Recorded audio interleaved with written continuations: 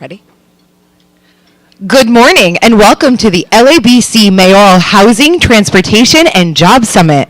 Please remember to place your phones on silent as the event is being live streamed. Now, to begin our program, please welcome the CEO of 5 Point, Dan Hedigan.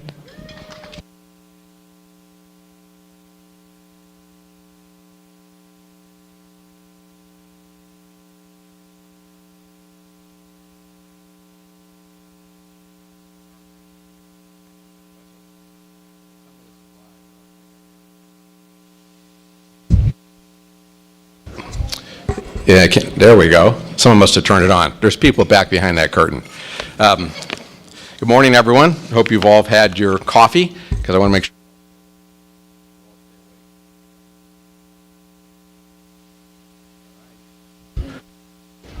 Who is the, this green light keeps going off. If it stays on, I'm good. Try not to touch it. Okay, great. That's good. That's good advice. All right. I think I used to be told that when I was a kid. Don't touch that. So anyway, good morning. A special thank you to Mary Leslie and the LA Business Council for inviting me back to the Mayoral Housing, Jobs, and Transportation Summit. I may be a few years removed from my graduate school experience here at UCLA, but it's always good to be back on campus. And as the first speaker, I've been asked to help frame the issues that will be discussed today. So here goes. Today's LABC Summit boils down to one simple truth. We're in the midst of a severe and far-reaching crisis of housing production and affordability. To improve quality of life for millions of Angelenos, collectively, we need to do what's required to build more housing and address this deep-seated and profound challenge. It takes cooperation among all of us in the room, private sector community builders like 5 Point, as well as the real estate investors and lenders, home builders and nonprofit housing developers, and the government.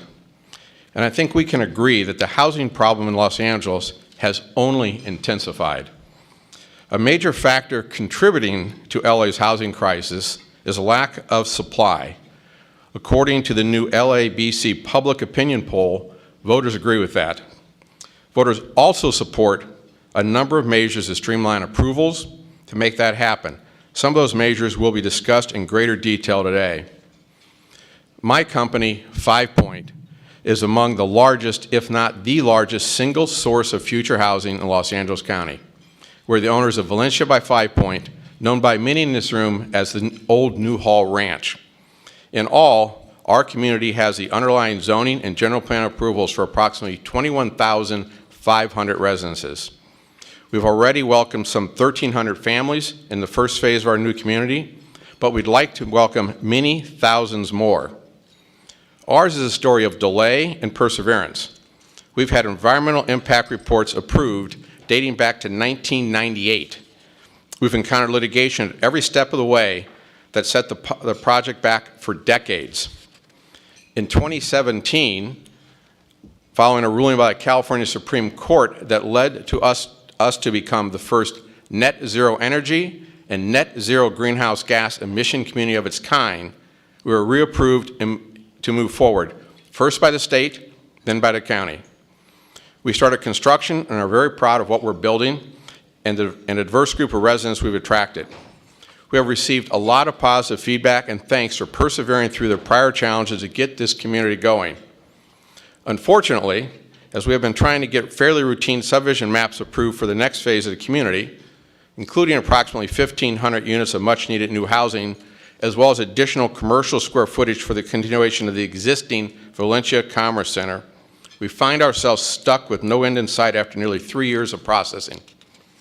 We hear the LA County supervisors calling for more housing, yet for us at 5 Point, the county planning process has taken far too long and is hindering the supervisors' goals from being achieved. And of course, there are continued and inconsistent demands for additional extractions that are not always easy to assess or absorb and ultimately make housing more and more expensive. Unfortunately, the process hasn't become any more efficient despite all the prior entitlement work on the project. I'm afraid that some version of this experience of delay and frustration is shared by many in this room. No one expects government alone to solve the housing crisis. Private enterprises are necessary participants in the effort, but we need the government to be a willing partner. Fortunately, we have leaders today at LABC Summit who are actively working to develop long-term systemic solutions and break down the barriers to new housing. We'll hear from Mayor Karen Bass, who has made housing her top priority. We'll also hear from other California mayors, state and federal officials, affordable housing developers, and financial leaders. As we discuss ideas for new policies and programs, let's focus not just on the number of housing units, but on the people who will live in them. We all know that the housing crisis spills into so many other areas of our lives: the economy, our health, the environment, and overall quality of life. We hear from new residents of Lynch by 5 Point who have decided to prioritize living in a community that is committed to environmental sustainability. And many move there for a better quality of life in an affordable community that is close to their work. It's not widely understood just how strong the employment base is in the Santa Clarita Valley. More homes are necessary to promote a healthy 3-to-1 jobs housing balance. The longer projects like ours are delayed, the longer Angelenos will have to wait to see their quality of life improve. Delays are serious and have real economic consequences. It's vital to have some reasonable certainty that plans will be reviewed and evaluated in a timely manner. New state laws provide opportunities to not let local decision-making prevent projects that meet certain criteria from being built. Some of those laws will be topics of conversations today as well. At 5 Point, we prioritize working with local governments on smart community planning. We have an all-of-the-above approach with plans for a full spectrum of housing options, including single-family homes, attached townhomes, rental apartments, senior housing, as well as affordable housing. To date, about 60% of our new home sales have been below the LA County median home price. But as I said earlier, we need a willing partner. I truly hope to be back next year to report that our next villages have been approved for development and that we're on our way once again. In closing, all of us at today's LABC Summit have a common goal: to build more quality housing in Southern California. We need to work to creatively and collaboratively help address the immense affordability challenges that touch nearly every member of our community. Toward that end, I'd like to invite everyone here today to come visit the new Valencia community we're building in the Santa Clarita Valley. It's a model of community development that fosters connection, promotes sustainability, and supports quality of life. We'd like to share our successes, hear about yours, and work together to overcome the hurdles that keep us from truly resolving this formidable challenge. Thank you again to Mary Leslie for inviting me and my colleagues from 5 Point to today's LABC Summit. We have a very busy and important day ahead. Thank you.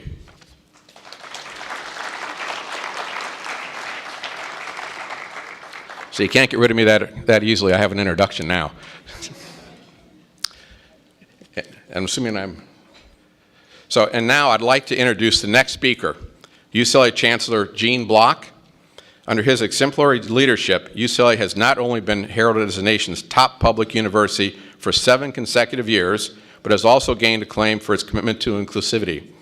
Chancellor Block's initiatives have substantially increased on-campus housing, providing a 4-year housing guarantee for incoming first-year students and a 2-year guarantee for transfers, a first among UC campuses. His efforts to deepen UCLA's ties with the Los Angeles community have led to significant expansions in downtown Los Angeles and the South Bay, enhancing the university's impact through new educational, medical, and research facilities. Please welcome Chancellor Block. All right.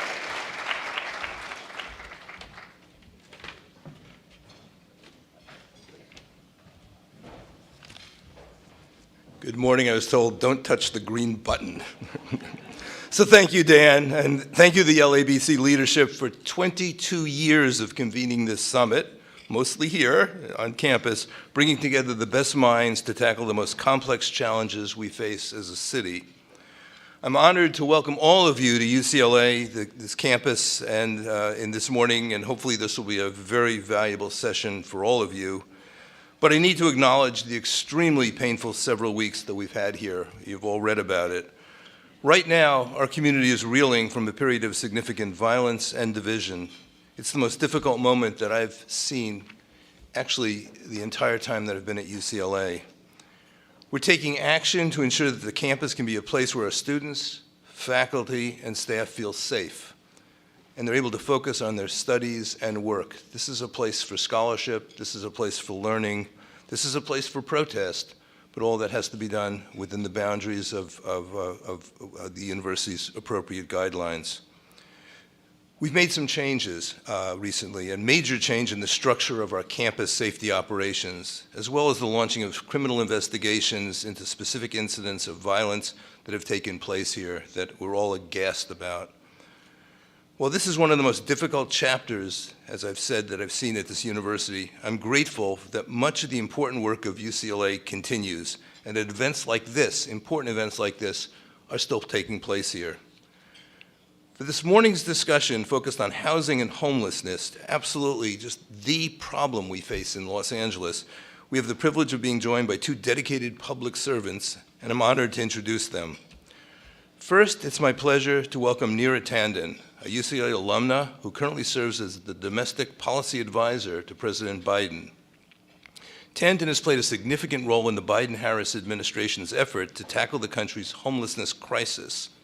This has included the 2021 American Rescue Plan, also known as the COVID-19 stimulus package, the Department of Housing and Urban Development guidance to public housing agencies highlighting flexibilities in the Housing Choice Voucher Program, launching the Housing and Services Partnership Accelerator, and making $50 million available to communities through the Youth Homeless System Improvement Program. Before joining the Biden-Harris administration, Tanden was the president and CEO of the Center for American Progress, one of the largest think tanks in the country, as well as the Center for American Progress Action Fund. Tanden also served in the Obama and Clinton administrations, as well as on their presidential campaigns, and I'm delighted to welcome her back to campus. She's been here many times, and it's always delightful to have her here. It's also my privilege to introduce Los Angeles Mayor Karen Bass. When Mayor Bass took office at the end of 2022, she immediately declared a state of emergency to address the ongoing issue of homelessness in the city. This is the very first issue she focused on and continues to focus on.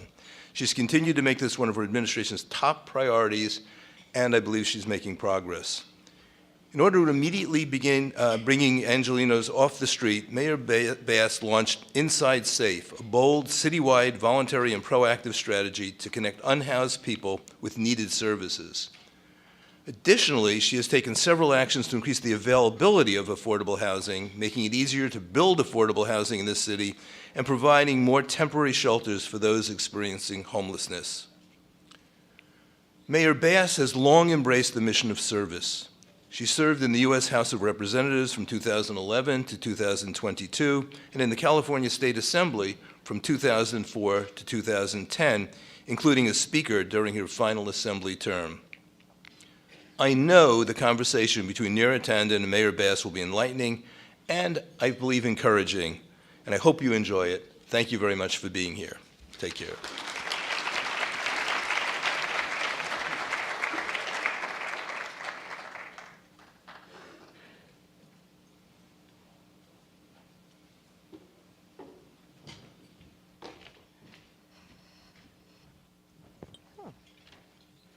Good morning, everyone.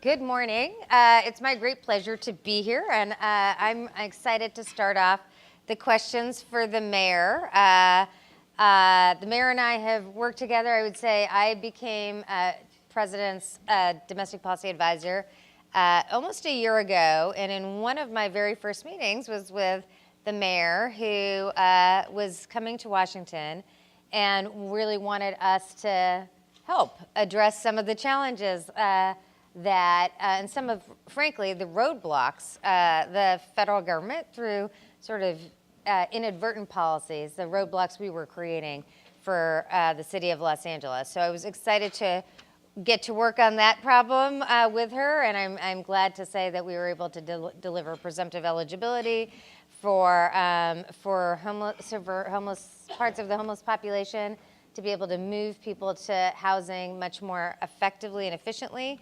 There's more work to do there, but she has been a real trailblazer on that issue, and so many more. Obviously, just a trailblazer on having a real strategy to address homelessness in Los Angeles. So I'm really honored to be here with her, and I appreciate when she comes in with the list to get things done. We really want to work on it with her. So I will start off by asking you, Mayor, on your first day, you declared a state of emergency. The Chancellor just referenced this work, a state of emergency to address homelessness and expedite affordable housing development. Can you just give us, an update as to where you are and how that's going, and where you see Los Angeles today? Sure. Well, first of all, good morning, everyone, and it's nice to be here and share this time with you. As you mentioned, we worked together as soon as you took over, but then years before that in your other positions.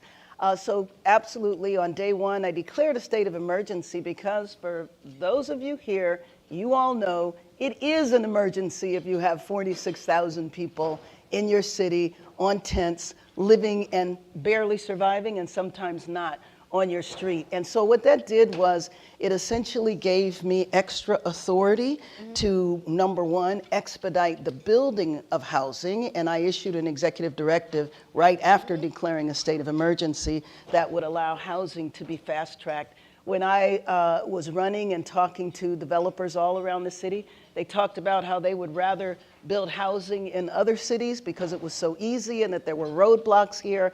They described the roadblocks, and so we essentially put some of those roadblocks in our executive directive so that we could move past that and get housing built.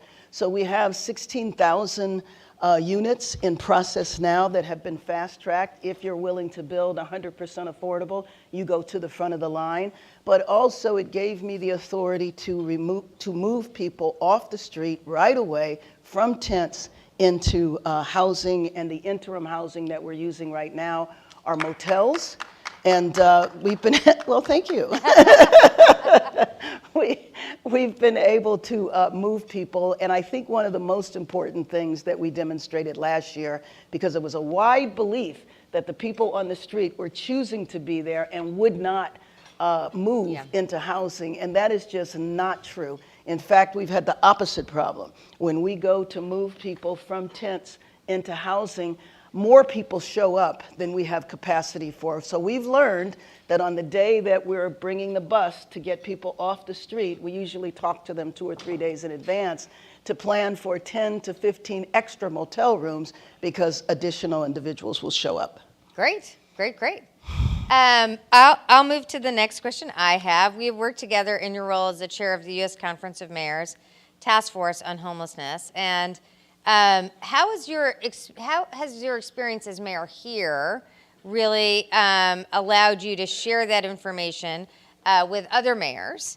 And then also, I feel like this is a question that was planted because it's like grading us. But how's your interaction with the administration?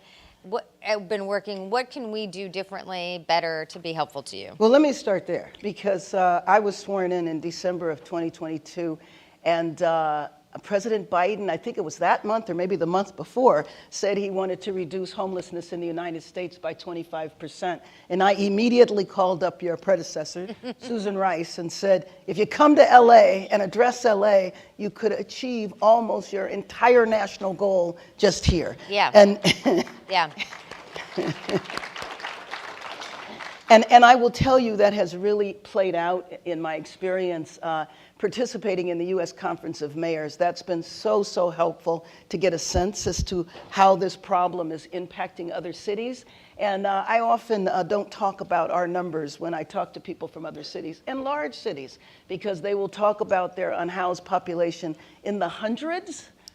Or maybe a couple of thousand, and to talk about our numbers, it's just overwhelming. But it has been helpful because a lot of the individuals are going through the same things we are. So one thing that I'm hoping that we can work on in the future is HUD right now does not support interim housing.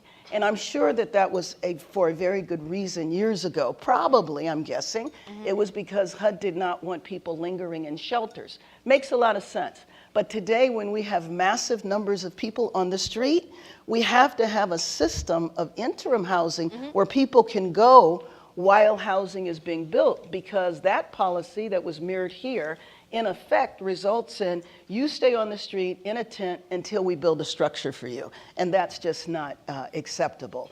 And so working on that, but HUD has also been extremely helpful. As you mentioned, the U.S. Conference of Mayors, we were in D.C. last week. We had about 48 mayors, both Democrats and Republicans, and we went with a specific area that we wanted to address, and that is veterans' homelessness. Do you know we have vacancies? Thank you.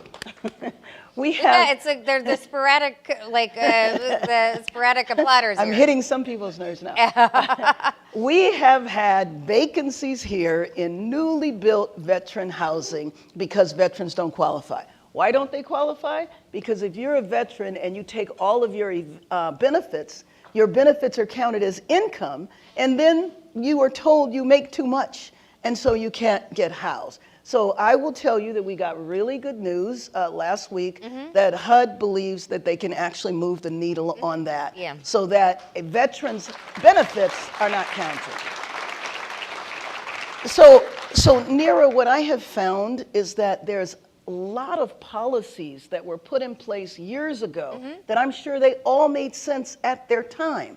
But now those policies are actually contributing to people being on the street. So there's policies that were put in place. There's also other policies that have resulted in people being unhoused too. And at the bottom line to me is we have got to have a comprehensive approach to this problem. The other thing that I hope HUD helps with in the future is developing a model of preventing people from falling into homelessness to begin with. We know here you can get 200 people off the street, and the next month 215 more fall into homelessness. We can't just segment this issue. We have to address it comprehensively. Yeah, thank you for that. I guess I would just say in response a few things, just to your last comment. I think I'll talk a little bit about this more later, but nationally what we're seeing is we have moved significant numbers of people actually off the streets into supportive housing. Our challenge is that affordability is such a crisis throughout the country that, you know, we're sort of on this cycle, which is we can move people into supportive housing, but then we have more people sort of falling into homelessness, working class families, others who just because rents have been so high, we, you know, are really facing struggles. So that is one of the reasons why, is just one of many reasons why the president has really focused on a housing agenda that has, you know, really one tagline: build, build, build.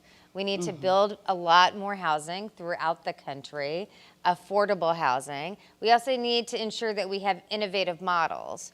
You know, I totally hear the point you've just made about some of the rules we have around housing sort of have lived in a world with less innovation in housing. So the president proposed $20 billion that would go in grants to localities to really fund housing that builds a lot of units, but also really does use innovation. So that can be innovation in the form of units, innovation in the funding systems for units.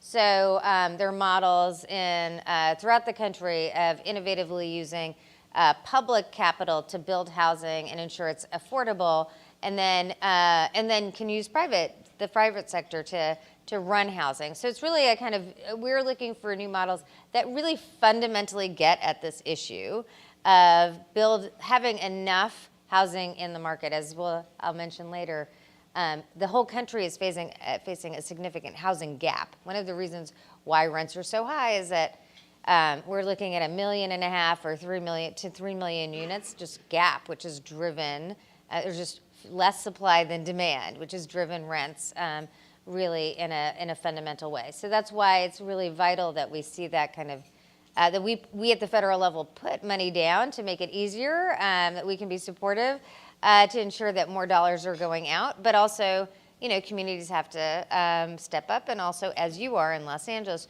really drive an agenda towards more affordability across the board. Well, you know, you've touched on a major point here, which is how on earth do we get to scale when you're talking about 46,000? And frankly, we're talking about 70 when you look at our county, and we have to have a regional approach. One thing that is working very well here is now the partnership on the public sector level, the city, the county, the state, the federal government. As a matter of fact, the chair of our county board of supervisors, I think, is here, Lindsay Horvath. I know she's going to be here a little later, but I saw her earlier. And there is a lot of unity between us now, and that was one of the problems that we had. But key to us getting to scale here, we really have to look at public-private partnerships, because the public money, and please continue sending it, but with the public money, and people here know very well, is that putting all of those funding streams together that each have their own rules, regulations, really take a long time and drive up the cost. So one thing that people have been outraged about here is that we've taxed ourselves 3 times, but one of the first taxes we had allowed us to build, but the cost of an individual unit skyrocketed all the way up to $600,000-$700,000 per unit, and part of that was because of the length of time it takes. So we're trying to address the length of time through our Executive Directive 1 that allows things to be fast-tracked, but as long as pure public money, it's going to continue to take a long time. So now we have to bring the private sector in and build public-private partnerships. Yeah, and I would just say to that point and point you made earlier, we definitely want to be partners with you in trying to streamline dollars. There are a lot of reasons that have existed in the past for particular approaches, whether it's the veterans homelessness or a lack of presumptive eligibility. But we understand at the federal level we need to make our dollars as flexible as possible. We're doing that in this arena in housing. We're trying to do that more in the Medicaid program and elsewhere. It is to ensure that our dollars, the various streams of dollars at the federal level are really thinking about the community and not thinking about each program and what the community needs and how we can do the work at our end to ensure programs are talking to each other at the federal level so that they're not putting unnecessary requirements. They're not putting in requirements that conflict with each other. They're really trying to streamline the process so that it's easier to build. It's easier to build units. The most important thing for us is that within the homelessness context and outside of the homelessness context, we really want to drive affordability. We know it's a challenge for the very low income. It's also a challenge for middle income folks within in Los Angeles and elsewhere.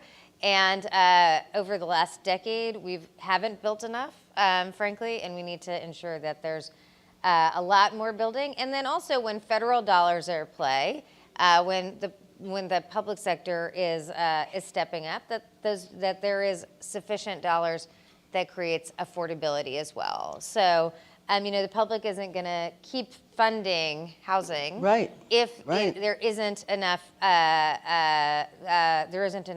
affordability in that. That doesn't mean always it'll be every affordable unit, right? Every unit is affordable, but it should mean that when federal dollars are at play, there's a base there that really does address the challenges that communities are facing. And when you talk about the public becoming tired of funding, I think key to that, again, is our ability to get to scale, but it's also addressing street homelessness, because the public, at least in Los Angeles, I think most of you would agree, view progress or not by what they see on the streets. And we could build millions of units of housing, and if there's still tents everywhere, people would not believe that anything has been done. So we're going to continue with our public-private partnership with LA for LA, and I'll let you know about that. But maybe one thing that we could do would be to go through a series of rules and regulations that might help incentivize public-private partnerships, Yeah, that would but be great. also rules and regulations that continue to tie our hand or hinder our ability to actually get things done. But I would like to ask you, one integral issue to me is the role of health. And I think that the issue has been siloed about buildings and not so much about the individuals that experience homelessness. So how is the collaboration between HUD, HHS, et cetera?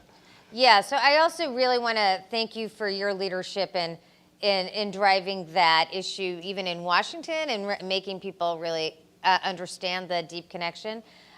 So we are working, I'll talk a little bit more about this later, but we are working to ensure that local communities that are facing homelessness issues can pull down mental health dollars really efficiently and effectively.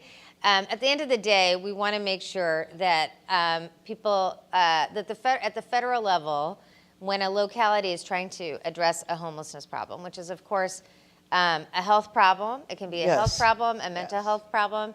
It can be a drug addiction problem. It can also be, it's definitely a housing problem. So, homelessness, in a way, is the most acute form of poverty. Right. And we have to think about how we are helping you integrate. So I'll talk a little bit more, integrate federal dollars so it's easy for you to pull them down to address the needs of the individual and the community. And I'll talk a little bit more about that later, but basically we're trying to make sure our funds are easily accessed at the local level, specifically for homelessness, because we recognize this acute challenge. And I guess I would just, good. Thank you. Let's see if we get, okay, good. It's the same. We appreciate that. We like that lone her. clap. Thank you very much. She's not a plant. But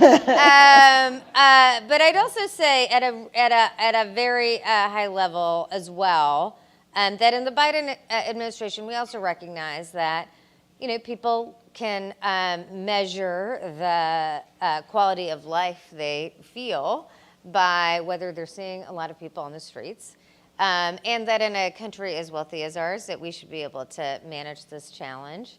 And I think the idea that we have sufficient resources so that people have access to housing, supportive housing that works for them, but at the same time, communities are able to clear encampments and move them to the housing that ultimately is better for their health and their community and their own success as individuals. So really I know these issues are hard. They're never easy. Governing is harder today than it has been in the past. So I just want to say thank you for how much you've been an advocate on this issue in Washington and really helped you've driven policy changes that are not just helping Los Angeles, but also other communities as well. Well, I'm, in spite of it all, very optimistic because I think that there's a lot of synergy and unity going on here. We have these international events. Everybody talks about 2028. I'm thinking about 2026. So I am hoping that what awaits us can help also serve as a catalyst for us getting the job done. I don't think any Angelino wants the world to come here and see thousands of people on our streets in tents. So we have a few years to get the job done. Thank you. Thank you so much, Mayor. Thank you.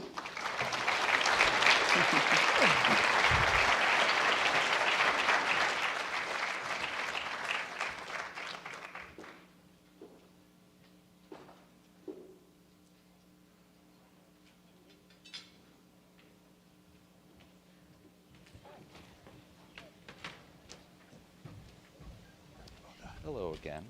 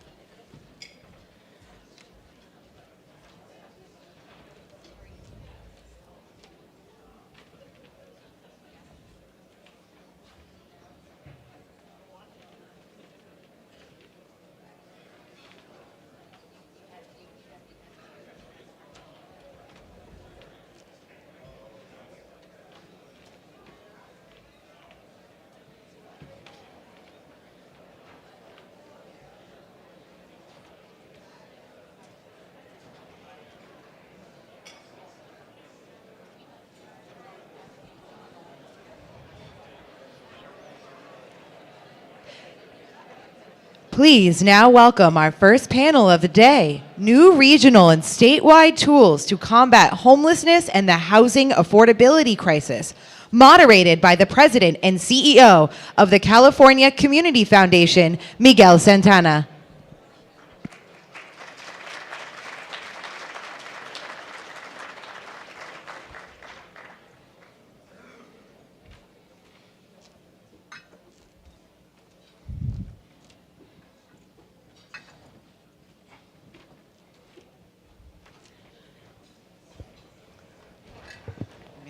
Well, good morning. Buenos dias, everyone. I am Miguel Santana. I'm President and CEO of the California Community Foundation. I also serve on the board of La Casa. And if you haven't heard of what La Casa is, then you are the majority of Angelenos who haven't heard about La Casa. So today we're going to try to do something that's almost impossible, which is to disentangle the governance of homelessness and housing. This is an issue that has evolved over time, and at every milestone it seems to become more and more complicated. So we have a very informed panel who is in the middle of this issue in their various roles. And so we're going to start off by trying to explain how this works, or you may argue how it doesn't work, and then really think about how do we harness this moment in time, the kind of renewed energy that we see at this moment, given the mayor's focus around accountability and outcomes, and the unprecedented partnership that she has now developed with the county, with the state, with the federal government, and the private sector, and the leadership of those various sectors to really bring the kind of end to homelessness that we all want to see. So we're going to start off with the chair of the Board of Supervisors, Lindsay Horvath, who is the newest member of the board. And prior to being member of the board, served in elected capacity for the city of West Hollywood. So she is very well equipped to sort of provide a governance 101, because not only does she see it from the perspective of a city, now as a supervisor, but she was the first supervisor, in fact, the first elected official to appoint herself to LASA. LASA is sort of the bastard child, if you will, of the city and county.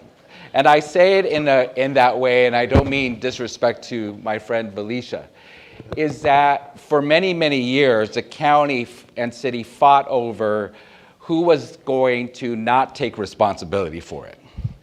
And now, in this moment, in part because the supervisor has appointed herself, there is this renewed sense of hope, and with the incredible leadership of Felicia, who we'll hear from later, they're able to play a much central role to this issue. And then, of course, Supervisor Horvath also serves on La Casa with me. So, Supervisor, help us here. Well, I'm glad you're keeping it real for everybody this morning, so it makes it a little bit easier for me to get into it. Good morning, everyone. I am so pleased to be here. Really grateful for your interest and your continued partnership in this work.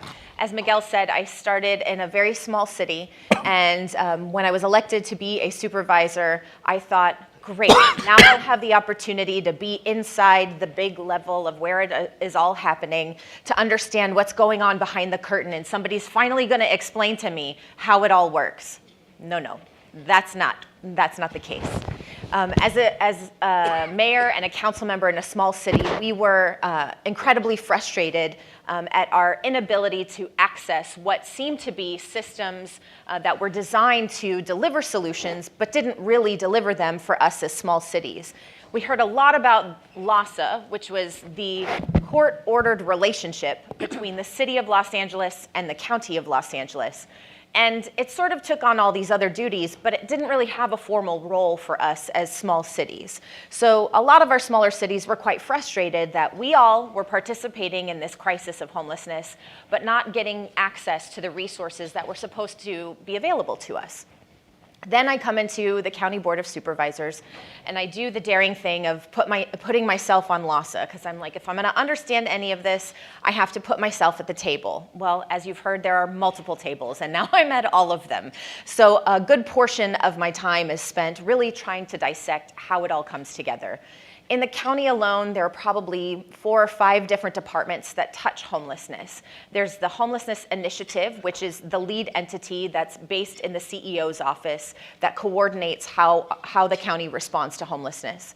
There's Housing for Health, which is a very wonderful program inside the Department of Health Services that's really considered a gold standard for how people are coming off the streets. They get into housing that comes with services and have the kind of programming that we all envision people will need.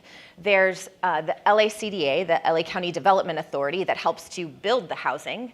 There's the Department of Mental Health, and Dr. Wong is here to talk about her work, but there are all these different departments, and that's just inside the county family. Then there's the city, there's LABC, there's La Casa. So if you've had trouble trying to figure out how it works, it's not you, it's us. And that's why we're all coming together to make sure that we are doing things differently, that we are bringing people together to make sure that it does make sense, that we can access the services that are needed. So LABC was created out of a court decision, and as I said, it brings together the city and county, but it also has become what is called the continuum of care. And a continuum of care needs to exist if we want to get any sort of funding or support from the federal government. So that's the place where the federal government comes with its support for us to be able to use for the broader region. Now, until recently, as Miguel said, there were only so many people at the table in terms of, there was one elected official before me. It was Sasha Perez, who is a council member in Alhambra. But then I came onto the commission. Mayor Bass is now on the LABC commission. My colleague, Supervisor Barger, has now also appointed herself to the commission. So there's a new kind of attention at the commission level to really hold accountable and get clear about what's going on at LABC, because most people really didn't understand how it was working. And then, and LABC is the place where homelessness services happen. So this is all of the supportive services. This is the outreach to go out into the streets and connect with people to understand what is needed. But it is not housing construction. That's where La Casa comes in. La Casa is a new entity created by then State Senator, now Congresswoman Sidney Kamalager-Dove. And it is the regional body that is intended to focus on construction of new housing as well as homelessness prevention. How do we keep people in the housing that they're already in? And as a county, we've also created, and I know some of our other panelists are going to talk a little bit about this, we've created what's called the Executive Committee on Regional Homelessness Alignment. And this body now brings together the city and county, plus some of the smaller cities, to all be at the table together to really think through what strategy throughout the region looks like and how we bring it all together. So we don't have housing in one place, services in one place, cities in one place, county in another place. How do we bring it all together? And we are working through what of all of this bureaucracy we need to keep, what of all of this bureaucracy is no longer helpful, no longer serves us, and how do we bring it together? And I will absolutely echo what the mayor said. Her partnership with the county has been extraordinary. It is a game changer for the region. And as we're thinking about how we best use the resources that we get, the public dollars, the partnership that we get from the private sector, this kind of alignment is essential, because people are asking, how do we know you're using what we're bringing to you in the best way possible? And that's what we've been laser focused on in coming together. All of these entities working together is how we will solve the problem, and I'm happy to explain more if that wasn't clear enough. Thank you. Yes. Well, that clarity is helpful, because I think for most Angelenos, all they see are the folks who are unhoused. They don't understand that, in part, the layers of governance have the responsibility for this one person. But the challenge is that there isn't one strategy, one approach, one set of outcomes that all of these entities are working from to house that one individual. And so one of the important changes in the evolution of this issue at this moment in time is not just that the county and the city are not only not hating each other, but actually working together. It was very powerful when the mayor on her first week showed up and just walked across the street and was in front of the Board of Supervisors and to say, I'm here to work with you, I'm here to be a partner, and together that relationship has endured. Seems pretty, not a revolutionary idea, but it had never happened before. So one of the things that Peter and I have been working on for a couple years is to try to understand the best models around the country, around this issue of outcomes, accountability, one strategy. And believe it or not, Harris County and the city of Houston have a lot to teach us. A few years ago, Peter and I took a delegation of city managers from LA, the CEO of the county, and the CAO of the city to find out what are they doing, what is their secret sauce. And believe it or not, it was pretty simple. The secret sauce is amazing things happen when everyone is singing from the same songbook, when the cities and county are coordinated and are advocating for one revenue stream at the city, at the state and federal level. And so, Peter, if you don't mind explaining more about that model and how that informs what is being developed here in Los Angeles. Sure. Thanks, Miguel. And first, thanks to the LA Business Council for bringing us all together. Thank you individually, each of you, for coming here. This is a step-up moment for all of us, including the business community, and we hope we can give you some on-ramps today and look forward to real collaboration, not only within the government, but in the whole LA metro area. And so Miguel has given me the poisoned apple of telling Angelenos about Houston. I know some of you will roll your eyes, either because of your own biases or because you've heard the story so many times. Nothing galls an Angeleno as much as a bumper sticker that says #HoustonEnvy, and yet, I think we have to pay really good attention to a city that reduced its homelessness by 50% in the same decade that ours went up by 40%, and that didn't spend an extra dollar to do that when we were awash in money. So we would go to Antarctica if there were solutions there that we could bring back here that would improve things. And I think the sense of this panel is not to, there will be a quiz at the end of everything Supervisor Horvath said, and a fabulous door prize for anyone who can repeat it with fidelity. But the point of this panel is not to understand how it's been so difficult to get things done. But there is a way forward that is much simpler and that we should all put our shoulders to. So when we took the CEO of the county, the chief administrative officer of the city of LA, together a $50 billion budget, and with very significant financial resources available for working on homelessness, plus, as Miguel said, 5 other city managers. And what we learned was that it was very important to have alignment at the top. Houston has an advantage in a powerful mayor system. The mayor puts every point on the agenda. We don't have that. We have more of a collaborative model here. So it puts more onus on us to be able to work well together. But we took the lesson back. And we came here and we said, in LA, what would this look like? You know, you'll hear about a more complex region in a sec, in the Bay Area, but we are, after all, a county of 10 million people, city of 4 million, 88 cities, as you know. So we came up, the county and philanthropy basically came up with an idea of an executive committee that has all the electeds, if you like, the apex predators on this, or the and accountable people on this issue, who are all together on one committee. 2 supervisors, including Supervisor Horvath, Mayor Bass, Councilwoman Rahman from the City Council, the mayors of 4 cities around the county, and a representative from the governor of the state of California. This group can bless the one effort, one plan. This is the direction we're all going in. These are the goals, these are the KPIs, these are the targets of those KPIs, and this is the cadence in which we want to see progress. And they also have very capable senior staff at LASA, at the county, at the city, who are who have very clear ideas about how this can be done, but who have not had the ability or the operational ability to coordinate until now. I think we've gotten now to collaboration 101, which means that we all say, yes, we are eager to collaborate, and we will never undercut or undermine one another. But collaboration 202 is when I pass, you catch. And we know what the play is, right? That's what's being developed at the level of the executive committee.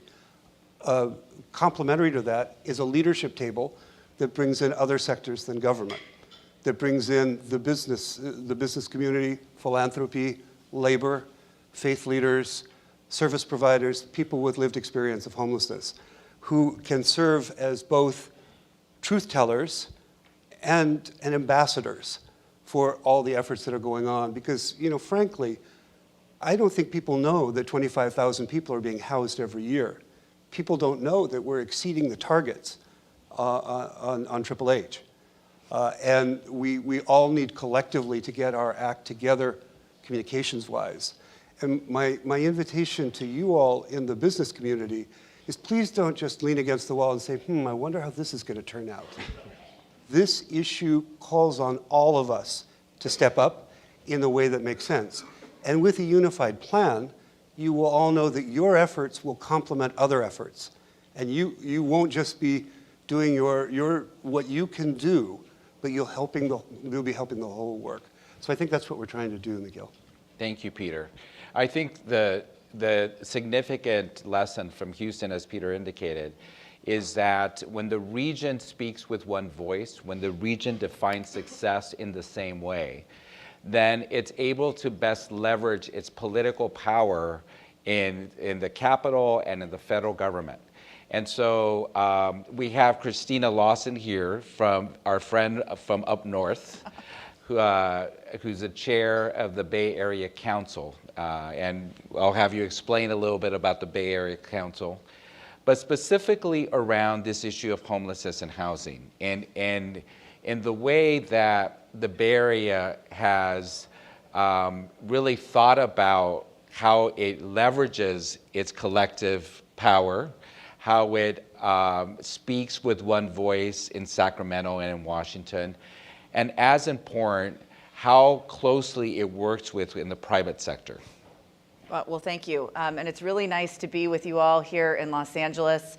Nice to be an ambassador of Northern California talking about these issues. About the Bay Area Council, just briefly, the Bay Area Council is a lot like LABC, right? It's an organization of 300 plus of the region's largest employers. It's both private sector, public sector, nonprofit employers. It's not just the for-profit business community, and that gives us a really nice cross-section, really nice understanding about what people and businesses care about up in the Bay Area region.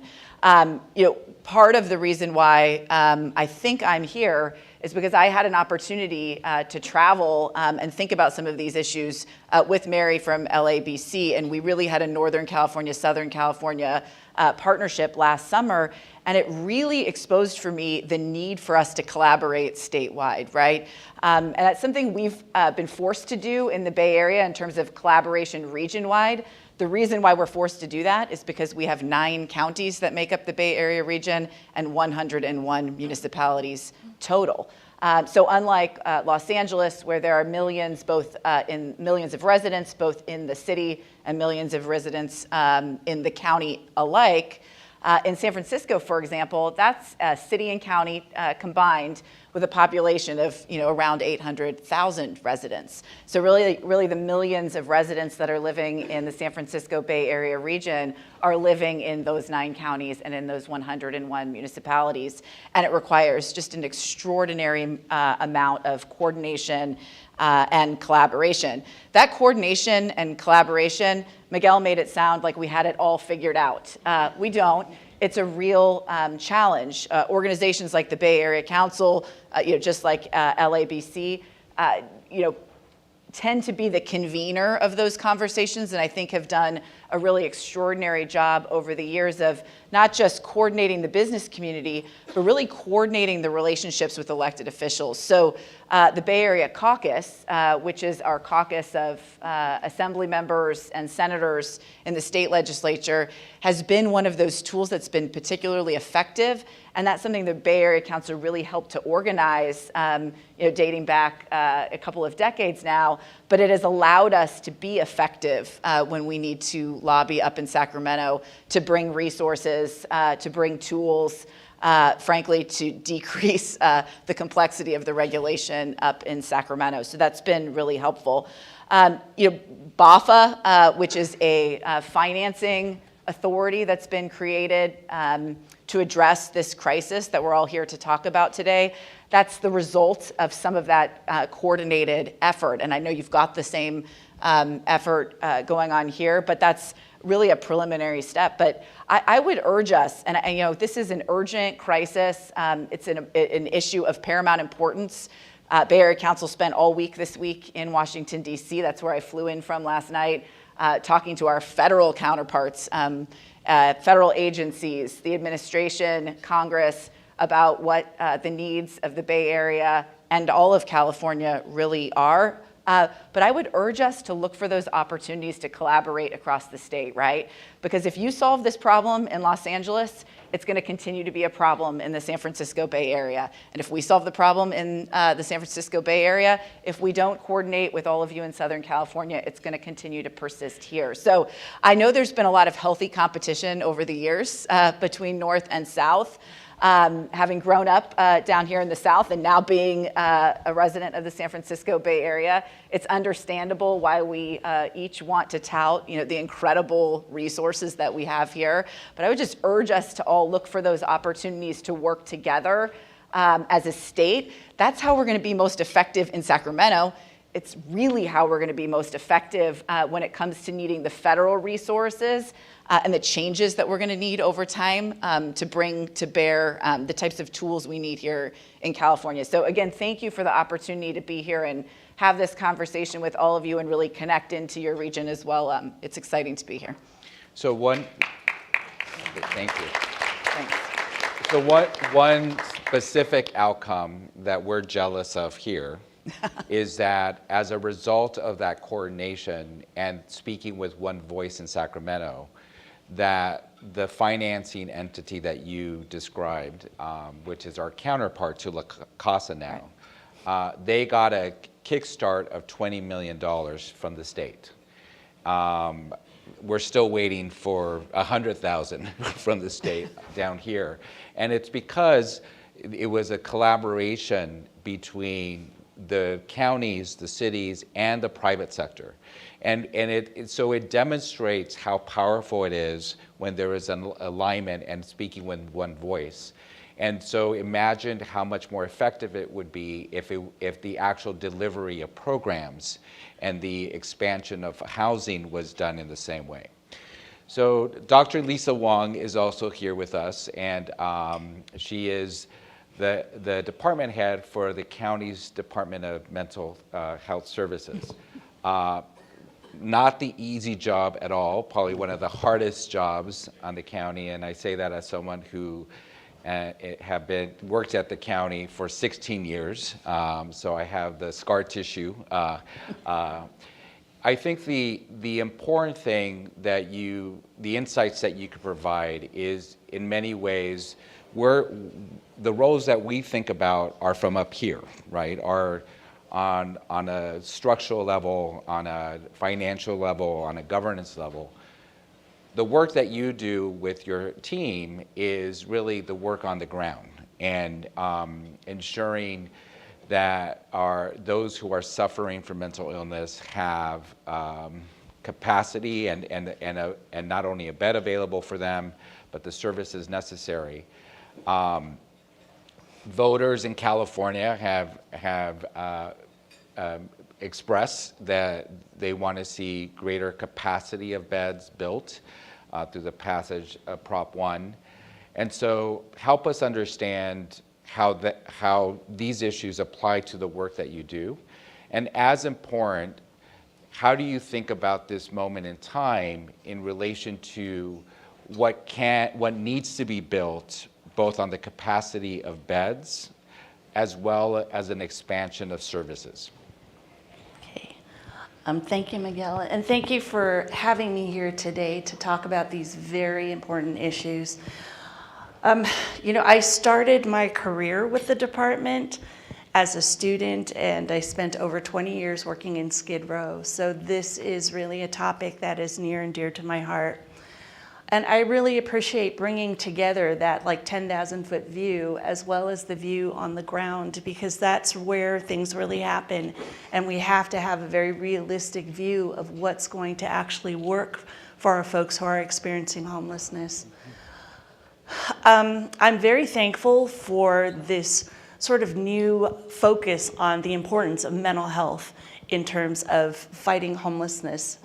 And I can tell you that aside from our programs focused on homelessness, our general population of clients that we serve, which is about 250,000 unique clients a year, 23% of our outpatient population is homeless, and 46% of our full-service partnership population, those are our higher acuity programs, they are homeless as well. And this is outside of our programs that focus on homelessness. So you can see that this is such an important issue for people who are experiencing mental health issues.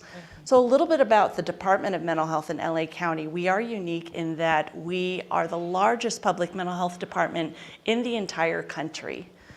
And we are over the largest county in the state, and unfortunately, we have the largest homeless population as well. I think the complexity, though, for some people it's hard to grasp, because a lot of times people will just see on the street the person who stands out to them, and they might see somebody who is talking to themselves on the bus bench, layered clothing, disheveled, and they think that this is the face of homelessness. But I think one of the keys to working with this issue successfully is to accurately identify what the issues are involved.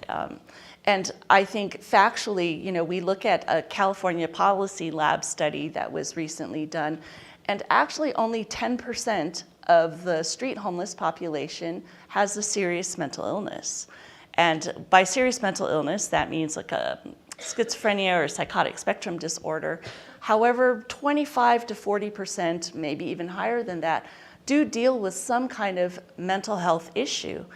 Now, people talk about, did people come in with mental health issues? Did they develop them while they were homeless? And at a certain point, it's kind of immaterial, right? Because this is what their struggle is. But, if we're going to deal successfully with coming up with reasonable, effective solutions, we have to look at where we want to aim those solutions. So we've had a lot of initiatives that have come up over this last year that have aimed to help with people experiencing homelessness that are centered around mental health.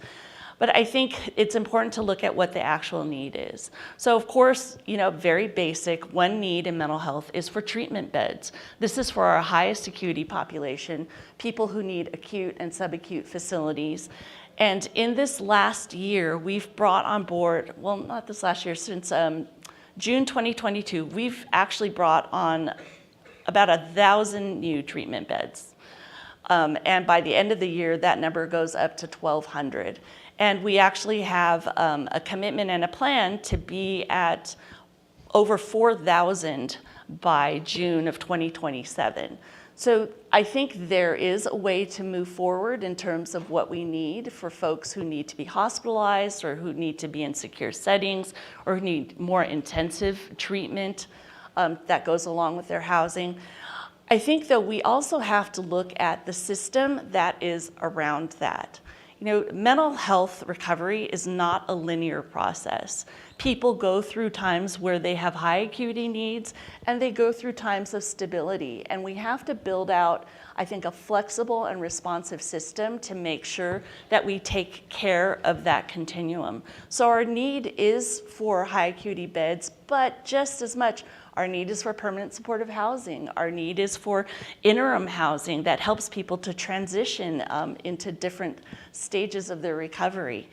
I think that this is where we need to have as much flexibility in mental health funding and mental health programming as possible. And I think also we need the whole community involved. This is why I'm so happy to have the LA Business Council here, because we have to have partnerships. We are limited in what the Department of Mental Health can do alone. And you know, we have a campaign right now called Take Action for Mental Health Los Angeles County, and it's part of our May's Mental Health Awareness Month. And our tagline is for yourself, for your circle, for your community. And I think that's really how we have to approach working with our neighbors experiencing homelessness too, whether or not they have a serious mental illness at the time, whether or not they are going through a mental health crisis. I think it takes everyone to be involved because this is a complex, multifaceted issue. Thank you. So I think what the panel is trying to express is that this moment in time is informed by the structures of the past, but is not what is driving the future. Mm-hmm. There is a sense of growing alignment, and as important, this urgency around outcomes. And so let's pretend we're in a time machine where this is the LABC annual conference 10 years from now. What should be some of the outcomes that we hope to achieve? How will we know that the energy and the focus of today is actually going to deliver something that is tangible in the community? So I'll ask all of you to sort of think about that, and one of you could start off in helping us understand, how do we know what success looks like? Well, I'm happy to jump in to start. Housing, right? In 10 years, if we can have thousands, hundreds of thousands, millions of units under construction in California at all levels, right? Market rate to the most extremely low-income affordable units, I think that's what success looks like for California. I mean, we know there's a housing crisis. We know that if we don't construct market rate housing, it puts pressure at the lower levels as well and pushes people into homelessness, unnecessarily in California. So I really think that this is the issue of our time. It's what we spent this entire week in DC really talking about. The Bay Area Council is sponsoring a couple of pieces of legislation this year that I want you all to know about too. I mean, one is about interim housing solutions. We talked about that or touched on it a little bit on the panel, but it's about being able to fast track certain scalable solutions. Now that's just one piece of the puzzle, right? We heard in the introductory remarks about the complexities of permitting market rate housing and the fact that an environmental impact report was completed in the 90s and that project has been in litigation ever since. We also have to make that easier and everything in between. So, I mean, for me, success looks like, millions of units under development across California in the places that it makes most sense, so infill projects and the like. But I think that that's where we really need to get to, make a dent in this problem. Do you think that in 10 years we'll be able to reach our collective RHNA goals? I will be optimistic. I would like us to reach our RHNA goals. Again, these constructs are put in place because we know we're not doing the right thing, right? So I'd love for us to focus on just doing the right thing, figuring out how to get housing built. There's a a project up in Half Moon Bay, which is a Bay Area community, and some of you may have seen that it's a farm worker housing project. The need for it was, really exposed after a mass shooting at a farm worker community where it turned out that there were farm workers living literally in containers, right? Those farm workers, of course, are feeding all of us and serving their communities. So there's a farm worker housing project in downtown Half Moon Bay. It's been delayed by the Planning Commission there multiple times. The governor, I think just yesterday or the day before, came out with a statement saying, this is egregious, right? We need to figure out how to get this done. We need to figure out how to get this stuff done. We know how to do it. We know how to make the processes simpler, more effective, more objective, right? So that the developers of this housing have certainty. So will we be able to achieve those RHNA numbers? I certainly hope we will, but more so I hope that we, and I think the conversation's really been moving in this direction over the past 10 or 15 years specifically. I really hope that we can change the conversation about housing. I think this is a civil rights issue. I know lots of you in the room do as well. We need to make sure we're producing it, whether or not the RHNA numbers tell us to do it or some other regulation tells us to do it. It's the right thing to do, and it's necessary if we want to continue to be successful here in California. And one of the examples in reference to what you just shared is that the state intervention to prohibit planning commissions from continuing an item more than 5 times. So that intervention itself will ultimately force them to make a decision.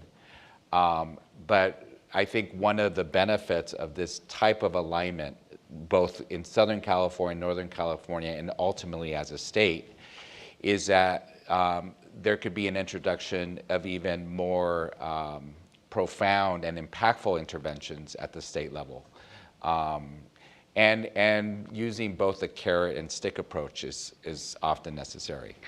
So Supervisor, what does success look like for you in 10 years? So I think it's a unified vision with a singular regional action plan that focuses on equity, focusing our resources where they're needed most, with accountability built into the process, and accessibility of getting those services. So what does that actually look like? We talk about all of those entities that are currently part of the makeup now. We need our cities building housing and identifying where beds can go for the treatment that is needed for all of those we're serving. We need the county focused on how we quickly and efficiently deliver the services and marry the delivery of service with the housing that's being built. We can't have them living separately. We can't just put people in housing and we can't just serve them on the streets. We have to do both. It is LABC being some sort of regional entity like LABC that looks at how we deliver the services and what sort of services are needed. And it is the place where people know that they can go to get answers. They're not calling 211 and hoping for an answer. They're not calling a hotline number and wishing that somebody shows up. There is a singular place where if somebody is in need, they can call and they know they're going to get an answer and an outcome from that place. And LACASA is the regional entity that's thinking about how do we actually deliver on the housing solutions that we need. Meeting our RHNA numbers, sure. Creating new housing solutions, absolutely. But also, how do we keep people in housing that they're already in? Part of the crisis that we're facing, just last year, more than 44,000 people were evicted from their homes. While we are in a state of emergency and homelessness, if we don't get serious about keeping people in the housing they're already in, we are never going to solve this problem. And by the way, it is the most cost-effective way to solve this problem. If we help people who may be, one missed paycheck away from falling into homelessness, if we help them through that month, it is much more effective for us to pay that rent for 1 month than to require them to live on the streets in order to access the services that we're delivering. And when we had our county delegation go to Washington, D.C. and meet with the administration, I spoke with Neera and highlighted all of the wonderful ways that we see the administration trying to invest in homeownership and supporting homeowners, and that's important. And in a place like Los Angeles, if we don't have programs that are supporting our renters, people who are at most risk of falling into homelessness, we're missing the point of where we can actually lift people up. So we need programs that focus on renters too. And so we need to have property owners, we need to have landlords come to the table and work with us to figure out what those solutions are. If we continue in this war of renters versus property owners, that it's all about rights or it's all about housing stock, we're not going to get to the root of the problem. There are many renters out there who would love to manifest the ability to pay their rent this coming month, and they're working 3 jobs just to do it in many cases. So we can help them, and it will be the most effective way for us to use our resources, but we have to figure out how to be more flexible and how to create that partnership in the private sector too. How do we bring people together? Because we can't count on our property owners to deliver affordable housing solutions and not get paid. And we can't count on government to be the place where all of the solutions come from without the participation of the private sector. So there has to be that unified vision where everyone understands what their role is.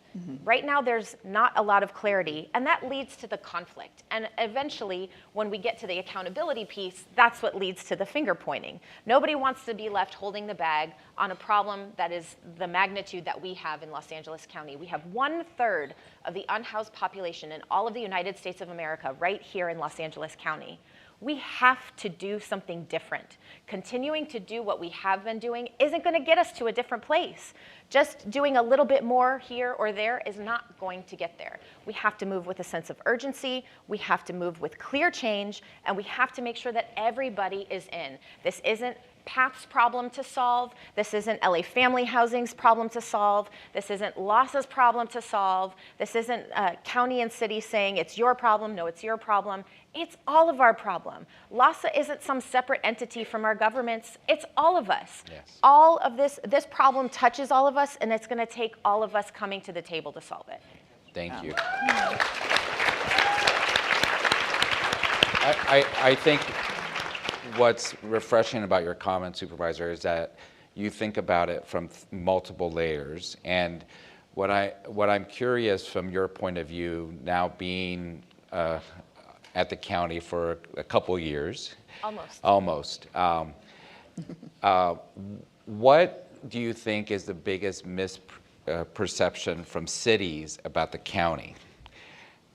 Maybe a sort of a bias or a frame that you had about the county when you were at the city, and vice versa. What is the misperception that the county has of cities, and how are the various efforts going to bring better clarity and understanding? So as you know, I come from a city that was very excited about building housing. So from my perspective, we were doing everything that we could at the very local level to create the solutions that are needed. We created not only market rate housing, but we had an inclusionary housing policy where it wasn't a negotiation between me and a developer. It was a requirement of the city. It was the policy that said, if you are going to build any housing, you are also going to build housing that is for somebody who can't pay market rate. We need both solutions, and we required it by law. So we thought, we were doing more than our part, not only focusing on housing supply, but also investing. I come from a unique city that spent about 10% of its annual budget on social services, in addition to the support that we got from the county. And so we thought we were doing everything that we needed to, and at one point convened a study session of our city council with representatives from the county to say, what else is it that we need to be doing? This happened in about 2018. And the representatives who were from the county at that time said to us, well, we need to catch up to what you're doing. You're doing everything right. We need to do more of what you're doing, which it's nice to have a pat on the back. Always appreciate that.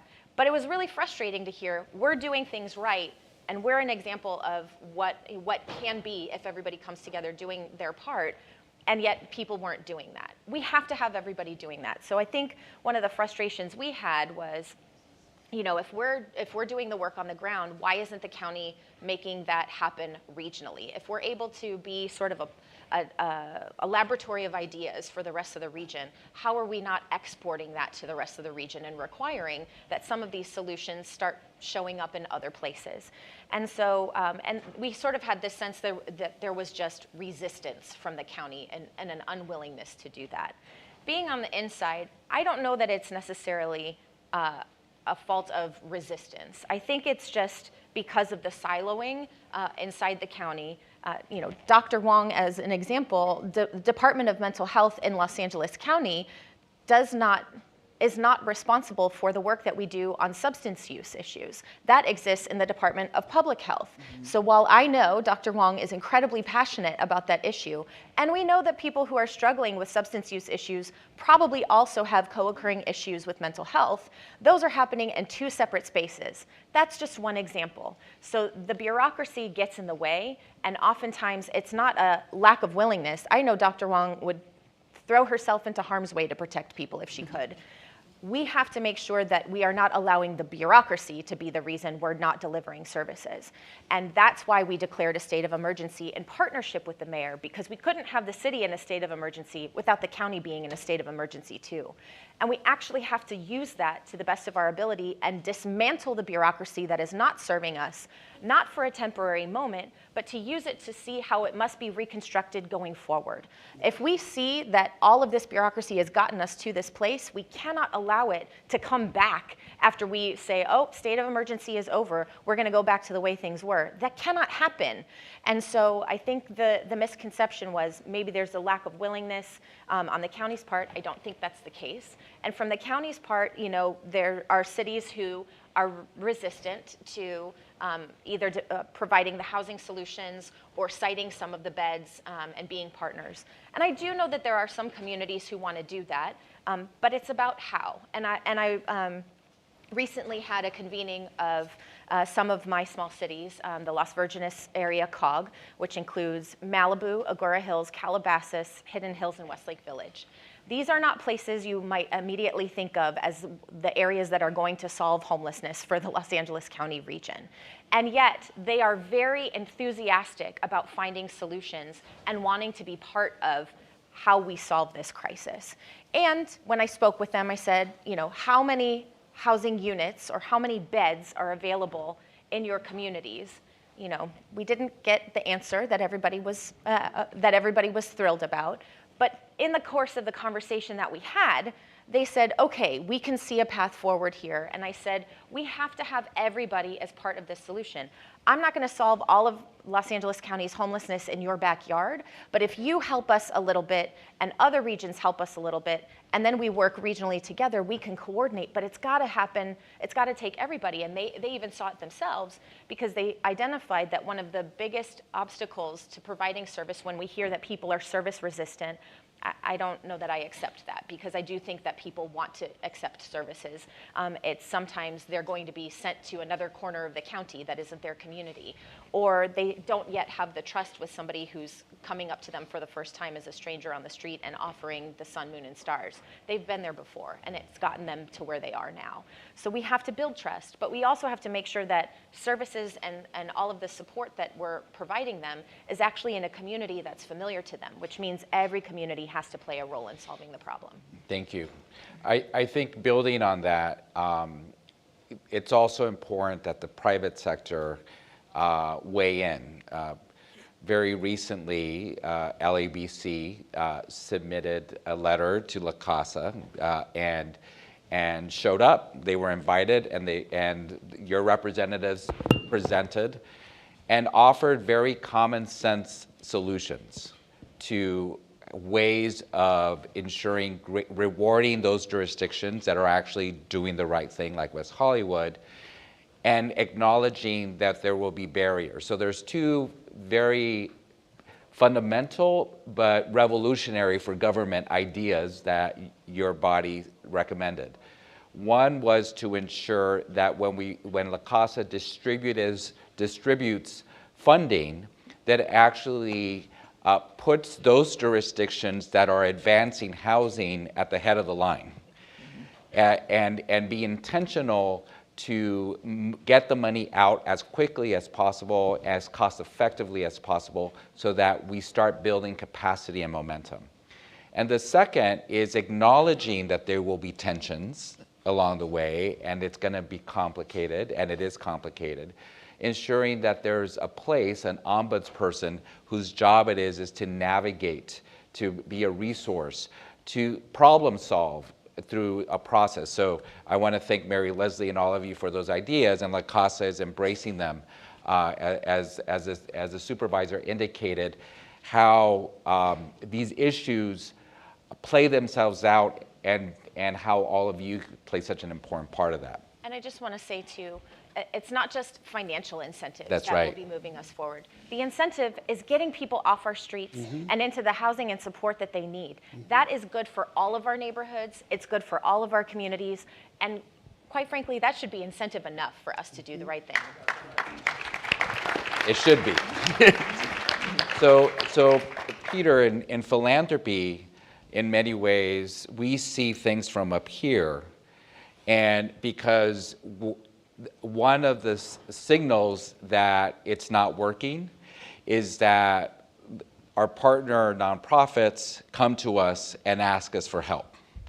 And so Hilton has been the leader in philanthropy, not just here in Los Angeles, but nationally, in investing in creative solutions around homelessness and housing. And that's right.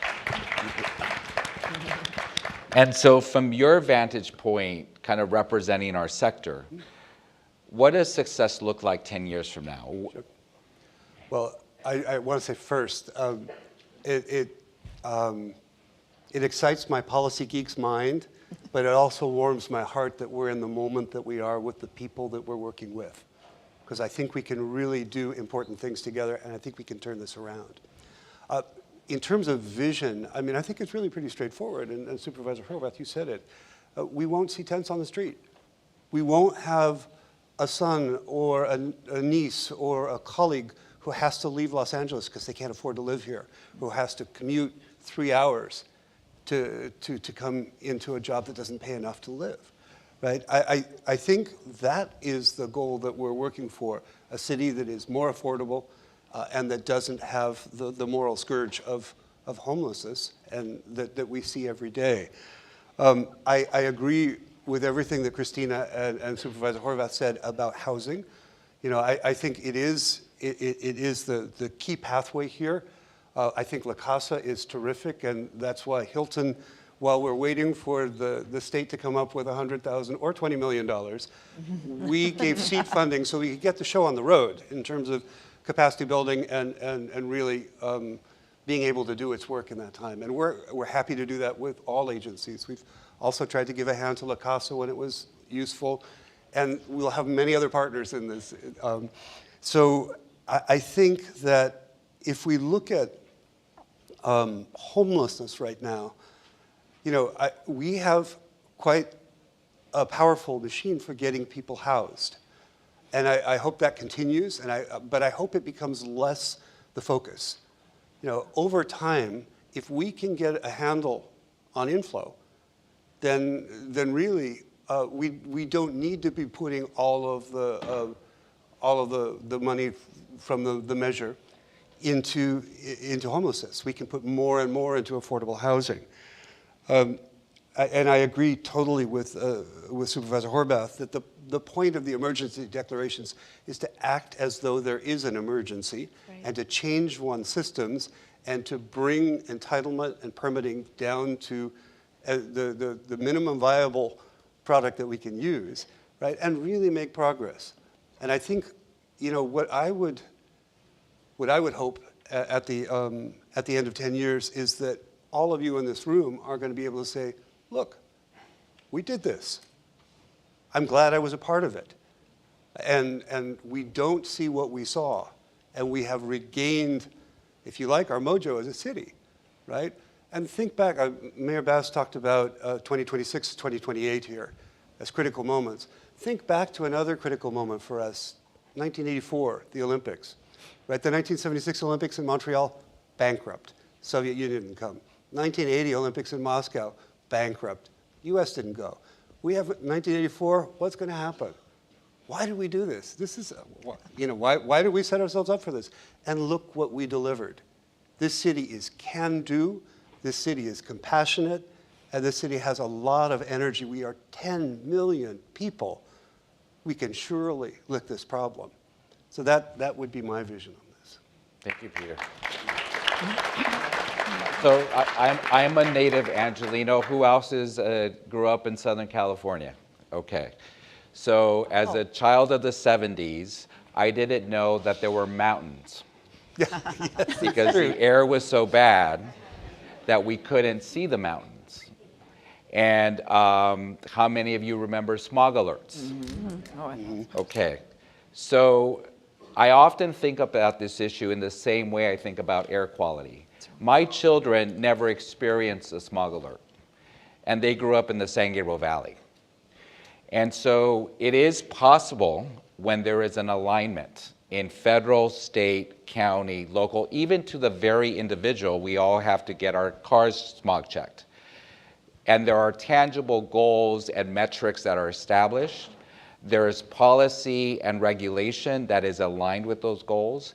Now, we still have smog, and we still have not the best air quality in the country, but our children are experiencing a very different life than we did. So to your point, Peter, in terms of the potential of what can be done, all we have to look is outside and see what can happen when there is actual alignment and everyone does their part to produce a better outcome for all of us. Now, Dr. Wong, I'm hoping that what you could share with us, given your experience, what we talked about in the green room for a second, I was surprised that we hadn't met because we overlap so much at the county. And while I was on the 7th and 8th floor of the hall administration, she was actually doing the real work in Skid Row. So you understand this issue not just from the perspective of the department head, but more importantly, you understand it from the perspective of the person who's actually on the ground. So from her perspective, what does success look like in 10 years in relation to the mental health care that she can anticipate? My hope that is in 10 years, housing will just be something we can presume is taken care of. That we recognize it as the social justice that it is, and that it becomes an entitlement as being a human being in this society. I hope that housing won't be an issue. And I had the pleasure of going with Supervisor Horvath to New York to visit Fountain House and Trieste to visit their system of mental health care there. And when we were talking with them, it's the two really fantastic models, but we're always looking for, but what's different about LA County? Why isn't it as easy? And the first thing that popped out at us is like, they have almost no homeless people in their programs. But what we found out was because they just assume that housing shouldn't be an issue. Housing is the first thing they do, is they get somebody housed so that it doesn't become like the focus of intervention. And I think that we have to get to that place so that all of our energy, all of our dollars aren't focused on this. Because I can tell you that, I would much rather make earlier intervention kind of investments than wait till somebody is homeless and needs a high acuity bed because their mental health issues have escalated. One of the things that we hear all the time is these permanent supportive housing units are just so exorbitant. It costs about $200,000 to $300,000 for a small unit to be brought online. But do you know it costs us over $1 million to bring one subacute bed online? Crazy. And you think about that. How many permanent supportive housing units can we build for the cost of just one facility with subacute beds? So I would much rather invest that way. But one of the things I'm most thankful for, having been in Skid Row for a long time, is you had the honor of seeing people along their recovery journeys. You saw people who society dismissed, families gave up on, they hit the end of the road in Skid Row. And you saw them turn their lives around. I worked with somebody who was experiencing homelessness, serious mental illness. She was a drug prostitute. And through a journey of recovery, today she's a licensed clinical social worker. So, and you know, she wasn't like the only person who went through that. We had people like this all the time. But it gives you enough hope and enough insight to know what works and that things can work. And I think that's what's really important for us to keep in mind, not to give up, but to identify the ways forward and keep on that path no matter what.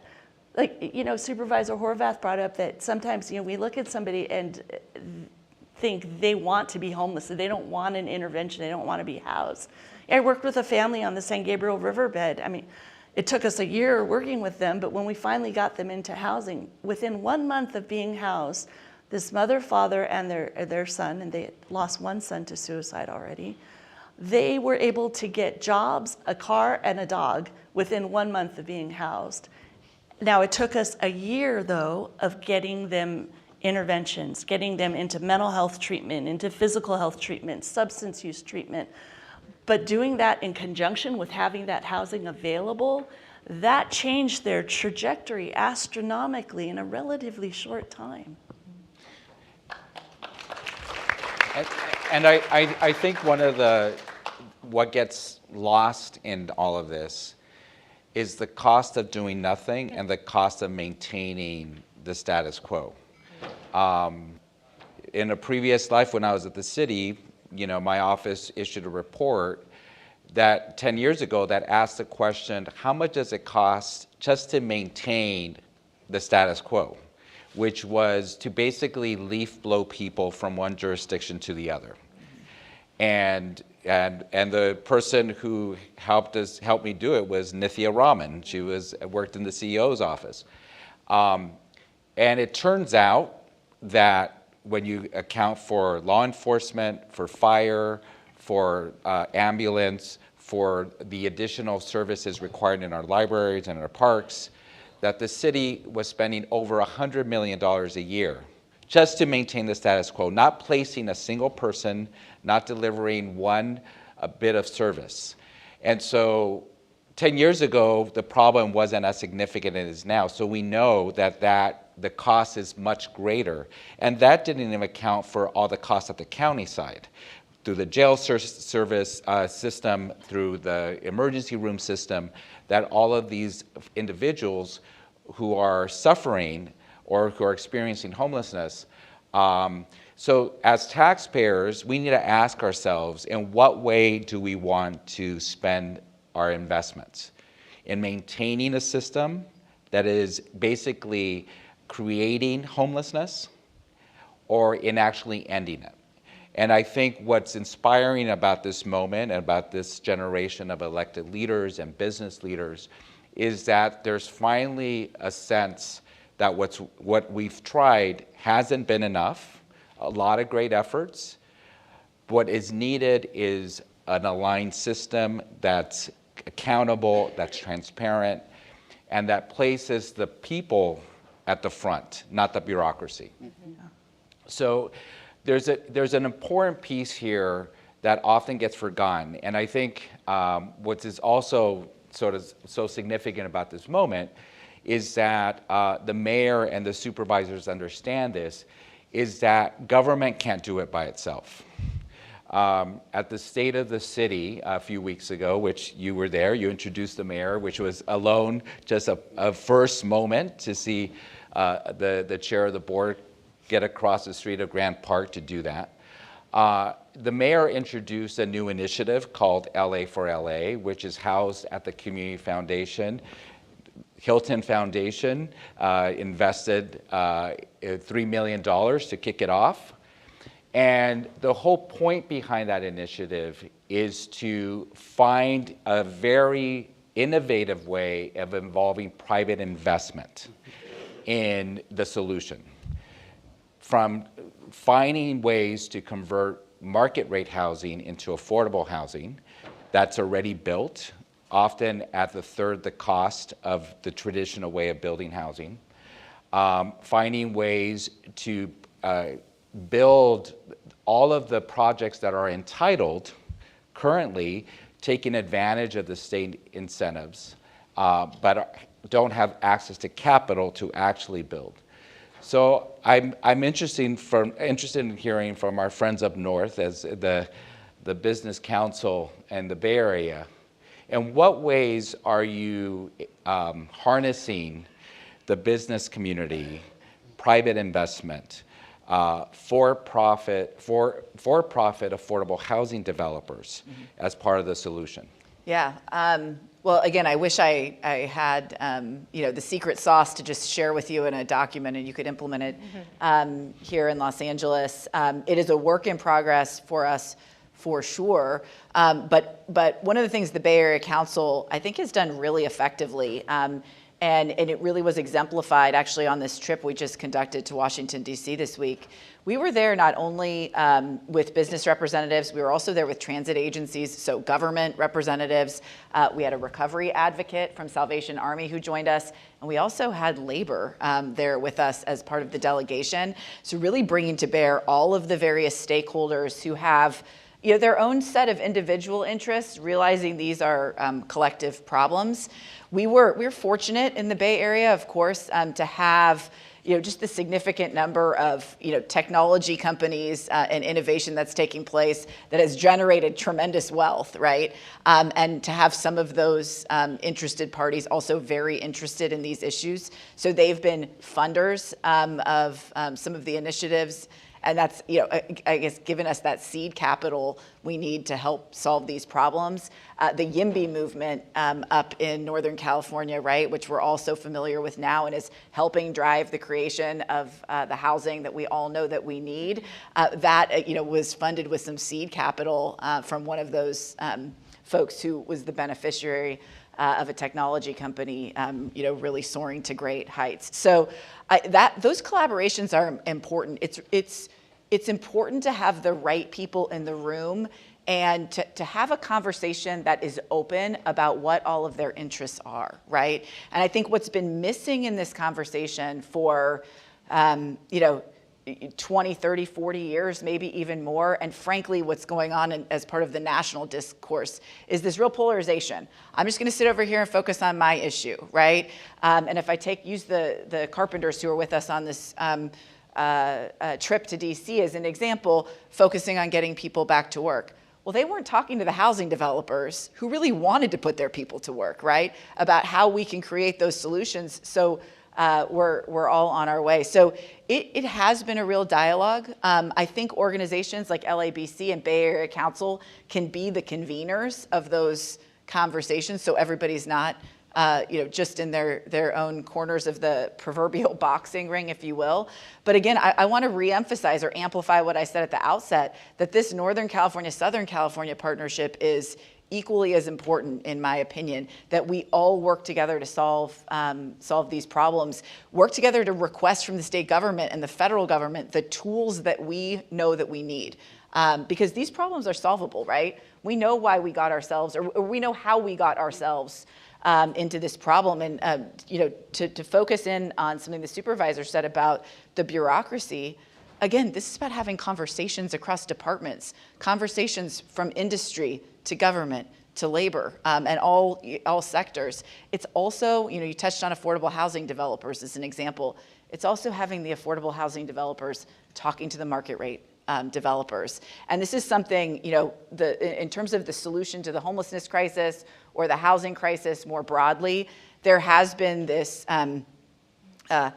war's too strong a word, tension between affordable housing developers and market rate developers. And there's been a tension about whether the solution lies only in development of affordable housing or whether it's development of market rate housing as well.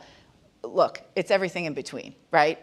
And it's all of the above. This is an all hands on deck solution, so we should all be talking to each other and collaborating with each other. So to your point about how powerful it would be if Southern California, Northern California aligned forces. Yes. Imagine what could happen around CEQA reform. Yes. And this is where affordable housing developers in the nonprofit sector and the private sector all care about. Because oftentimes the most basic tools is simply to get out of the way.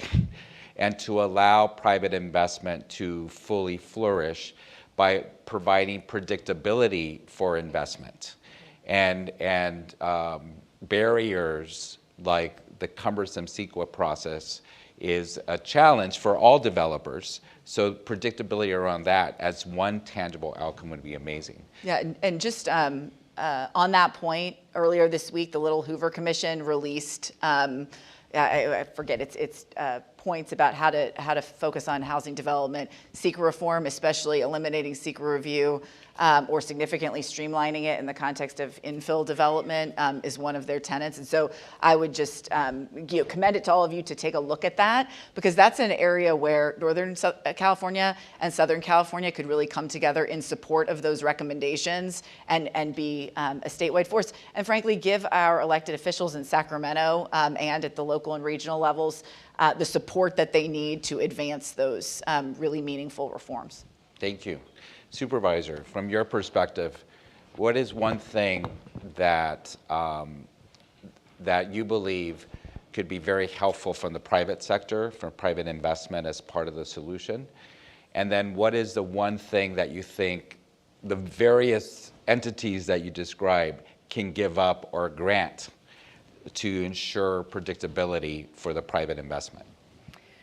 Well, one thing that immediately comes to mind, there has been a community coalition of organizations that have come together to do a citizens initiative ballot measure that will be on the ballot if the signatures get counted and they get there this November. And this ballot measure would repeal Measure H and replace it with a measure that provides funding streams for both services, which we need, and housing construction. It also brings some accountability measures in, which we've heard throughout. We want to make sure that we're using the money the way that you say you're going to use it. And it also standardizes services. Right now, service provision is dependent upon who shows up, which agency, which provider, and this ballot measure would require that everybody is entitled to the same level of services, same access to everything that they need, and standardizes what it means to be a provided service. There are some things in the ballot measure that I think leave something to be desired, but it also empowers those of us in leadership to be able to be a little bit flexible with moving funding around. For example, there's a funding stream for local governments, but if local governments don't need it because they're not experiencing the same kind of crisis that others are, we can move the funding around. And so I would say take a look at that ballot measure and see if it's something that this community can support. If you have questions or if there are things that you would like to see local electeds or those of us at the local or county level, if there are provisions that if it just included this piece, if the county just did this part, we could get there. Bring those conversations to us and let us know what partnership looks like and how we can get there. Because if we lose the stream of funding that is Measure H, because it does sunset in a couple of years, you don't want to know how bad it's going to get. Because the funding that we have to take care of the people that we have is so critical and so essential. It would be absolutely devastating to not have those resources in our system. And I admit that from firsthand experience, there are ways that we need to do it better, and I am hard at work on making sure that we are more accountable. But we need that ballot measure to pass and have that continued funding stream if we're ever going to get ourselves out of this crisis. And we know we're not going to get there without you. So let us know what it is you need in order to get to yes so we can work together on that. And I would say, similarly, while you're having that conversation with us, let us know what is the thing that most needs to get out of your way. I've heard from folks in the development community that we have some work to do in regional planning in the county, maybe. And so, we're working there to make sure that there's more consistency. Having been a small business owner before I was a supervisor, I can appreciate that the most important thing is predictability in a process, is knowing what you're up against when you go into that. And so so being more consistent, getting barriers out of your way, I'm very interested in doing that, and also having skin in the game. I don't want to ask you to do something that we're not willing to support ourselves. And so I think in that regard, it's not only what sort of policy can we get out of the way, but what sort of resources can we bring to bear? When you build housing, how do we make sure services get married to that the county provides? How do we make sure it's not only housing first, and then we forget about the piece that actually keeps people in housing? And so, so I think in that way too, we can incentivize and work together if there is true partnership. And what I appreciate about your comments is that in many ways, you're sharing power with the public and inviting them to have a seat at the table, particularly because the knowledge that the private sector brings is part of the innovation that needs to happen to be able to meet the problem at the scale of it. So I'm going to turn it over to you, Peter, as someone who invests significantly in this issue. You're an investor of charitable dollars. What is it that you think philanthropy should continue doing, or maybe stop doing, to be able to advance this issue? Well, you're right. I mean, we put in, the Hilton Foundation puts in about $45 million a year into homelessness efforts. And we're one of 300 foundations in Southern California, and very actively trying to organize the philanthropic community around this. You know, and I'd like to talk a little bit about philanthropy and business, because I think it is a terrain that could be developed much further. Philanthropy is an outgrowth of business. You know, we come from the founder of the Hilton Hotels chain. And I think we see that, as Supervisor Horvath said, there is no solution to this problem without the private sector being involved. With the money that is on the table right now, philanthropic investment is about 2% of the total. And yet the money on the table is not sufficient for the development of the housing that we're looking for. Miguel said earlier that philanthropy learned what was useful to do by hearing from nonprofits. And I think that's very true. We helped the coordinated entry service system come into being because it was needed. It needs a 2.0, but we learned about that through the service provider community.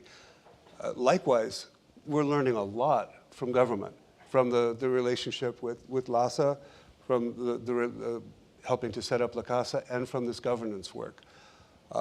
And I would say one experience that we value tremendously and that straddles those two is the work that the St. Joseph Center did in the resolution of the Venice Beach encampment, which for me is just a playbook for how you can do a thorough and humane resolution of encampments. And of course, that did become the playbook under Dr. Adams-Kellum's leadership in Inside Safe. And so we see how the sectors can inspire one another and build for one another. Now, I don't think we've had that conversation effectively or deeply with the business community. We talk, for example, about being, you know, the risk layer in a capital stack. But frankly, I think philanthropy needs to learn a lot about how to do that. We were very eager, along with you, to get involved in LA4LA. But frankly, there's still a lot to capitalize within that fund. Yeah. And we would welcome all of you into it. The water's warm, large and small. Contributions would be very well used, and I think are a good way to start. And if there's anyone from UCLA in this audience, you all wrote the book on capital campaigns. Help us out. You know, these buildings here, think of what they cost. Put that same skill into getting capital for affordable housing. And I think that the two real things I think you bring to the table, probably many more, but the two that are most prominent on my radar are you know how to arrange capital streams, and you know how to work efficiently, and you know how to improve process efficiency. Those two things are really, really important now. So if you could engage us in thinking through how to do that, that would be great. Peter at HiltonFoundation.org, get in touch. Thank you, Peter.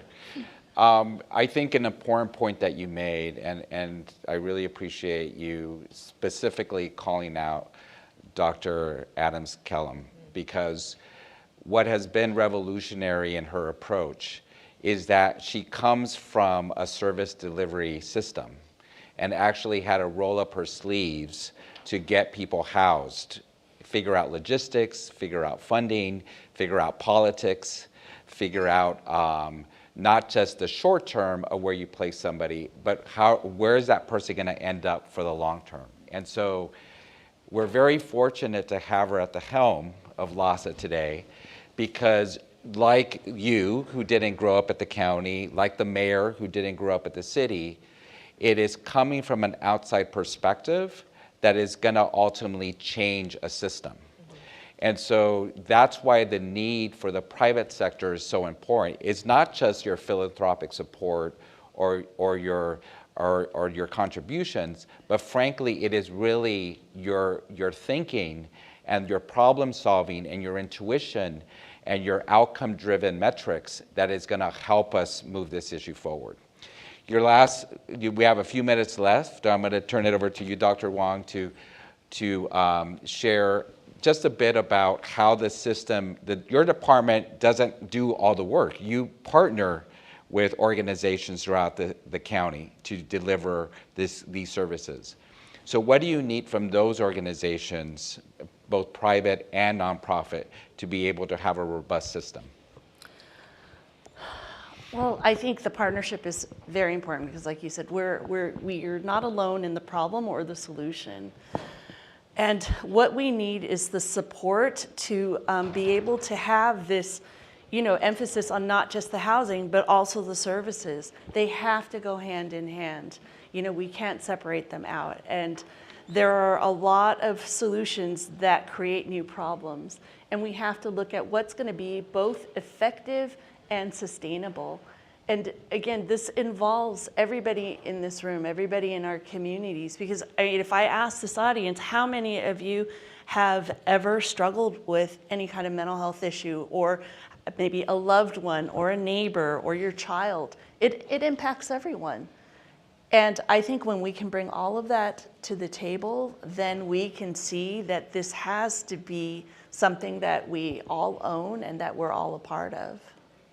Thank you so much. Both, please join me in thanking our incredible panel. We're in good hands. Thank you. Stand up out of that low chair.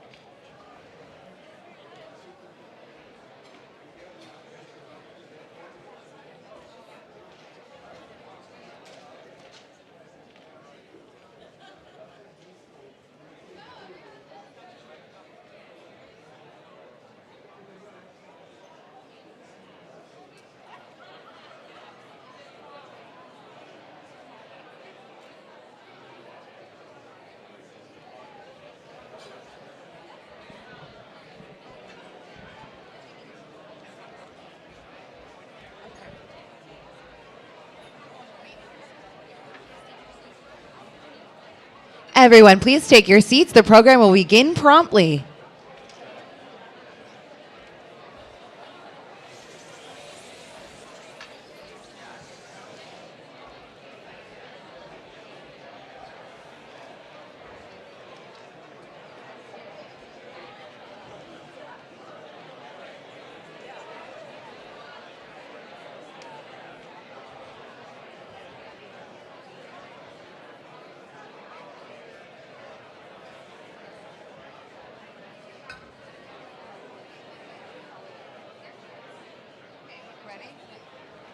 And please welcome Teresa Bryce Bazemore, President and CEO of the Federal Home Loan Bank of San Francisco.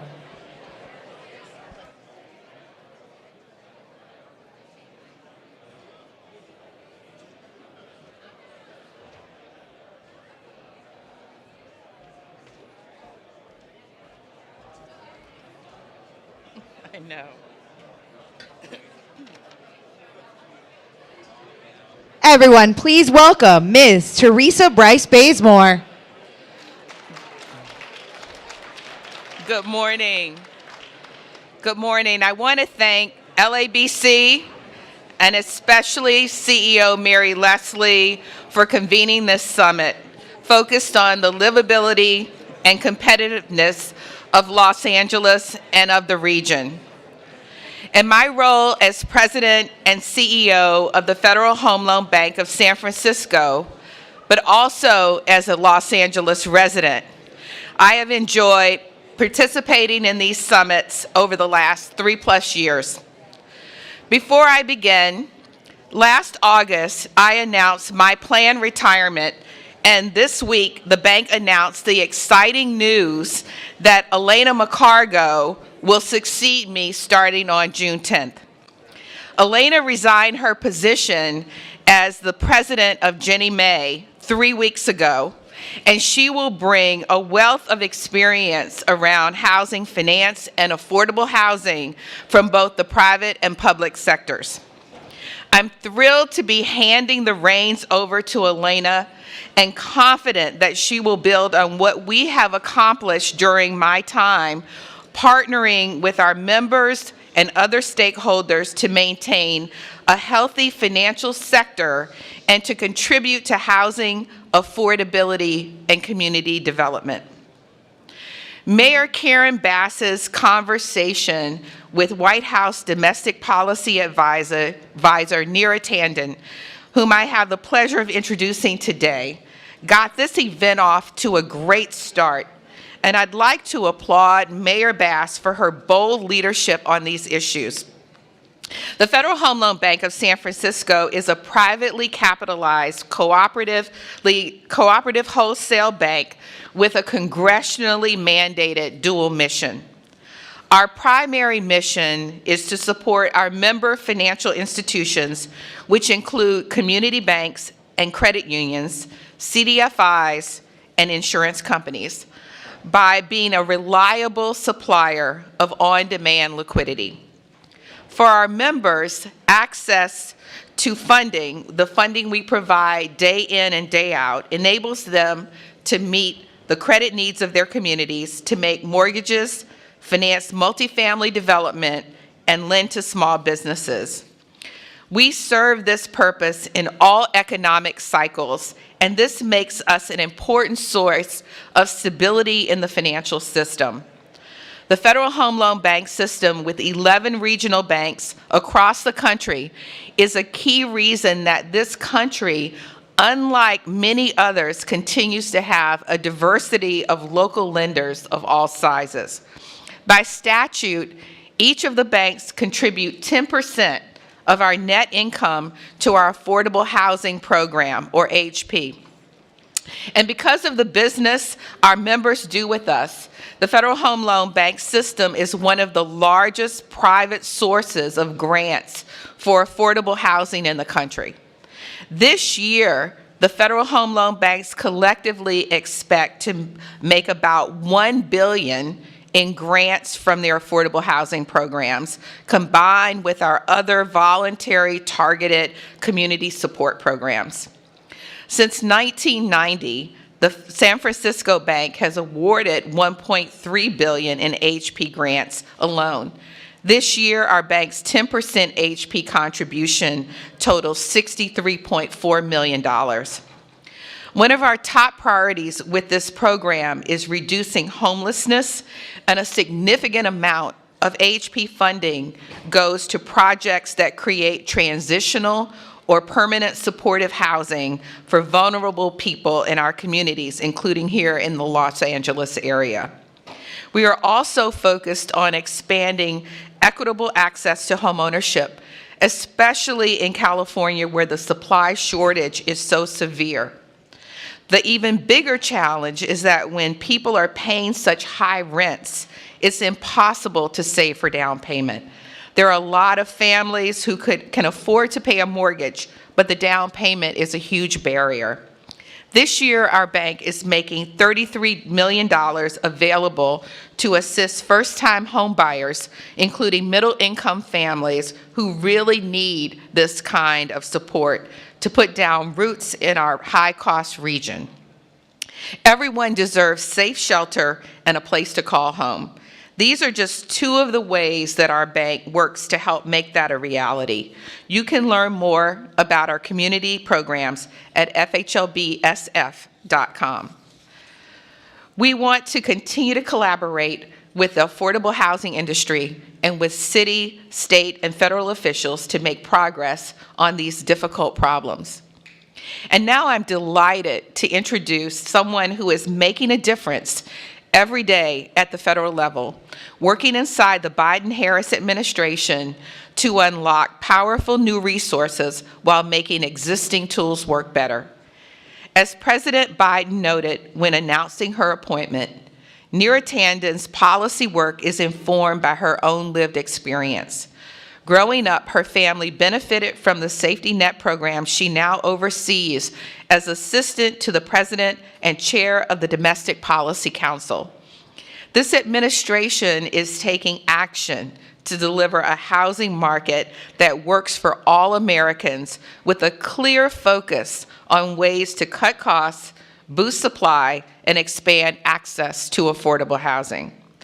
Prior to her role in this administration, Neera was the president and CEO of the Center for American Progress, one of the largest think tanks in the country and one that generated many of the ideas that the administration is acting on today. She earned her JD at Yale Law School, but her bachelor's degree right here at UCLA. So this is a homecoming of sorts for our distinguished keynote speaker. Please welcome Neera Tanden.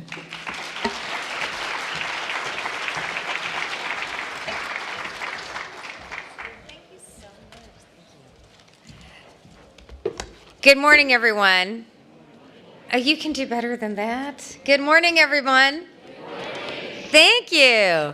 I worked in the school system at one point, so I feel like I need to do that. I'm so honored to be here speaking to LABC and really speaking on housing in Los Angeles.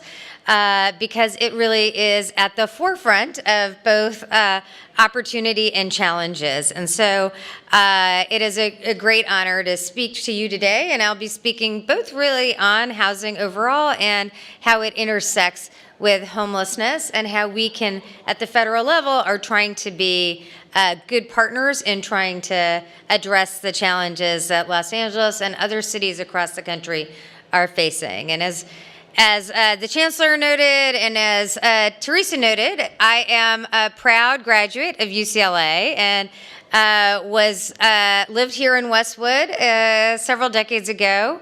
I don't want to age myself by giving you the year, but it was overall, in the 90s. And back then, my apartment seemed really expensive at the time. It was a very large 2-bedroom I shared with other people. And it was around $1,600, and now apartments like that are $4,000, $5,000 a month, and really does give an example of the challenge we see across the board on housing, which is the country itself is facing a pretty significant housing affordability challenge, and in part, just to talk about this at the national level for a moment. One of the reasons why we have this challenge, not just in Los Angeles, not just in San Francisco, not just in California, but really in communities across the country, is because we haven't sufficiently built housing to keep up with demand. It's just a base fact of the kind of nature of the economic system, which is that fewer new homes were built in the decade following the Great Recession than in any decade since the 1960s. And that really means that the housing market has simply failed to keep pace with demand. As a result, today, we have 2 million fewer housing units than we need. That is the basic issue that is driving affordability, again, not just in Los Angeles, but across the country. And as you know well, Los Angeles has faced really significant rental increases, 20% since the start of the pandemic. In many communities, it's been 30% since the beginning of the pandemic. And that is why that is a significant challenge. And of course, this is directly related to our deep challenges on homelessness around the country. Today, we have around 600,000 people who are homeless in the United States and 180,000 people who are unhoused in California itself. That includes a growing share of people who are unsheltered. In the Biden-Harris administration, we recognize that homelessness is a tragedy, really. It's a tragedy for every individual experiencing it, but it is also a community concern. We know that parents who are dropping their kids off at school or small businesses who are trying to welcome traffic into their stores, the challenge of encampments and homelessness is a significant one. And that's why I think it's really important to understand this connection between housing and homelessness, because as an administration, we've invested more than ever in really providing housing to people who were previously homeless. So the Housing and Urban Development Department is basically at this point funding 300,000 units a year in its Continuum of Care program, which is really designed to support housing for people who are homeless, who are experiencing sheltered and unsheltered homelessness, and move them into permanent supportive housing. 300,000 people, 300,000 units a year. And yet, we are still facing 600,000 people, basically a year, who are homeless, which really tells us that, as the mayor earlier discussed, we have, we basically have this problem of serving more people, getting people into housing, but because of the markets and a variety of factors, more people are becoming homeless. So we are really trying to sort of we're not trying to just maintain this problem, but really reduce it. And the way to do that is again, a multifaceted approach, but it is fundamentally about building affordable units. And that is why the administration has been focused on what I like to call, the president likes to call our strategy on housing, which is really about building units. As he says, the real motto of it is build, build, build. And that is why we have a multifaceted agenda, both based on housing, that is both home ownership and building the supply of units.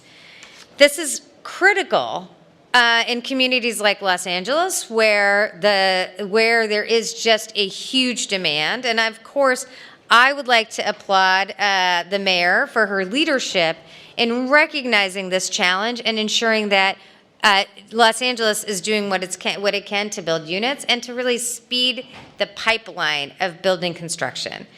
At the federal level, the president announced his Housing Supply Action Plan in May of 2022. Under the plan, we're leveraging once-in-a-generation resources to improve federal grant processes and financing programs, and really trying to coordinate efforts across federal, state, and local governments.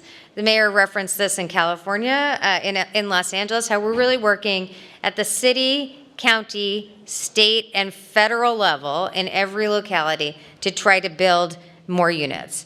And really thinking creatively about how to do that. The Treasury Department issued guidance to clarify how the American Rescue Plan can ensure that we're funding new projects. $18 billion have been used for that.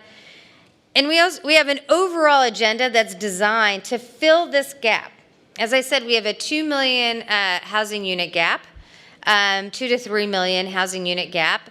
Last year alone, 1.7 million units across housing,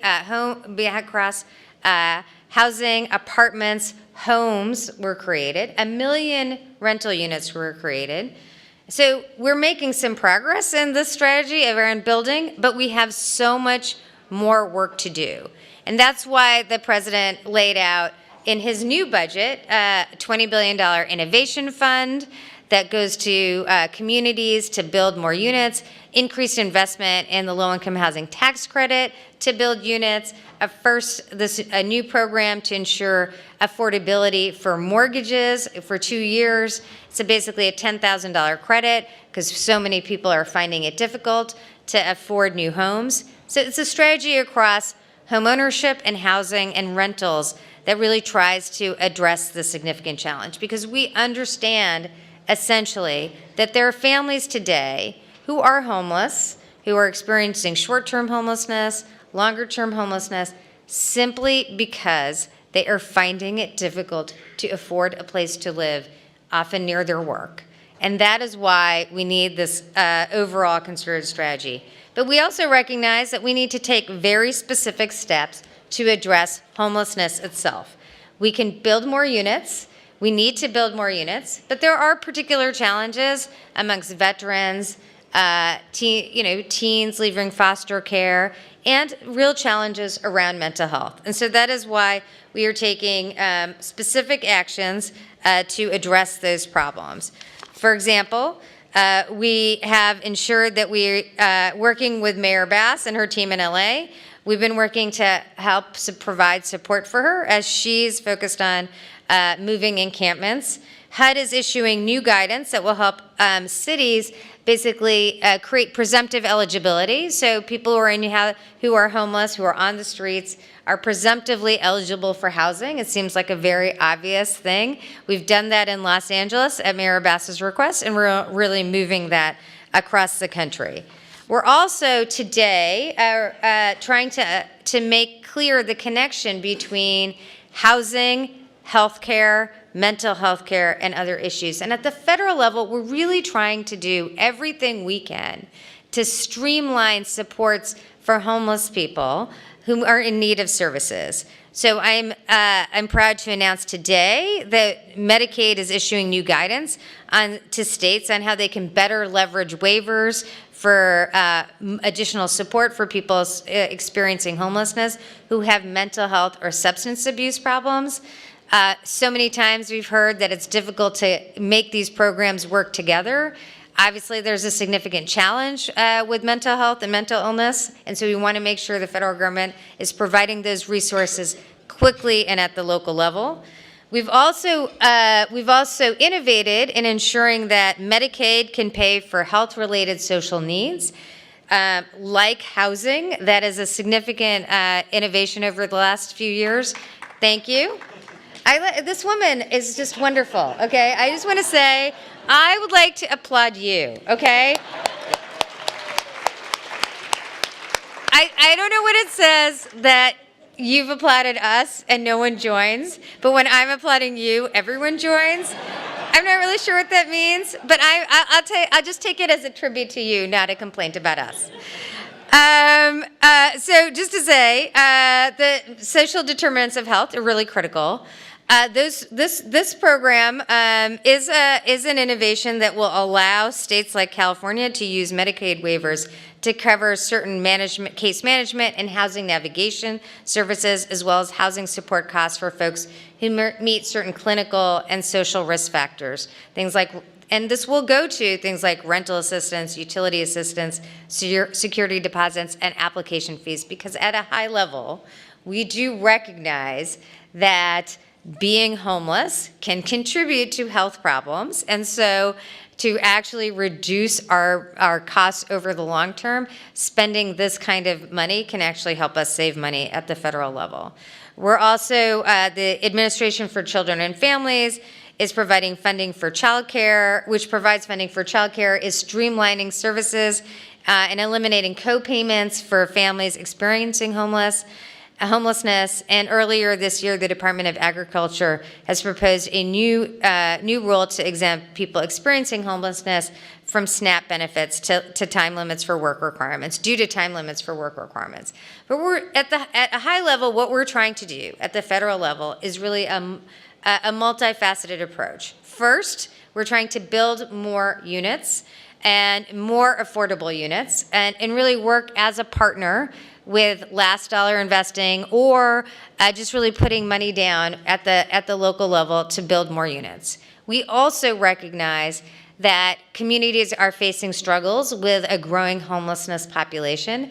And when a person who recently becomes homeless or is facing acute challenges can access benefits quickly, whether it's healthcare benefits, housing benefits, childcare benefits, food benefits, that allows them to recover from their acute challenge quickly and allows them to access resources. But we also know that there are significant challenges with mental health concerns with the homeless population. And as an administration, we are trying to partner on this issue as well.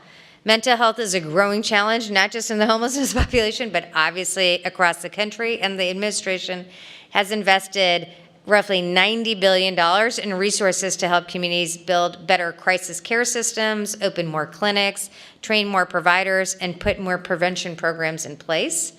We like to talk about this as care and causes. We're trying to deal with the root causes of our mental health challenge, but also provide care and accessibility wherever people are. We also recognize communities are facing significant challenges. California is serving here as really an important model for the country because it is investing in building a robust continuum of care. Really, when you take a step back, the country has not invested sufficiently in mental health, in mental health supports, in mental health, really truly mental health clinics to address the need. And so we really applaud California's significant investments. We also recognize that as communities invest the resources they need to ensure people have the care they need, it's also important that people in distress, people facing significant mental health illness, get the treatment they need and use the treatment they should. We recognize that it's important that there's that balance. If we're investing in care, people need to use that care. And California's care courts are a reasonable approach to address those cases where people aren't getting the care they need through traditional means. And once in care, that care should deliver high quality and wraparound services. And that's what we're seeing from California's leadership. So again, housing and homelessness are deep challenges. They are interrelated. We recognize that at the federal level. We're glad to be partners with Los Angeles and the state of California and other communities that are trying to tackle this issue head on. Our growing homelessness challenge did not start overnight, and it will not end overnight.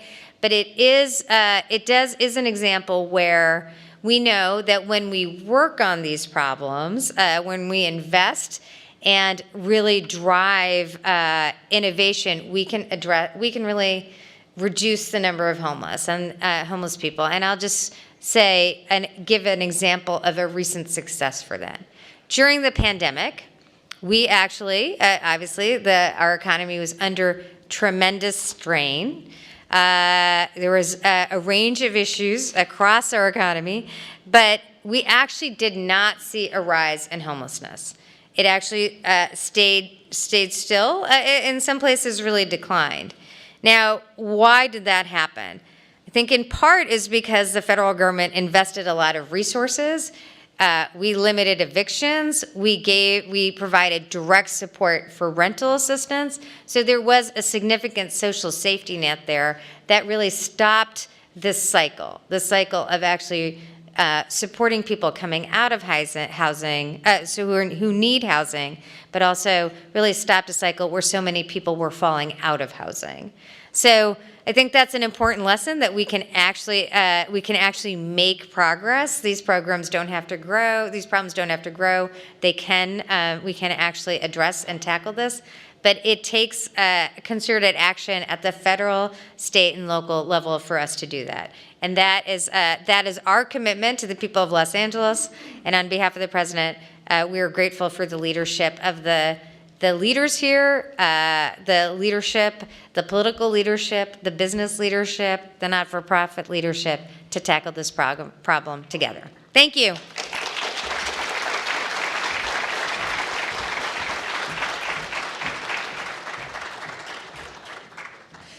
And please welcome Bob Graziano, the new chair of the LABC Institute, to introduce our next panel, Marshalling Federal Resources on Homelessness.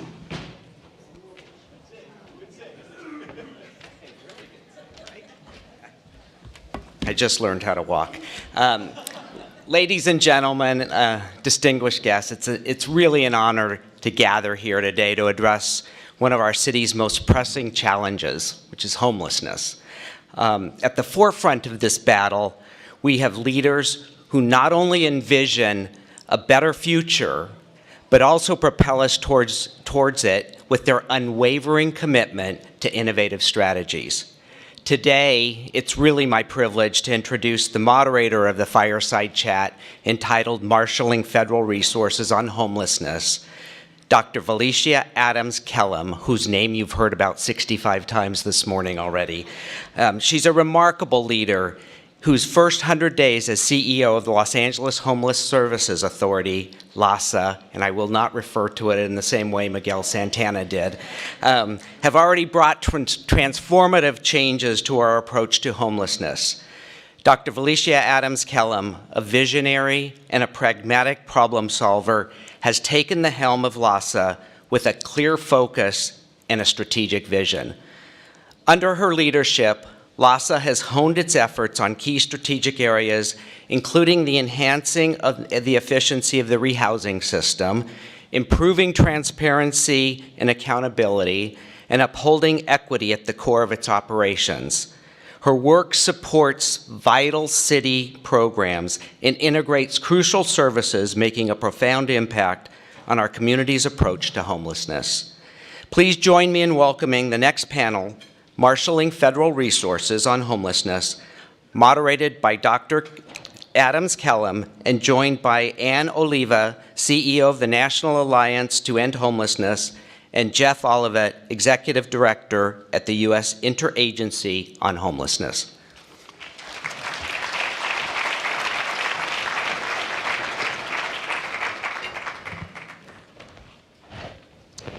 Well, thank you so much. And I think it's still morning, so good morning.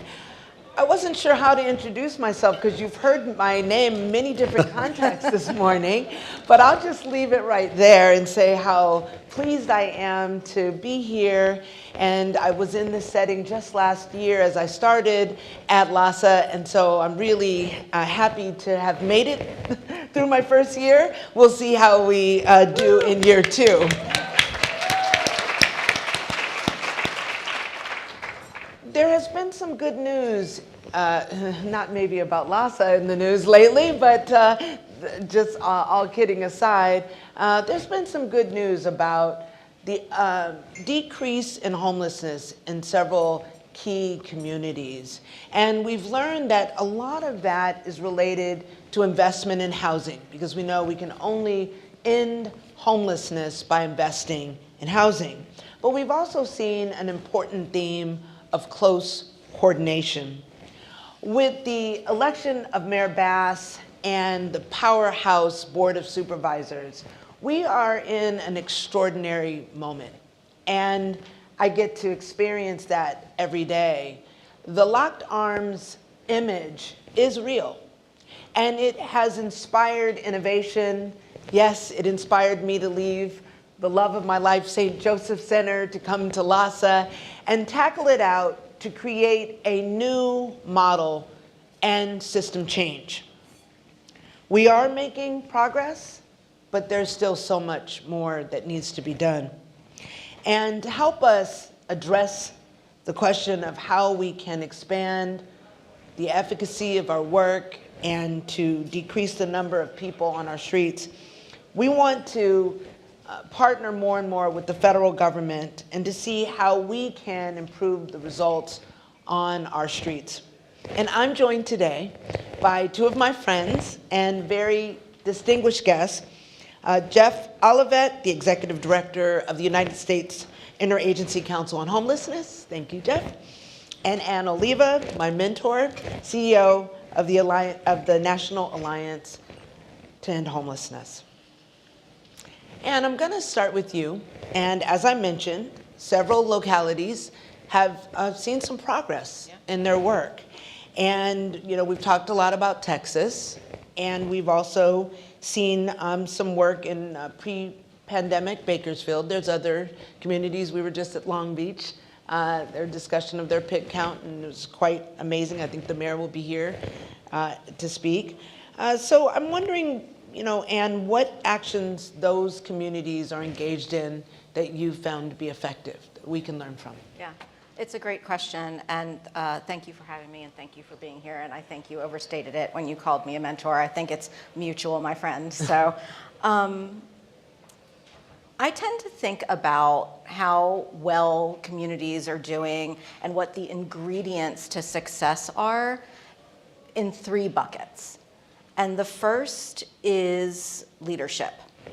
It takes local, sustained, everyday leadership, like yours, like others, that's making hard decisions. None of these decisions are easy when we're in a resource-constrained environment. Allocating resources, leading through rough spots, and we all experience them. Leading teams and communities through rough spots and keeping up momentum. So leadership would be sort of the first ingredient. The second one is really solid, good policy and evidence-based practices. So knowing what works and investing resources in those things that work. And then the last is resources. And a lot of you know that we've made a lot of progress on ending veteran homelessness nationwide. And part of the reason that we've been able to do that is because we've had leadership on this issue. We have had really good policy. We use a housing first approach. HUD and VA work together. Local communities work together. But we also have significant resources for veterans who are experiencing homelessness, much closer to the actual need than any other population, really. So those are 3 big ingredients into what makes a successful community. Milwaukee is another success. Newark, New Jersey is doing great. And then the last thing I'll say about once you have those ingredients, you need a plan. You need to manage to the plan.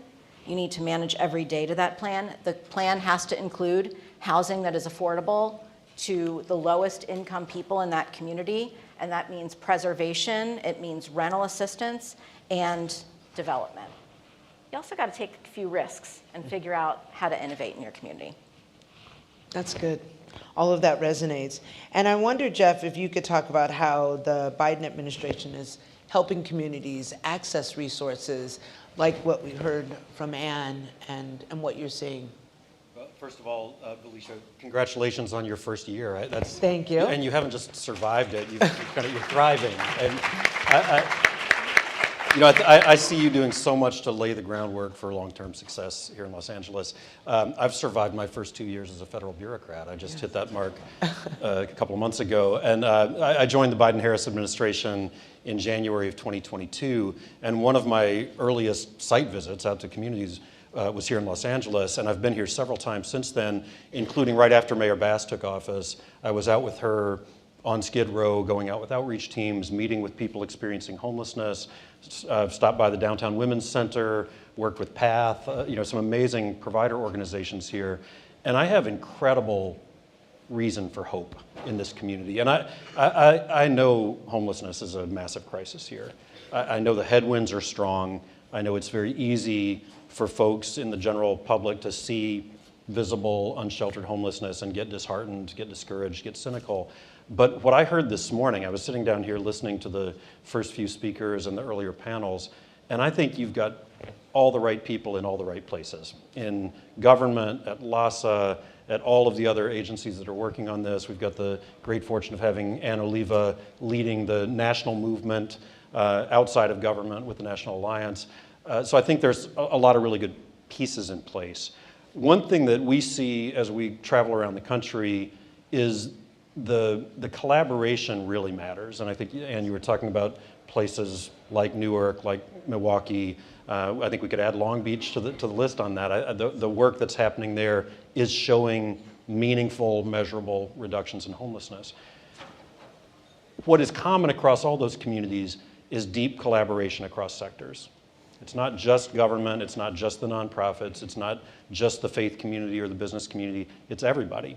And if you look at places that have shown measurable reductions in homelessness, it's when there's not finger pointing. Nobody's saying, if only LASA would do this, or if the county did that, the city did this. It's people saying, we've got a common goal, we're gonna all bring what we bring to the table and work together to tackle this problem because we know it's solvable. And I think I want to commend LABC for convening this conversation too.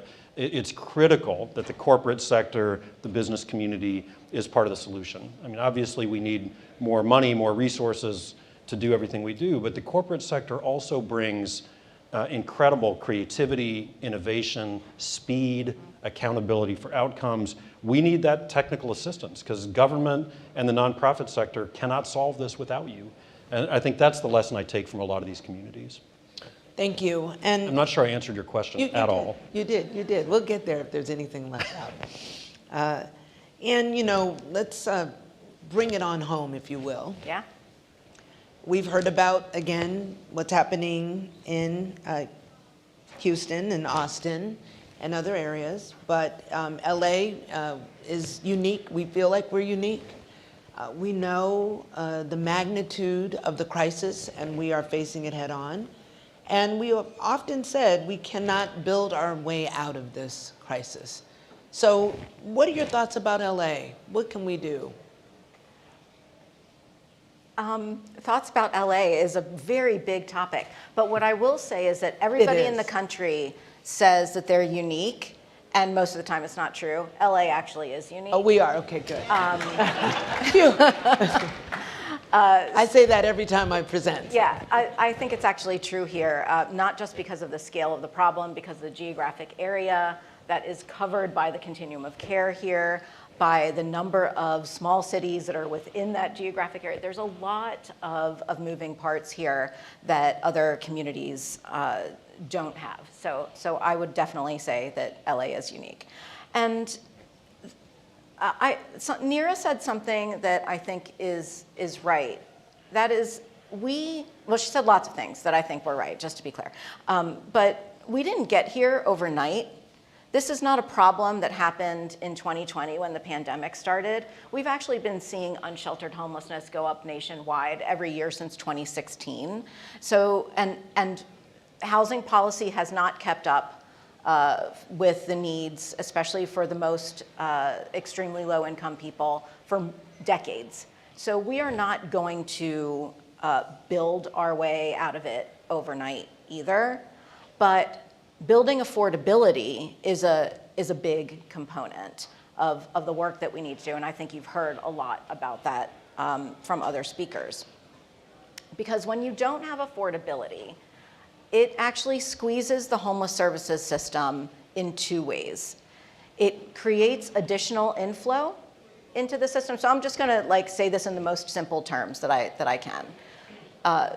When folks can't afford their housing, more people lose their housing. They're evicted, they get priced out of the market. We're seeing more older adults become homeless now than ever before in terms of how long we've been collecting data on this. So we're seeing very vulnerable populations being priced out of the market. We're seeing families being priced out of the market. And that is creating more inflow into the homeless services system. But it also creates huge challenges, as you know, for the homeless services system to exit people because there are not enough available units that are affordable to the people who need them to leave. So we have a situation where chronicity is increasing within the homeless services system.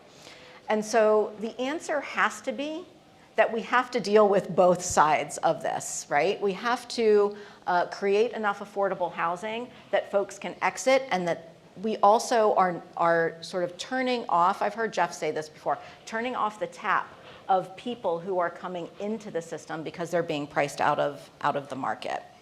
So We also know that prevention, homelessness prevention, eviction prevention, one, it works. It worked during the pandemic.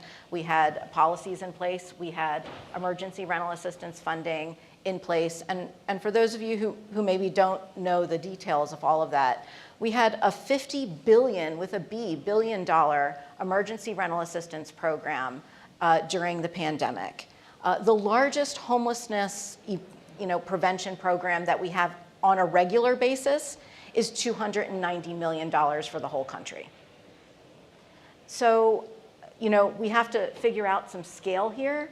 And we also know that it is cheaper to keep people in their housing. It's less expensive. It's less traumatic. It's better for kids. It's better for elders. It's better for communities when everybody can stay in their housing and get the support that they need in that housing.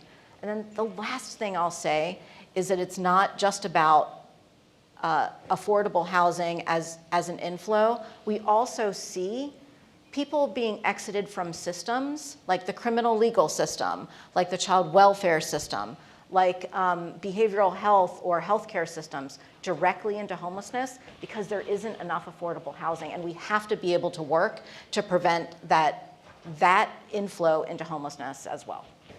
Thank you. And Jeff, maybe you can talk a little bit more about how prevention is addressed in your overall plan with the Biden-Harris administration. I think fundamentally it's possible to walk and chew gum at the same time. I think we can help people who are homeless now exit homelessness. We can work on housing supply and speeding along the pipeline of development so we get back to a place of surplus and plentiful housing. And we can go upstream and prevent homelessness from ever happening in the first place, because often these are different players and different funding streams who do prevention work versus crisis response work versus the housing supply and kind of long-term supports for people. So we laid out a federal strategy a year and a half ago that works on all of those fronts. And I'll just talk a little bit about some of the resources we are putting into communities. We're going right at unsheltered homelessness, and we heard this from Mayor Bass this morning. If we don't show meaningful reductions on unsheltered homelessness, the general public, the political will, the belief that it's possible to end homelessness will evaporate. So we've got to go right at unsheltered homelessness. We're doing that through an initiative with the White House called All Inside, and Los Angeles is one of the 7 jurisdictions in that initiative with us. I'm joined today by Helene Schneider, who's our Senior Regional Advisor for California.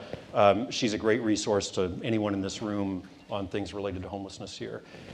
Also, our colleagues at HUD put out nearly $500 million in unsheltered and rural homelessness grants. Los Angeles received a $60 million grant to do that work.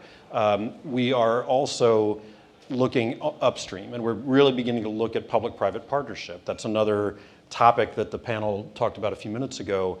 I believe that the private sector, that philanthropy has a huge amount to bring to the table on helping figure out innovations in preventing homelessness. I think we heard that from Peter at the Hilton Foundation and many others, that it's not just the federal government that's going to figure this out. We need to be in partnership with each other. And there's some very good models for homelessness prevention emerging around the country. Our colleagues up the coast in Santa Clara County have shown incredible results through very rigorous research that if you can create a kind of flexible funding pool that helps people pay back rent or get a car repair or take care of the basic needs they have, they actually stay in housing. They don't end up in crisis in the emergency shelter system. And then we're also working on the housing supply side of things. The White House launched a housing supply action plan that's speeding along the development of rental units at a pace that we've not seen in decades. So I think there's good stuff happening all along that spectrum. Now we have to scale it up. And the challenge, we've talked a lot about collaboration here. Collaboration is essential. You can't end homelessness without it. But we can't collaborate our way out of homelessness. We got to put new resources on the table, and that's incumbent on us at the federal level. I think it's incumbent on the state and local leaders, and it's incumbent on the private sector. We all need to bring more to this. Well, thank you. And we are very grateful to the LA Business Council for bringing us here together. And so we have a lot of community members that are running businesses and are so key and central to this work. So what can the business community do to assist in addressing this problem? And it's for both of you, so yeah, what do you think? I'm so glad that you're asking this question, because I think that business leaders are uniquely positioned to champion the evidence-based approaches that work to end homelessness in their community, because you all know, business leaders, again, uniquely know they have a different group of folks that listen to them. They have influence in a number of different ways. But you know that our communities are stronger when everybody is housed. And I think that business leaders are uniquely positioned to do that. And I've been doing this work for a long time. I'm myself a recovering federal employee. I have had the opportunity to work in, no offense, Jeff. I'm sorry. Had nothing to say to that. I have had the great opportunity to work in many communities around the country, including here in Los Angeles. And I've worked in 2 across my career where business leaders led the effort to end chronic homelessness or veteran homelessness in their communities. And they made the whole community come together and just sort of be stronger and better. They raised money, they raised awareness, they provided educational opportunities for their colleagues and members. They are often, as we've heard a number of times, I think Miguel said this earlier, they're often innovators, and they have technical skills to offer us as the nonprofit sector who, technical skill is not the thing that we always focus on, right? We need some help in those areas. They can work with landlords who are other business owners to access additional units for this cause and purpose. And they can do direct funding of things like risk mitigation funds. That's one of the things that really has worked well in Houston. They have a risk mitigation fund that helps landlords engage in the homeless services system in a way that protects their businesses. They can fund flexible pools, which is something that Jeff just mentioned. So there's a lot of different ways that businesses can be helpful, but I think that you all are uniquely positioned to actually create some momentum.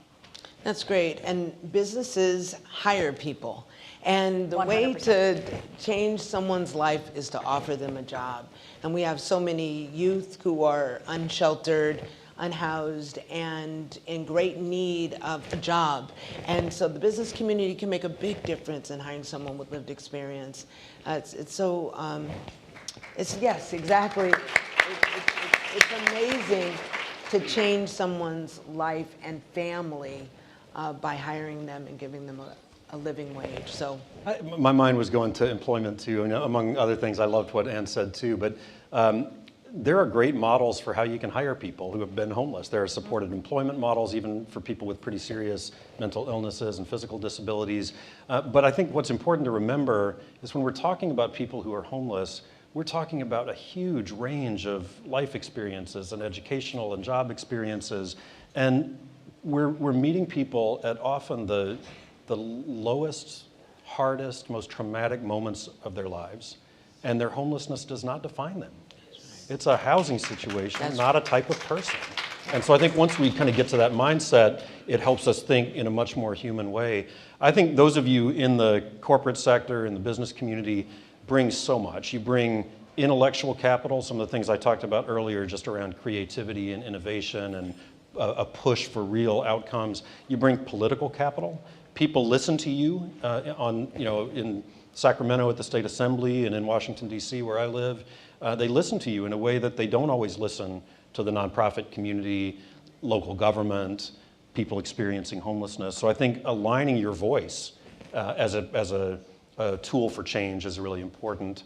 And then I think, Ann, you said this very well, when the business community gets behind the solutions, and we know the solutions to be housing and services, that's what helps people out of homelessness. When you get behind the solutions, we see real change happen. That's the common denominator across Houston and Milwaukee and Newark and many of these other places. When it's the opposite of that, bad things happen. And I was very disheartened to see a number of chambers of commerce from around the country write Supreme Court amicus briefs over the last couple of months in support of the city of Grants Pass, Oregon. And I'm going to get a little wonky here for a second. The Supreme Court 3 weeks ago heard a case that has potentially monumental impact on how we as a nation address homelessness. And what's at stake here is, can cities make it illegal to be homeless? Make it illegal to sleep in public spaces, even with a sweatshirt rolled up underneath your head when you have nowhere else to go. That's what's at stake. And I understand the frustration people have. I understand the frustration neighborhoods have and downtown businesses have when there's homelessness on the sidewalk and in the parks. It's untenable for everybody. First and foremost, the people living there, but for the businesses and neighborhoods too. The answer to that, though, is not locking people up, it's getting them housing. And when we criminalize homelessness, when we think we can arrest our way out of it, when we think it's going to be somehow magical to give people $1,000 fines and a week of jail time and hope that they're going to all of a sudden magically end their homelessness, it runs counter to that. It's actually harmful to people's health, and it's harmful to our efforts to address homelessness, to help people get connected with housing and jobs. So I want to challenge you to educate yourself on that part of things and really wrestle with the fact that we cannot arrest our way out of this. We've got to provide real solutions. Thank you. With just a few minutes left, I'm wondering what big picture ideas you have and recommendations at all government levels, and all levels of government, I should say, and what we see here locally. What would you have us lean into? What are your parting words? And what do you think we should be thinking about as we move forward? Yeah. You know, I mentioned that I am a former federal official. You said recovering. I did say recovering. I'm a recovering federal official. And and I think about this question a lot. I think about it in terms of my own time in government and when I'm in a position to have to hold government partners accountable for things that are happening in government. And I was career, and I served in 3 administrations, but most of my time was in the Obama administration. And one of the things that I am most proud of during my tenure in the Obama administration was I felt that we led by example. And what I mean by that is that I think it is the government's responsibility to lead in the way that we are asking other people to lead in their community. And that means treating people who are, as Jeff mentioned, usually experiencing the most traumatic moments of their lives like human beings and with dignity and with respect.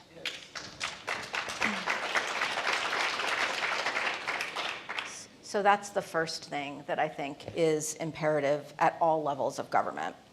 And then the other thing that government does, there's political will, but I'm going to talk a little bit about funding. The first thing that I'll say is that government funding needs to be more flexible. Our frontline programs need to have some flexibility to address the changing environment that's happening on the ground. So I'm all in favor of flexibility. I might not have answered it the same way 10 years ago, but I'm in favor of flexibility. We have to support our sector's workforce. Without our frontline workforce, none of this gets done. And the government needs to, again, lead by example by paying our workforce a housing wage. Folks need to be able to live in the communities that they're serving.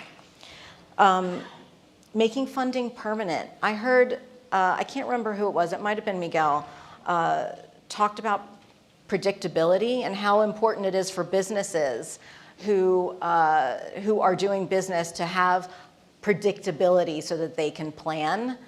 Nonprofits need that too, and when you have one-time funding or you have funding that is contingent on a bunch of stuff every year, that makes it really hard for them.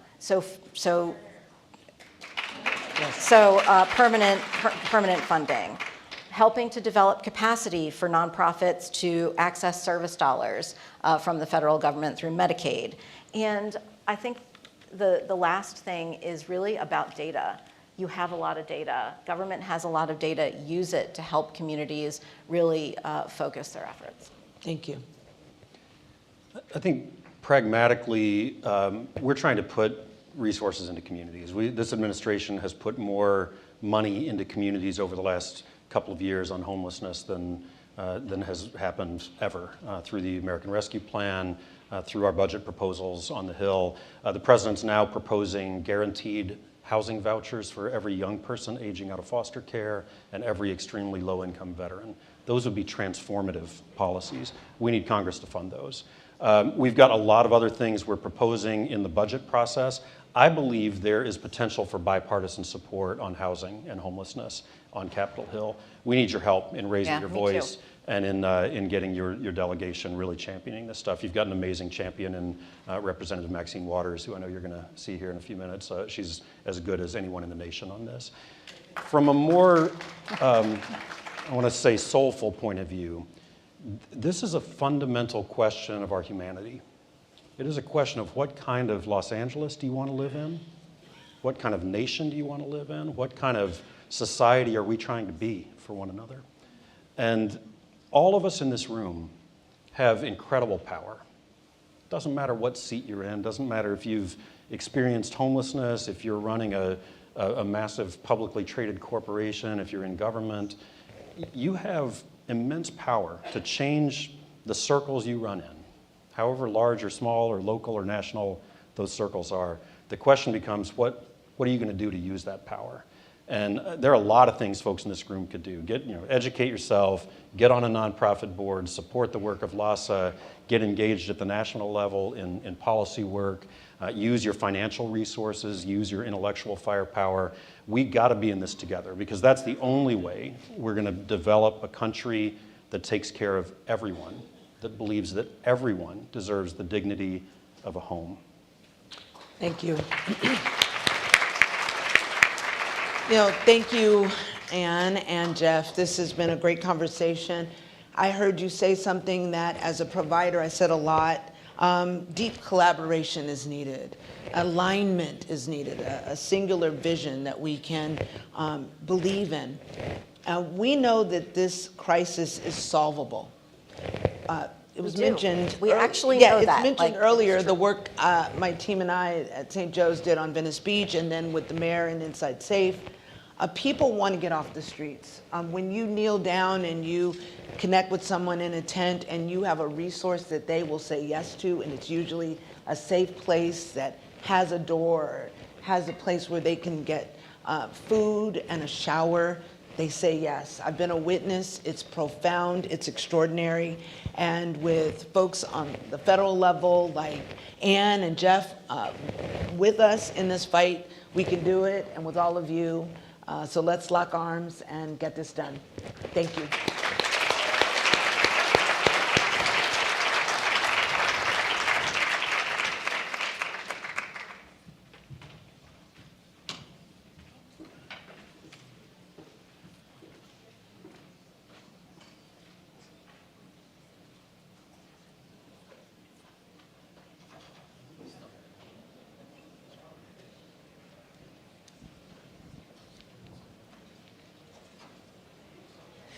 Please join us in welcoming Mary Leslie, David Nahai, and the Honorable Kevin Murray as they present a special tribute to U.S. Congresswoman Maxine Waters, celebrating her more than 4 decades of steadfast service to the great state of California. Good morning still. Good to see you all. Thank you for coming. It's my pleasure right now that we are waiting for the Congresswoman who's coming from the green room to introduce a video tribute to her. And on behalf of the LABC Board of Directors and our chair, David Nahai, and the Honorable Kevin Murray, who are here with me today, we are going to be presenting an Excellence in Leadership Award. Now, why Maxine Waters? Why would we give her an award? The short version is, in these somewhat unstable times, we believe she brings a certainty to the social and political storms we face, and that her values, her tenacity, her longevity in fighting the good fight makes her one of the most reliable politicians in America today. We are honoring Maxine Waters because she is an outstanding leader, an executive who has made clear and decisive decisions over and over again.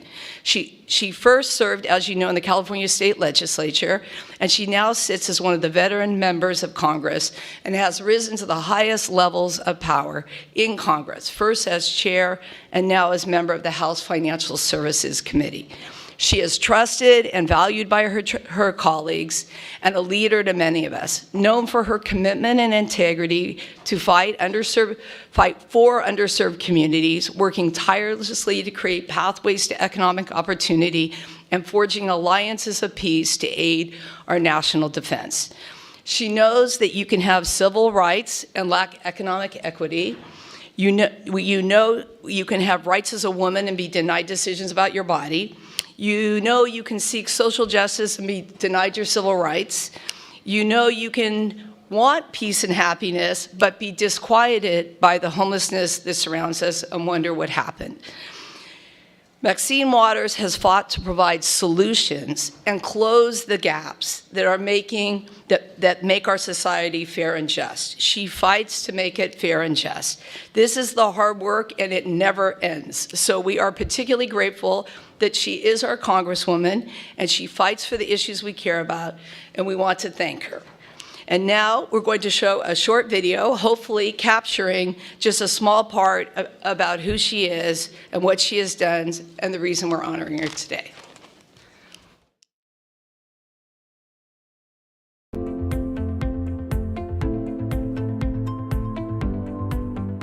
I met Maxine Waters back in the late 80s, early 90s. She was very involved in presidential politics at that time. My lasting and my current impression of her is really that she is one of the most important leaders in our nation, that her 4 decades of serving as a public official has meant that she's always fought for the underdog, and that she's not afraid to speak truth to power, and she's not afraid to really go that extra mile when it's critical. It's 3 words: force of nature.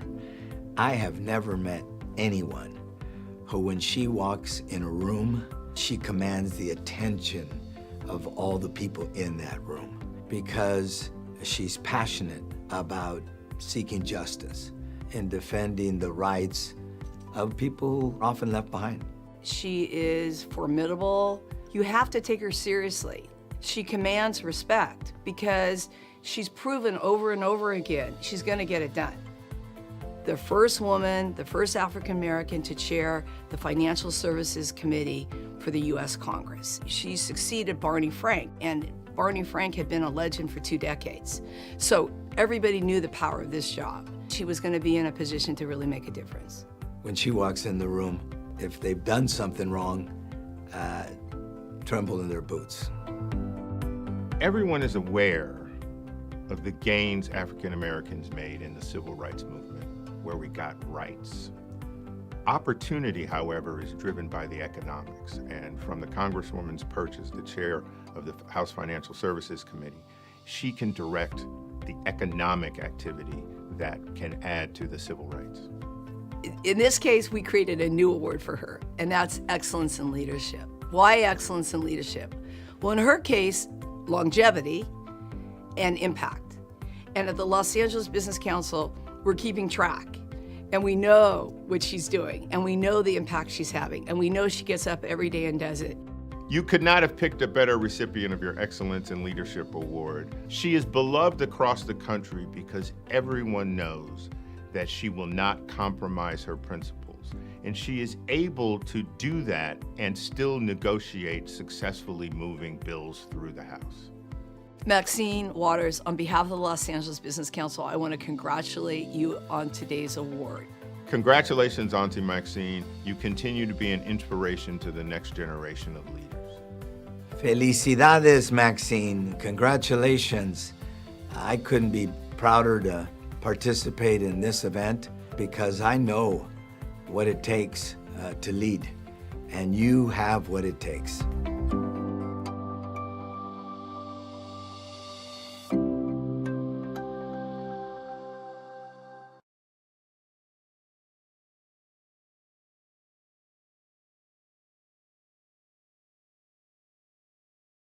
is acknowledging and awarding Congresswoman Maxine Waters. She is a powerhouse in Washington, D.C., in our nation, and in Los Angeles. I first encountered the Congresswoman years ago. She probably doesn't remember. It was in the 1980s when she led the Free South Africa movement here in Los Angeles. I watched her change policy on the local level and on the state level that eventually helped to lead to the overthrow of the apartheid regime in South Africa.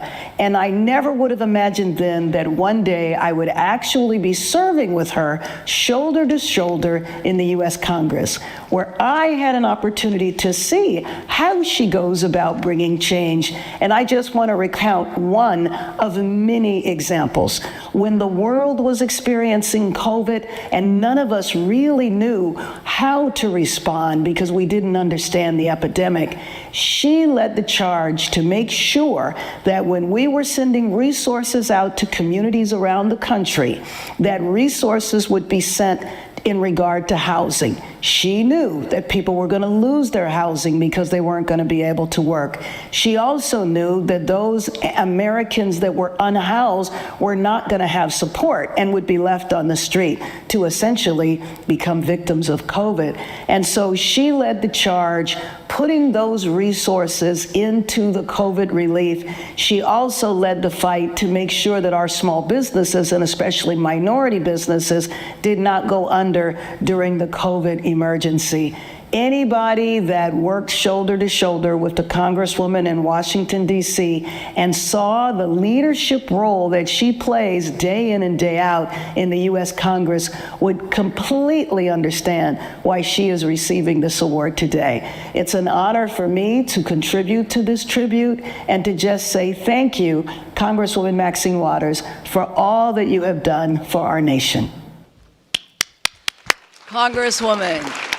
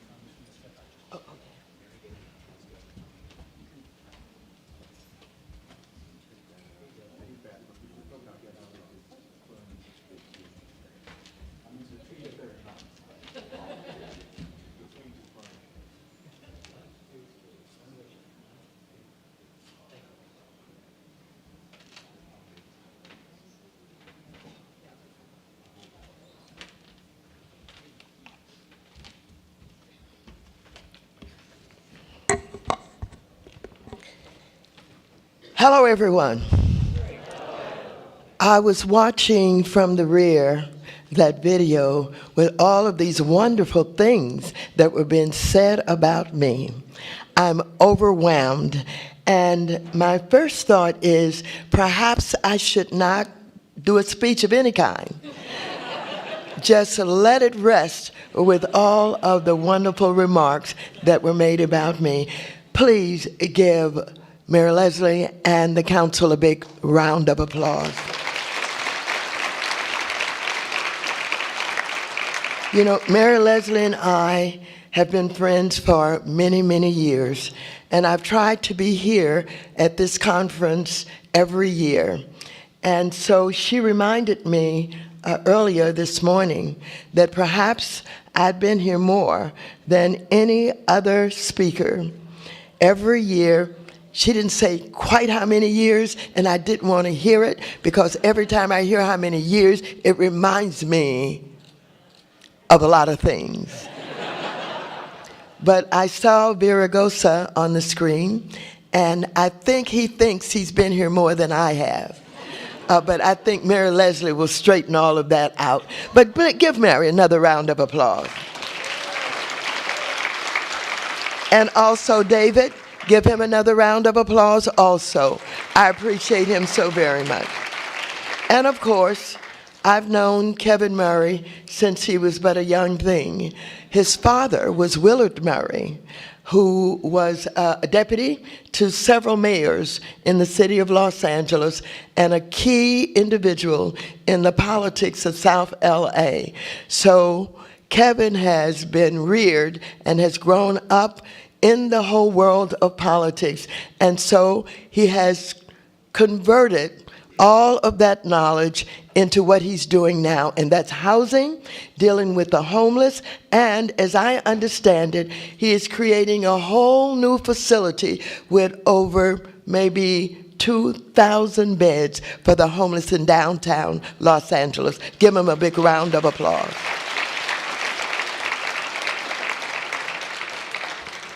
And so I must thank the Los Angeles Business Council for this incredible award. You know, I work doing what we think we need to do after we're elected to office. And we have so many issues that we deal with.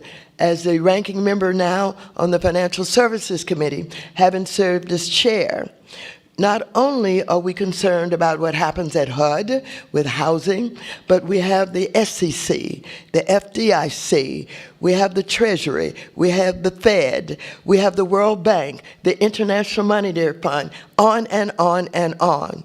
But ladies and gentlemen, with all that goes on, all of the complexity of the issues that are dealt with at the Financial Services Committee, I am now, despite the fact that we're dealing with crypto, we're dealing with AI, I am focused on housing. Housing for this country. Housing. We do not only have a crisis in California and in Los Angeles, but we have a crisis in this entire country. And it's not only in urban areas, it is also in rural areas. And so, not only must the federal government step up to the plate and do more, I have thought a lot about the different aspects of housing, and I've thought a lot about the role that the locals play. What's happening with the city council? What's happening with the mayor's office? What's happening with the legislators in Washington, D.C.? Well, you heard from the mayor just a few minutes ago. And when she campaigned, housing and homelessness was at the top of her agenda. She hit the ground running, and she's been doing everything possible to get the people off the street, to create more housing, to involve the city council more. And so it's a tremendous and awesome responsibility. But she too is focused in the same way that I am focused. This is her top agenda. Please give her a big round of applause.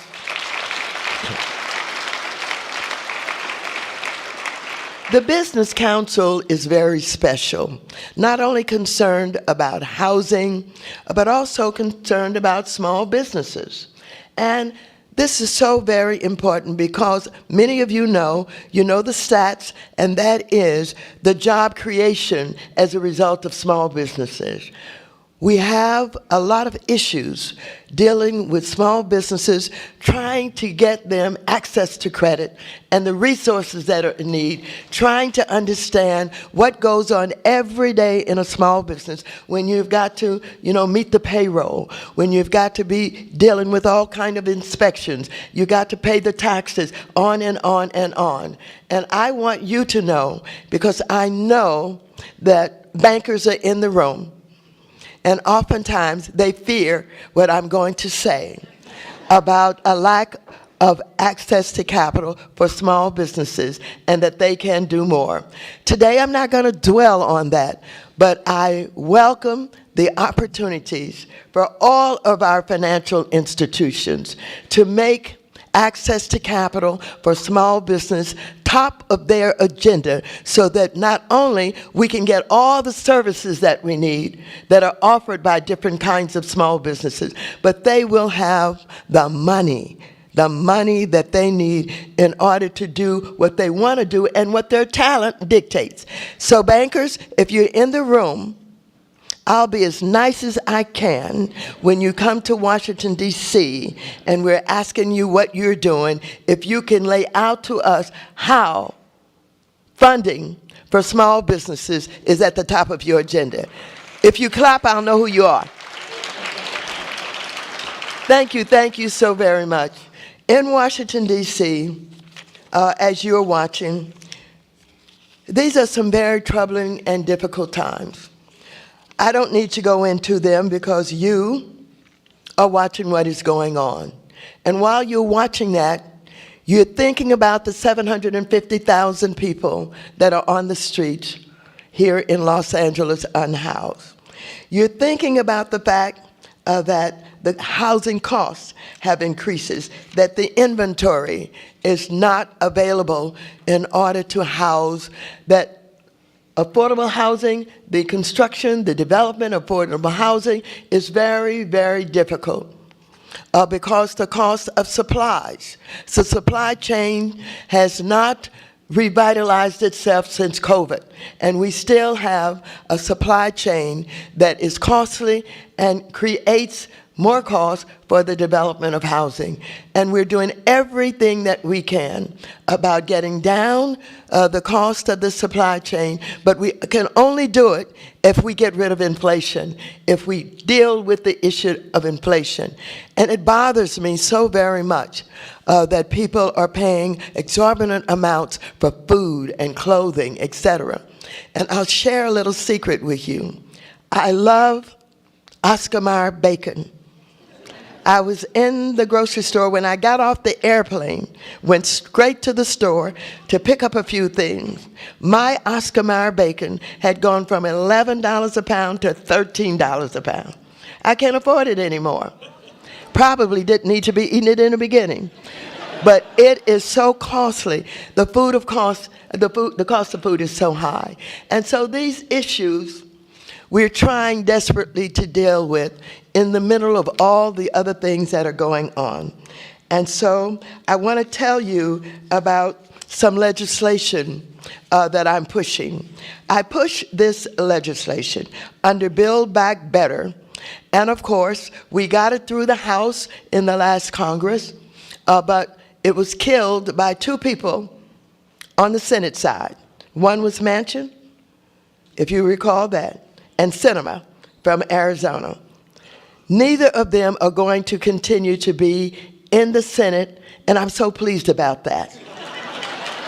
I'm so pleased about that because I thought we were on our way to living up to what we mouth all of the time, and that is we care about housing. We want people housed. We want people who are deserving of vouchers to have vouchers. We want to have the supply chain. We want to have the developers. We want to do everything. And now on top of that, we've got to deal with the insurance problems that we have. Because now, because of the fires and the flooding and everything that is going on in this state, insurance companies are leaving us. They're increasing the premiums. And people are coming to Washington, D.C. saying, what are you going to do? We have no authority. It is the commissioners in the state of California. So if you're an advocate and you're working on this issue of insurance, put some pressure on the commissioners in Sacramento to deal with what is going to happen and what they can do. We have some bills that people would like to attempt to get passed, but that's going to be very, very difficult because, again, we don't have control of the insurance issue. But let me tell you about these three bills. These three bills that I got past the House and was killed on the Senate side. I've reintroduced them again. One is the Housing Crisis Response Act, which represents the housing title of the House-passed Build Back Better Act, which would invest more than $150 billion in fair, affordable housing investments to create nearly 1.4 million affordable, accessible homes and reduce housing costs for all and help address unborn court inflation. Yeah, applaud that. Yes. Then it's the Ending Homelessness Act, which would end homelessness and significantly reduce poverty by transforming the Housing Choice Voucher Program into a federal entitlement so that every household who qualifies for assistance receives it. The bill also includes a federal ban on housing discrimination based on source of income and veteran status and family, et cetera, et cetera. We have people who get vouchers, and they hold on to them because they can't find a place. The inventory is not there. And then we have some landlords who just don't want to deal with the complexity of having to be a landlord and deal with vouchers and inspections and everything that goes along with it. But my bill says you don't have to get a voucher and wait because we don't have enough. My bill says if you qualify in America, you should have a place to live and you should have a voucher. Clap for that also. And then, of course, there is the Down Payment Toward Equity Act, which would help revive the dream of home ownership for all and help address the racial wealth gap by providing $100 billion in direct assistance to help first-generation home buyers cover down payments, closing costs, and buy down mortgage interest rates. Why is this so important? Generation Z and our young people who would love to be homeowners really are beginning to think that it'll never happen for them for a lot of reasons. Many of them are working every day. They're paying their leases. They're paying their utility bills. They're paying their bills. But it is very difficult to save up that 20% down. And so not being able to save up that 20% down, they are forced to have to lease and rent, and the skyrocketing rental and lease costs causing 3 and 4 different families to have to live in the same units together. We can do better than this. And when we talk about down payment assistance, some people think, the federal government shouldn't be doing that.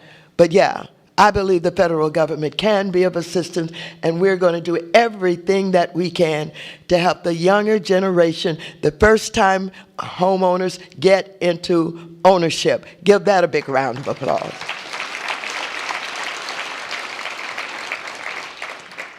And so these bills represent the single largest and most comprehensive investment in affordable housing in U.S. history. Unfortunately, even in the midst of one of the worst affordable housing and homelessness crises our nation has seen, my colleagues on the other side of the aisle have continued to double down on their efforts to slash the federal housing budget, which the Department of Housing and Urban Development estimated would push over millions of families into homelessness. So we're up against some very conservative efforts to reduce the amount of money that we put into housing. But this is not a political event, but when we take back the House and we maintain the Senate, and we keep that corner in the White House, we'll get the money that we need in order to do what we need for housing. This is not a political event. I didn't call any names, but that's what's happening. That's what some of us are fighting so hard to do. Now, while there's a lot we can do at the federal level to combat this crisis, we know that the federal government cannot solve all of these issues alone. That's why earlier this month, I was pleased to have Mayor Bass join me in D.C. With a delegation of California mayors to discuss collaborative solutions at both the federal and local levels. This includes taking a closer look at local tools that can be used to streamline regulations, improve building codes and permitting processes, eliminating exclusionary and restrictive zoning. And I want to be able to create public databases of city-owned land to reduce the cost of development and help local developers build the affordable housing that is needed to serve the lowest income families. I think there's a lot that we can do. I'm told, for example, I just learned that Metro has a lot of land that it owns, and they don't have to have market value for that land. They can negotiate prices with developers. The land costs are some of the biggest costs of development. And just think, if you can bring down the cost of land acquisition, that will help to bring down the cost of building these units. Right now, you tell me that affordable housing units cost $700,000 per unit? This is crazy. We can never get affordable housing if this is the case. So as we continue to see a rise in efforts, again, before I talk about that, let me continue with the city and the city council. I know that when you began to talk about zoning, that's a political issue, and it gets very tough. And many of the elected officials do not want these fights with these homeowner associations. They are afraid that the homeowner associations will get too involved, over-involved in campaigns and put money into making sure that they don't get the units built in their neighborhoods. They don't want zoning change, et cetera, et cetera. But if we really take a look at the power and the influence of the city council members, we can do a better job at this. I know that everybody knows what Not in My Backyard is all about. But do you know about the new organization, Yes in My Backyard? Have you heard about that? So-called progressives and conservatives getting together to talk about what we can do in order to create more housing opportunities. And yes, even in some of those areas where it was not wanted before. So I'm very optimistic when I hear about this happening, and I intend to get to know the Yes in My Backyard a little bit better, to see where they're coming from and how they envision the possibility of changing minds and making it easier for us to talk about the zoning. Having said that, small businesses and businesses in Los Angeles, I know that the homeless are in your doorfronts. They're on the sidewalks. They may be involved in literally undermining your businesses without even knowing what they're doing. Because what they're doing is they are frightening people away. They're sleeping in these doors at night. They don't get out early in the morning. People can't get the business open, on and on and on. And this should not occur. This should not happen. But I want you to know we cannot continue efforts to simply criminalize people experiencing homelessness. Local officials can also do their share in their part to promote long-term solutions that are proven to end homelessness and to make sure that we have humane and cost-effective ways. Let me be clear. Homelessness is a housing problem, and criminalization won't end homelessness. The only solution that will help us effectively end homelessness is investing in the development of affordable housing for the lowest income families, paired with supportive services to help stabilize individuals so we can finally put an end to the cruel cycles of poverty and homelessness. I believe we can do this. I believe it is possible. And I want to thank all of you who are working every day, doing everything that you can to contribute to ending this crisis. For those of you with businesses, again, I understand the difficulty when you're overrun with the homeless, in front of your businesses, in and out of the business, et cetera. But what I want you to do is to work with your city councils, work with your legislators in Washington, D.C. Don't be afraid to ask for money. It takes money in order to deal with this issue. You cannot talk about you care about homelessness and you're not willing to spend the money to deal with it.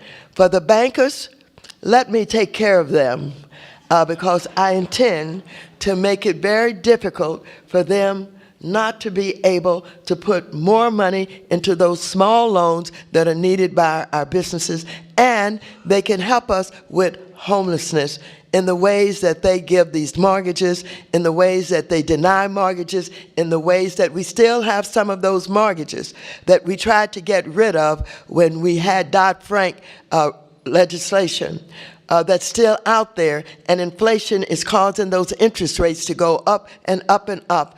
And I'm looking at what we can do to keep people from being put out of their homes because of it. So these are serious issues, and they are complicated issues.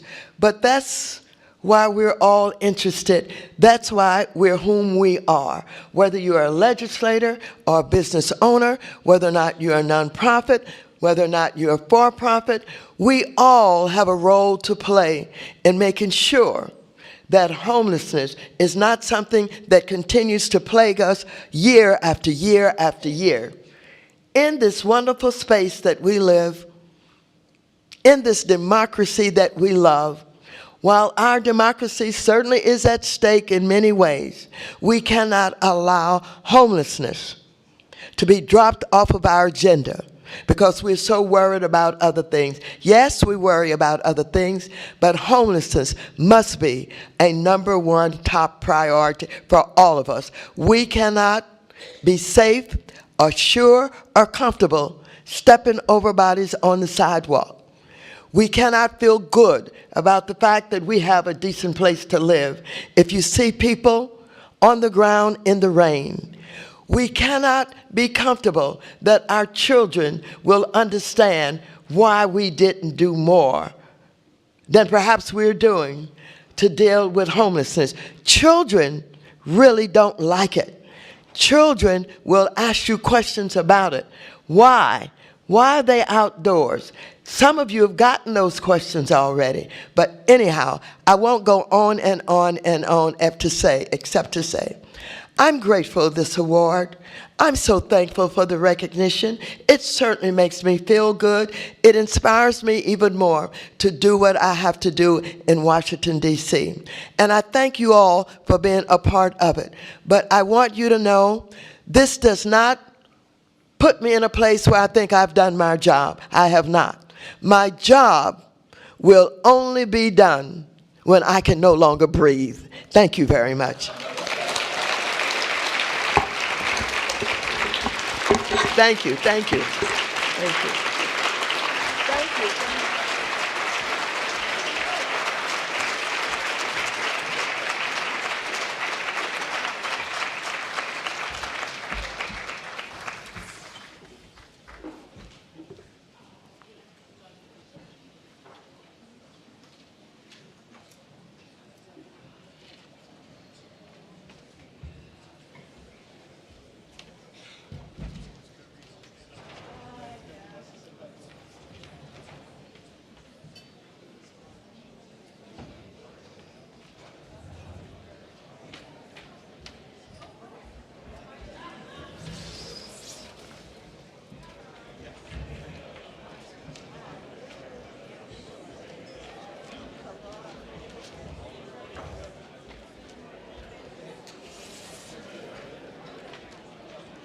Joining us to introduce our next panel is the Managing Director of State and Local Government Affairs at United Airlines, Papia Gambalin.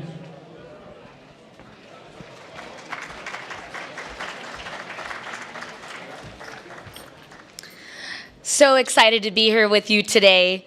I wanted to share a little bit about what's going on at United Airlines, since we are at such an amazing event talking about these important issues around housing, transportation, and jobs.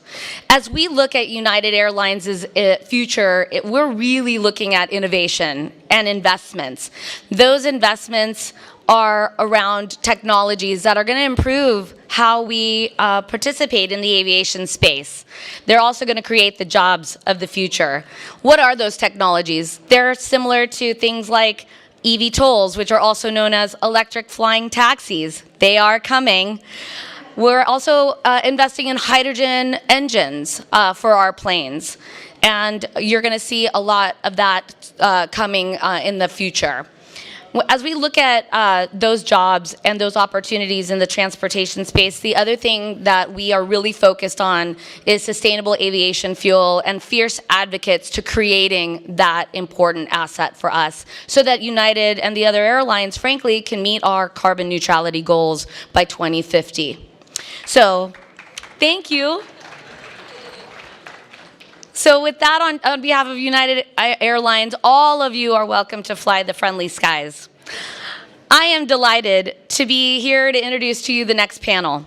Guiding today's pivotal discussion, we are honored to have Bill Whitty, Chairman and CEO of Related California. With a career spanning over 3 decades, Bill has been instrumental in crafting urban development and housing policies, profoundly influencing both California's landscape and national standards. Joining him on this panel are 3 esteemed mayors, each championing innovation, solutions to California's urgent housing and homelessness challenges. Mayor Darrell Steinberg has been a dedicated public servant for over a quarter of a century. Under his visionary leadership, Sacramento has witnessed substantial progress in economic development, mental health services, and housing initiatives. By leveraging state and federal resources, Mayor Steinberg has significantly propelled the city's growth and sustainability, setting a benchmark in urban governance. Mayor Matt Mahan, emblematic of Silicon Valley's dynamic essence, has ascended from grassroots advocacy to the helm of one of America's most vigorous urban landscapes. His leadership is a testament to the power of engagement and as he enlightens with his gift to municipal governance. Mayor Rex Richardson has championed comprehensive economic recovery and public safety initiatives, transforming Long Beach into a thriving hub of opportunity and innovation. His commitment to the community, empowerment, and the strategic governance continues to inspire and reshape Long Beach's future. Today, these visionary leaders will share their unique insights and discuss the innovative strategies that they have proven effective within their jurisdictions. This dialogue aims to uncover potential blueprints for addressing the complex issues of housing and homelessness across our state, exploring both the challenges that they've overcome and the success they've reached. Please welcome our next conversation, Leading with Urgency on Homelessness and Housing Reform, moderated by the Chairman and CEO of Related California, Bill Whitty. Thank you.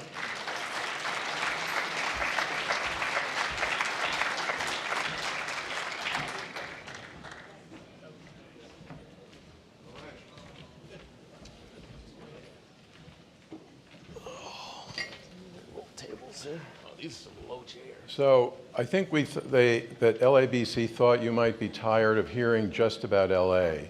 So we're actually, I think it's a real treat to have with us mayors of 3 major cities in California today to talk about housing, homelessness, what they're doing, what the challenges are. You know, the press is so focused on San Francisco and LA, but all of these cities have these challenges. And I myself looking forward to learn from what they have to say. And I would say, you know, Mayor Mahan, Mayor Richardson, and Mayor Steinberg, I joked with Darrell earlier that if I told people how long I've known him, I'd embarrass us both. But they have been leaders not only in their city, but in other organizations, regionally, statewide, U.S. Conference of Mayors. So they bring with us not only a focus on addressing the challenges in their cities, but an understanding of what their colleagues and peers have had to deal with. I want to say I have some perspective here, but looking forward, as you are, to hear from the mayors. You know, our company's unusual. We develop a lot of affordable housing all over the state. We have 2 homeless high-rise projects, one under construction, one soon will be with Weingart Center in downtown LA. We have luxury high-rise projects in San Francisco, Hollywood. We're under construction on market rate projects in Santa Monica, Silicon Valley, the North Bay, and soon the East Bay. And we're about to hopefully start soon, once we get approved, on redeveloping a 42-acre old shopping center next to South Coast Plaza in Santa Ana. So we've seen the spectrum of challenges, and there are no easy answers. So I would start with our panelists here with a question, Matt. We can start with you. Recently Governor Newsom, who's been very active in homeless, sort of finger wagged a little bit at cities and said, we got to be more efficient with the $20 billion or so that's been spent. There are some that say the state should do more. There are budget deficits at every level. So how do you respond to that? How are you dealing with these problems in your cities? Well, thanks, Bill, and good morning, everyone. It's great to be here with you. There's a lot I could say on this. I would say high level, I very much agree with the push around transparency and accountability. I ran for office on the idea that we need to do fewer things, pick the right things, and be more accountable for the outcomes, including by having public-facing dashboards that help people really understand how do we measure success, where are their dollars going, and then program-level performance goals. So I think high level, what the governor's pushed for, we just had a state audit that largely said the same thing. We need to hold ourselves to a higher standard in terms of the ROI that we're getting. But I also think it's important for us to discuss which goal are we going after here, because I can tell you that what has most worked in San Jose in the last few years, and last year we had a 10% reduction in unsheltered homelessness year over year, while the rest of the state saw an increase, even the rest of our county saw an increase, has been two strategies that I think have been underinvested in. One has been prevention. Since the start of the pandemic, we have put millions of dollars into helping over 7,000 families remain stably housed. The total subsidy has only been about $7,000 per household. We've kept about 95% of those families housed even years after the subsidy ended. We've been able to keep people stabilized and bridge them and support them to something more sustainable. The other strategy that has been working, and not without some pushback and controversy, has been investing in interim housing. We have built prefabricated modular units. We've also done motel conversions, some of that with help from state funding, but we've been able to quickly and efficiently, in some cases as cost effectively as $60,000, $70,000 a unit, and during the pandemic at least 12 months or less to construct. We've added about 1,000 units of interim, have another 1,000 in the pipeline. We have a waiting list, hundreds of people long, who are currently out in tent encampments who say, I just want a room with a door that locks. Small is fine. Getting people stabilized and connected to services is the key. And after over 3 years of data, what we've seen is 70% of people remaining indoors, 50% of people graduating to permanent housing. And in the neighborhoods, despite all the pushback and skepticism, where we have invested in this transitional housing, we've seen a reduction in calls for service for both crime and blight. So it's a win-win. We still get dinged, though, for not having enough permanent, affordable housing. I'm sure we'll talk more about what that really means. And I don't want to filibuster here, so I'm going to hand it over to my friend Rex. Good. Well, Matt and I were elected on the same day, and we're a part of the same cohort of new mayors across California and across America. And I think context is key. I think the governor coming out and saying we need to work harder and we need to innovate and we need to hold ourselves to a higher standard, I think that's what the voters expect of us. And the context, we were elected in, say, November 2022, into 2022. Point in time homeless count comes out between 2020, 2022, we saw in Long Beach a 62% increase in homelessness post-pandemic, the biggest spike we've ever seen. Now, homelessness and housing, it's not new. We're not a city that's resistant to homeless services. We're one of 3 cities in the whole state with its own public health department. We have our own continuum of care. We've got a housing authority. We're a California pro-housing jurisdiction. So we believe in housing, but the issue had grown. The pandemic had caused the issue to grow to a point where it was an emergency, and we needed to make it our top priority to respond. I think we're in this great moment of alignment right now where you have a presidential administration saying this is a top priority. You have a governor's office saying we need everyone to do better. We need to fundamentally reform mental health services. We have county and state. You have alignment of mayors between Long Beach and Los Angeles, 2 mayors both saying this is a top priority in emergency. And so we got to work. Within Long Beach, our goal, we declared a local emergency, and our goal and our strategy was to plus up our capacity. We went from maybe 6 local outreach workers to about 30. 5 years ago, we didn't have a single unit of city-run shelter. We're north of 1,500 in Long Beach now. We are a city that believes in housing. We updated our downtown plan to build 5,000. We surpassed it, built 6,500 units. Our RENA number was 26,000. We already passed and have approved housing element that allows for 26,000 units. Now, the challenge is these units won't be built unless there's great collaboration, layered funding, and a focus on affordability. What we believe in Long Beach is pretty simple. We believe in housing, we want to build the housing, and we want it to be affordable for people to live in it. It's really that simple for us. Now, when you put those things together, we're demonstrating results. The outreach, the interim housing and shelter, and placing a focus on housing solutions and making sure those things are the same, we're beginning to show results. So when it was upside down, 62% higher, that means the rate of people entering homelessness far surpassed the rate of folks exiting homelessness. And then last year's point in time count showed a 4.6% increase, which means that that rate of growth had slowed dramatically, 62% to 4%. And then 2 days ago, we announced our point in time homeless count on the 3rd year that showed a 2% reduction in homelessness. What that trend, that's a clear trend line that shows for the first time in more than 7 years, more people have exited homelessness in Long Beach than entered homelessness. That is very encouraging. A good thing. But we need to make sure we're investing the resources and we're doubling down on our values. We have to continue to build housing. We have to continue bringing people out of homelessness and slow the rate of which people are entering homelessness through prevention, through shallow subsidies, through making sure we understand from mental health, a chronic homelessness, economic standpoint, what interventions actually work and keep people from entering homelessness. So I'll pause there.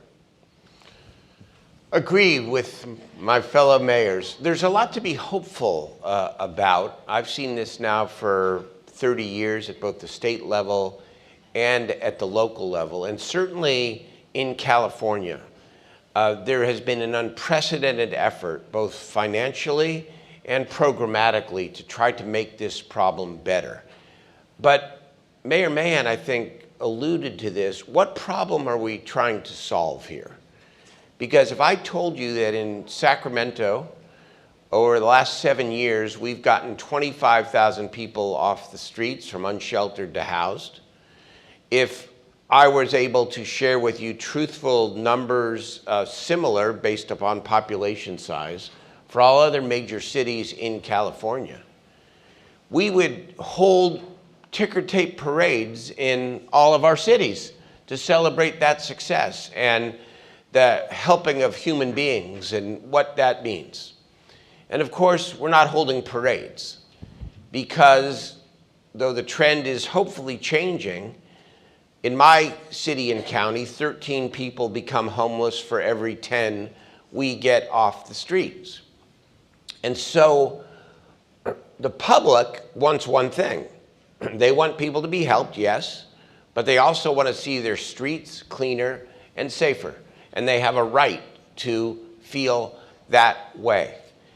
And so I feel there are multiple truths here. And one truth is that government at all levels must be held accountable to outcomes. And this is something that government does not do well. Matt talked about the publicly facing dashboards, and nobody knows in the public exactly what it is we're doing at what pace, and to be able to digest it in ways that say, well, we may not have solved the problem, but look at the trend line and look at the progress. That needs to change. Until city government, county government, and state government is actually measuring outcomes like reductions in rates of psychiatric hospitalization, reductions in days of homelessness, reduction in arrests, and we can begin to see that trend line in a way that gives people a little bit more hope, I don't think they're going to have as much hope, and we'll get results like we had in March with Prop 1, kind of a no-brainer, updating my 2004 Mental Health Services Act and adding billions of dollars worth of funding for more beds. Should have passed easily, barely passed. And I think that's because people are not confident in our performance. The second truth, though, is that somebody once said to me when I was a young legislator, I always remember this, you know, the process is not the problem is the problem. We have a housing crisis. Housing is an economic commodity, as it should be. We don't want to turn it all over to government. But there is no legal obligation to produce a certain amount of housing. You either afford it or you're high enough up on the waiting list for affordable and supportive housing that you qualify, and for everybody else, good luck.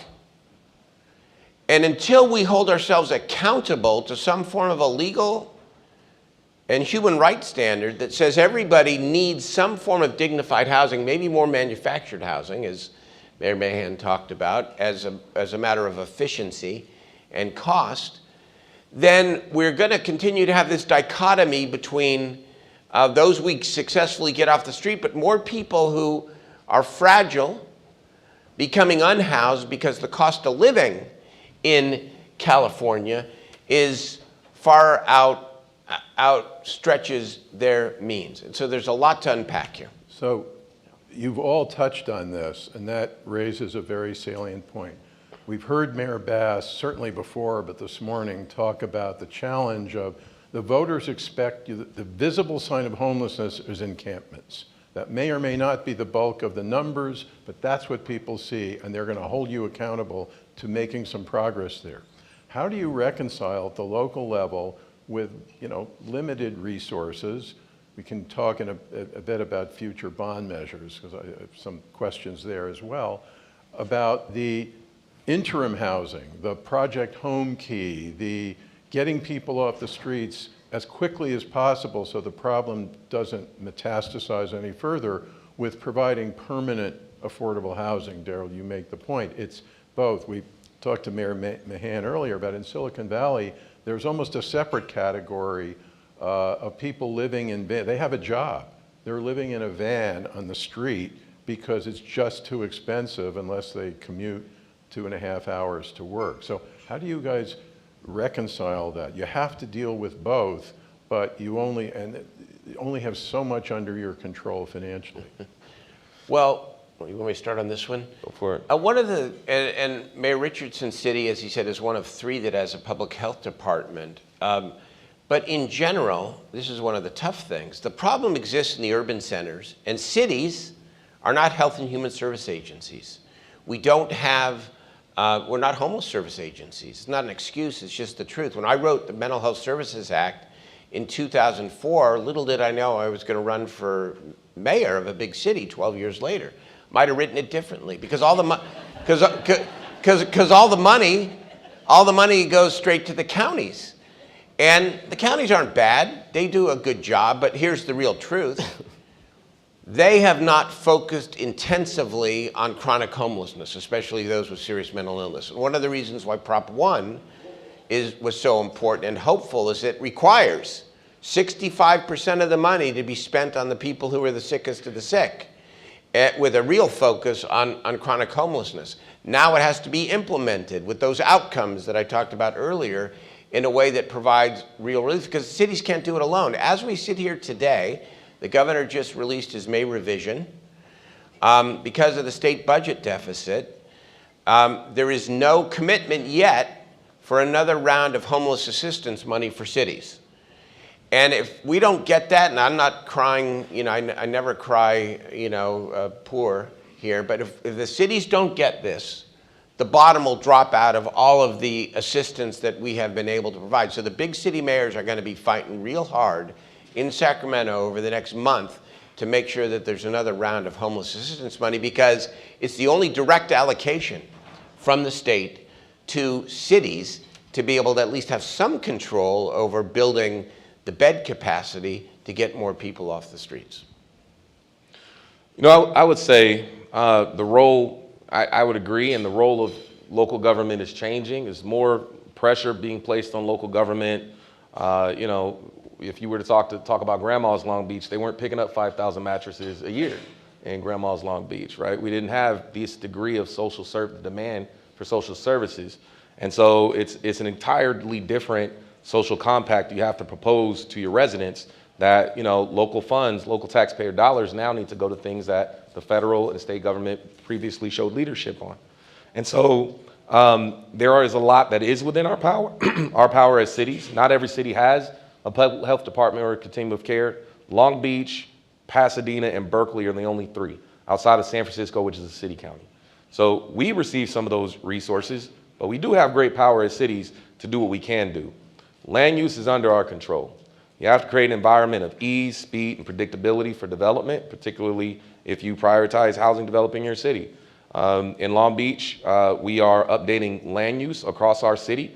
We started with the downtown where there was so much potential for density.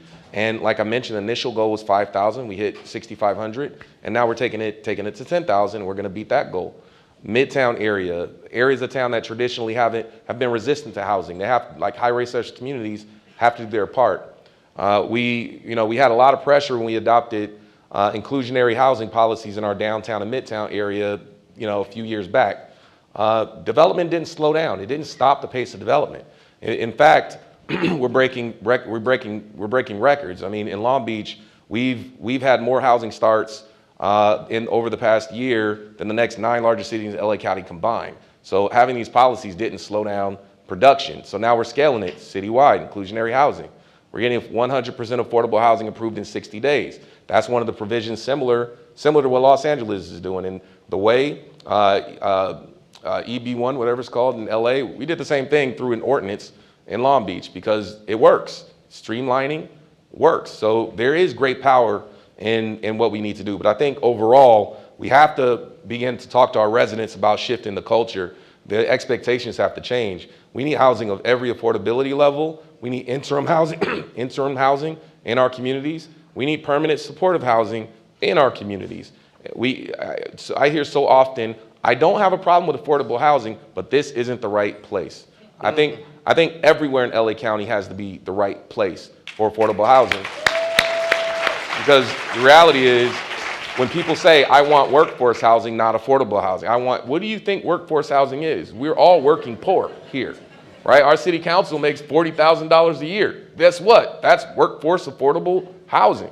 And so I think we have to be really honest with our residents about expectations because things are going to change and it's not necessarily for the worst. You can say not in my backyard or you can have homeless encampments in your front yard. So we have to have a full wholesale conversation with our public, with our residents about expectations.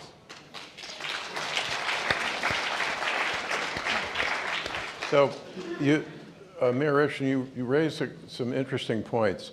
Some good news, bad news. Good news is, ever since the state, rather quietly, I think in 2020, passed the Surplus Lands Act, all of a sudden, not only state level, we're working on 3 right now, surplus state sites for affordable housing, but it's encouraged cities to do what some were doing anyway at some level, surplus local sites to be used for affordable housing, mixed income housing or something. So there's more opportunity. Someone on the development side though, so we're used to, that's helped a lot. The RHNA number issue, people complain all the time. I'm here to tell you that every suburban city I've worked in is at least, with a few exceptions, taking this seriously, and they never did before. So the pressure from the state has made a difference on the approvability side. There's more surplus sites. It's easier to, for lack of a better word, politically get approval. However, in a slowdown, which we're experiencing on the market rate side, costs typically go down. They haven't. Interest rates have gone up. Insurance costs for all level of housing have gone way up. It looks like utility costs may go up. So the funding for these, each of these mayors have done, I know, a very good job of encouraging affordable housing in their cities. Where's the next round of money going to come from? There's going to be a host of state ballot measures. We heard this morning about the homeless services ballot measure being worked on in LA. each of you have experience with local measures. I'm a little concerned, and Daryl, you mentioned the reaction to the governor's proposal, that the electorate may go, whoa, I mean, there's just so much. I mean, how do you respond to that? One other thing I would add, we heard from the Bay Area Council speaker this morning about the Bay Area Housing Finance Agency, a regional approach. The statewide things, we need them, God, we need them really hard. Such a big state, so many different places. Any thoughts on dealing with that? Because as you all have said, if there isn't more funding, you can be the most efficient machine ever, and you're only going to be able to get so far. Yeah. I wanted to kind of combine the answer to that with an answer to your last question, which is to go back to the concept that Rex introduced in his first answer on this continuum, this spectrum of solutions with prevention and interim, and let's put in residential treatment and solutions for some of our most vulnerable residents up into affordable and permanent supportive. I want to suggest that we really need to do all of that and do more at the two ends here. And what I mean by this is we have, in our county, been a leader in building affordable housing. We passed a $1 billion bond. We passed a transfer tax. We put $1.5 billion into new affordable housing just over the last 8 years. We're polling now on a regional housing measure, and our county, of all 9 counties in the Bay Area, is actually the most underwater on public support. And I think it's to go back to Daryl's point, we've gone to the voters a few times now, and maybe we've oversold it. We've said, here's the bond to end homelessness. So we passed the $1 billion bond, we invested as we said, we build the units we said, and people still see the tent encampments. And so while we need to continue to push to remove barriers to building affordable housing, we approve every affordable housing project that comes before our council. We need to do everything we can down that middle lane. I also think we have to figure out how to build greater trust with the voters, rebuild that trust, and I'll give a couple examples. At one end of the spectrum, and then we need to figure out how to get more private capital off the sidelines and essentially make it profitable to build missing middle housing again. And that's not to say we shouldn't also be publicly subsidizing affordable housing, but right now the political reality seems to me to be that there's just less support for it. Cost of living's high, at least in our county. We've gone out to the voters a couple times already, and we've spent a lot of those dollars. And they don't feel that we've made enough progress, even though, to Daryl's point, we have helped a lot of people. So at this end of the spectrum, at the most basic ground level, what we're trying to do, and actually this is partly inspired by one of the state's encampment resolution grants that we received, is to do what we're calling preserving our progress, where we're finding the most visible public spaces that have been impacted by homelessness, standing up dignified shelter, interim and transitional housing paired with services, offering people that housing, decommissioning that encampment, and then actually preventing re-encampment. And it's not to criminalize homelessness, but we've said this is an area we're going to restore to public access. And we will abate automatically, but we have gone through and first invested and built the housing and done the outreach and offered people housing. And we have to start having some visible symbols of places where people feel like they're seeing progress. They can point to it and say, for 3 years, we couldn't walk along the riverfront. I didn't want to take the trail to downtown, and now I can, and it feels safe again. And it's not to demonize or criminalize homelessness, but we have to be practical about the fact that if we ask people for billions of dollars and they still see the tent encampments in the exact same place, they're not going to give us the $1 billion the next time. And so I'm trying to be very practical about how do we preserve progress and start to enforce a good neighbor policy and work more hands-on in encampments where we have serious issues with fires, with trash accumulation, bring more services out to these encampments and better manage them, and frankly reduce the visual impact so the community can see some progress. I'm just being really practical about the blocking and tackling at the street level to get our communities to be bought in again around the idea that we can actually make progress. At the other end, and I see that we don't have a lot of time, so I'm going to start to wrap this up quickly, but I think LA has been a great example. Sounds like Long Beach has. I need to look at what you're doing.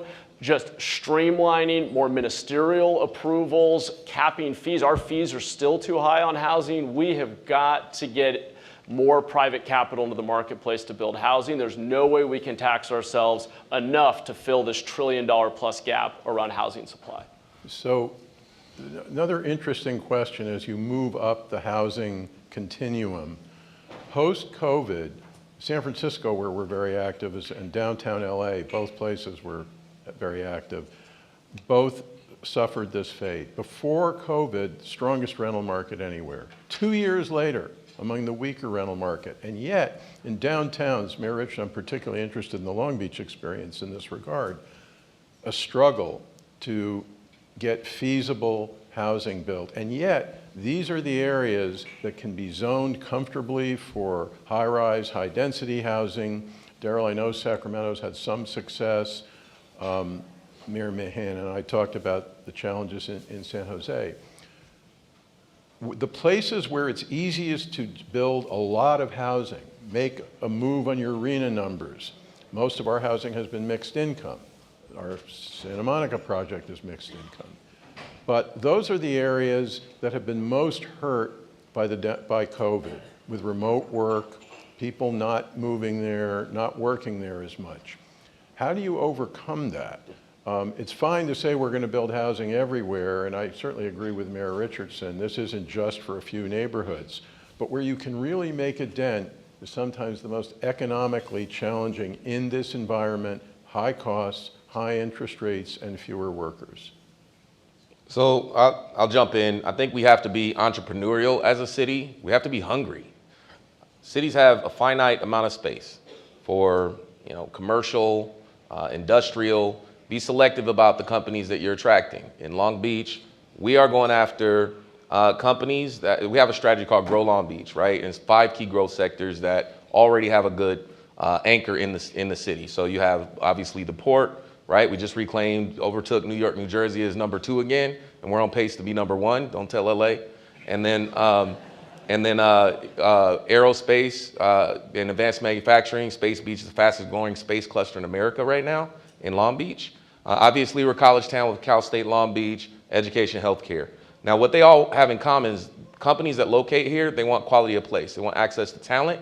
They want access to housing that's affordable. They want access to a great school district. So in order to accomplish those things, you have to build housing, and housing of all types. One type of housing that surprised us that we didn't expect to take off was accessory dwelling units. We built more per capita than we're the per capita leader in California on accessory dwelling units. And it's because it's a part of the culture. People have had granny flats for many years in Long Beach. There's challenges in downtown. We just were up in Sacramento having a panel about the challenges all of our downtowns are facing. And one sort of vagrancy, the lack of some of the vacancy rates, the office space. How can we take the opportunities we have to bring companies, to bring educational institutions more fully into your downtown? No one's really figured out the model on commercial space conversion. We ought to be the ones to champion that, because a building, you need a window. People want their buildings windows to open, commercial buildings windows to open. It's expensive to change that, but college dorms, sometimes windows don't open. And so it may be a better fit as student housing. The last thing I'll say before we pass to the mayor is I wanted to talk about just that funding issue. Just to be clear, we were not in the housing crisis we're in today prior to the loss of redevelopment in 2013, the biggest driver of local affordable housing subsidies for local cities.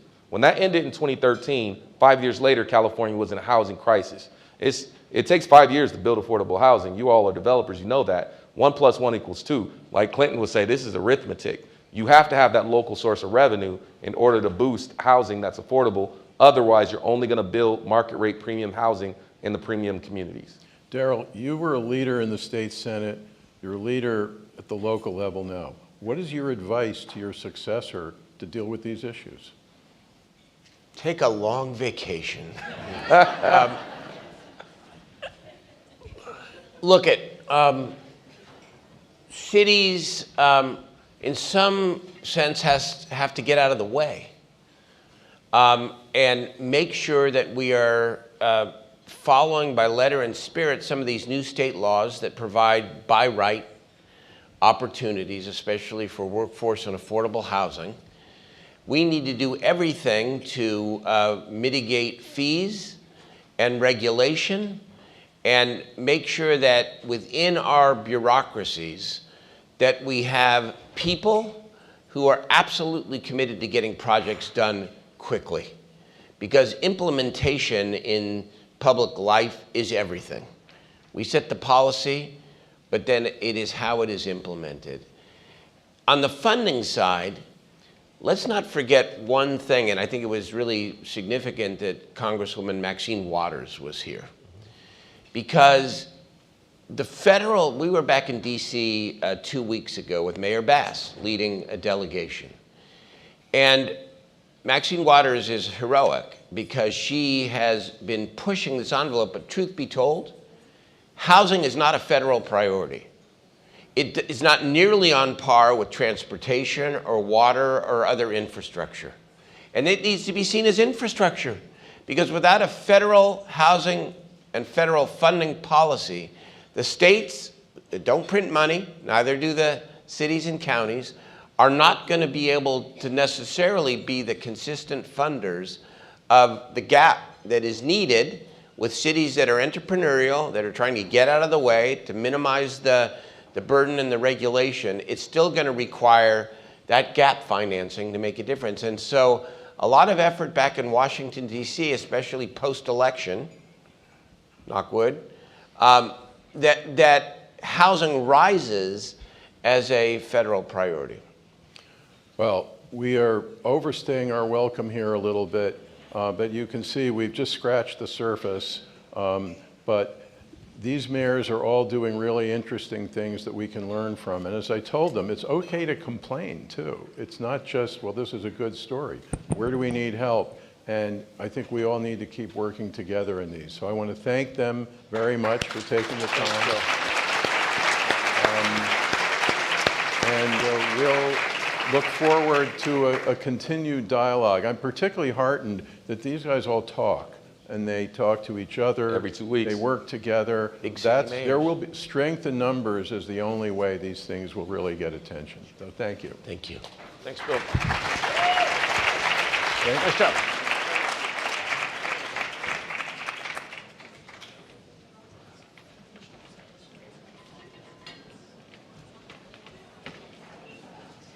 Please join us for our next Spotlight conversation, where Ken Lombard, President and CEO of Bridge Housing, will be interviewed by Greg Ames, the Southern California market leader of Trammell Crow.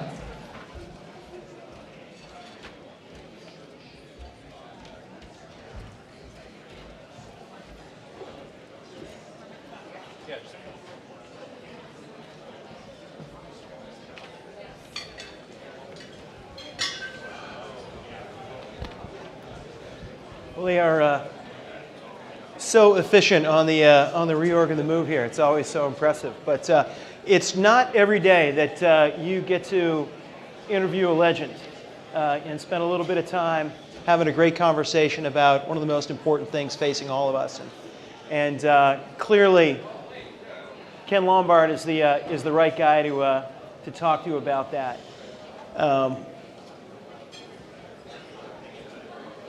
You've had such an incredible experience and background. People could say a lot of things about you, but one thing they would never say about you is that you're a follower.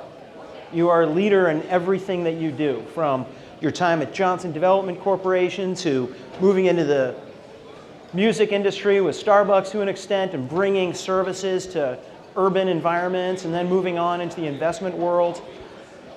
Yet you've chosen in this chapter of your life to focus on affordable housing and affordable development.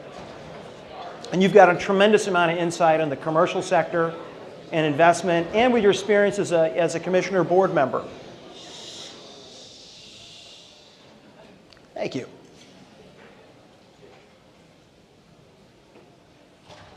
On the challenges that face the public sector in getting things done.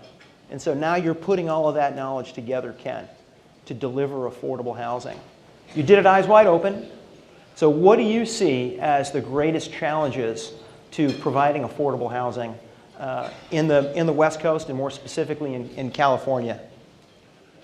You know, Greg, thanks for the comments. I have always tried to focus in on opportunities that may need fixing.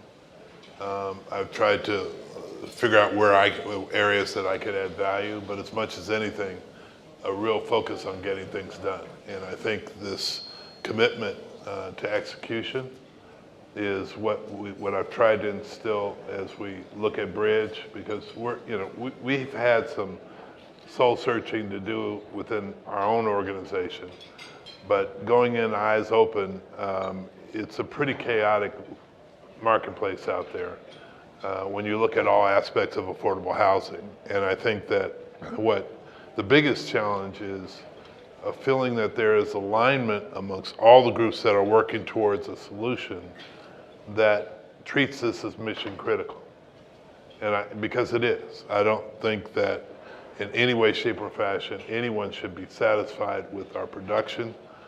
At the end of the day, there's a lot of capital that's being thrown at it. Lord knows that, agencies like, HCD and others, and Doug's agency at HACLA, everybody's working really, really hard to try to figure out ways to come up with solutions. The problem is, if we take a step back, we're just not getting it done. And while the capital is going out the door, we're still not in a position where we put a dent in the overall challenge that is in front of us. And you couple that with high construction costs, all the post-COVID type trauma that everyone's dealing with throughout their portfolios. You deal with soft debt, you deal with difficulty in underwriting, and underwriting to a point where you're going beyond closing and getting your developer's fee, but where you're getting to a point where I like to talk to my team about, Natalia Williams that runs our asset management group. I want to make sure I'm handing off to her something that's sustainable. I heard the word sustainable, I heard the words effective. That's the type of commitment that I think we all need to take a step back and figure out how we can make some changes that are going to help to really put a dent in the overall need from an affordable housing perspective. Yeah, so speaking with those challenges in mind, and you're well known to be a creative problem solver and a creative deal maker, and we've heard lots of opportunities this morning discussed on how we can operate around the fringes and make things more effective and better, but you're also focused on non-traditional solutions and finding non-traditional deals. So what's your strategy for that? Look, right now we're looking at not just ground up deals. We want to continue to add ground up production so we can add new units to it, but we're also looking at acquisition of existing, potentially market rate deals that we can convert, put the appropriate affordable restrictions on it, and add new stock that way. I mean, that's, you heard earlier, it takes 5 years to get one of these deals done. There's no way that we're going to ever put a dent in this if we continue to have that type of approach as we're trying to be productive on tackling this problem.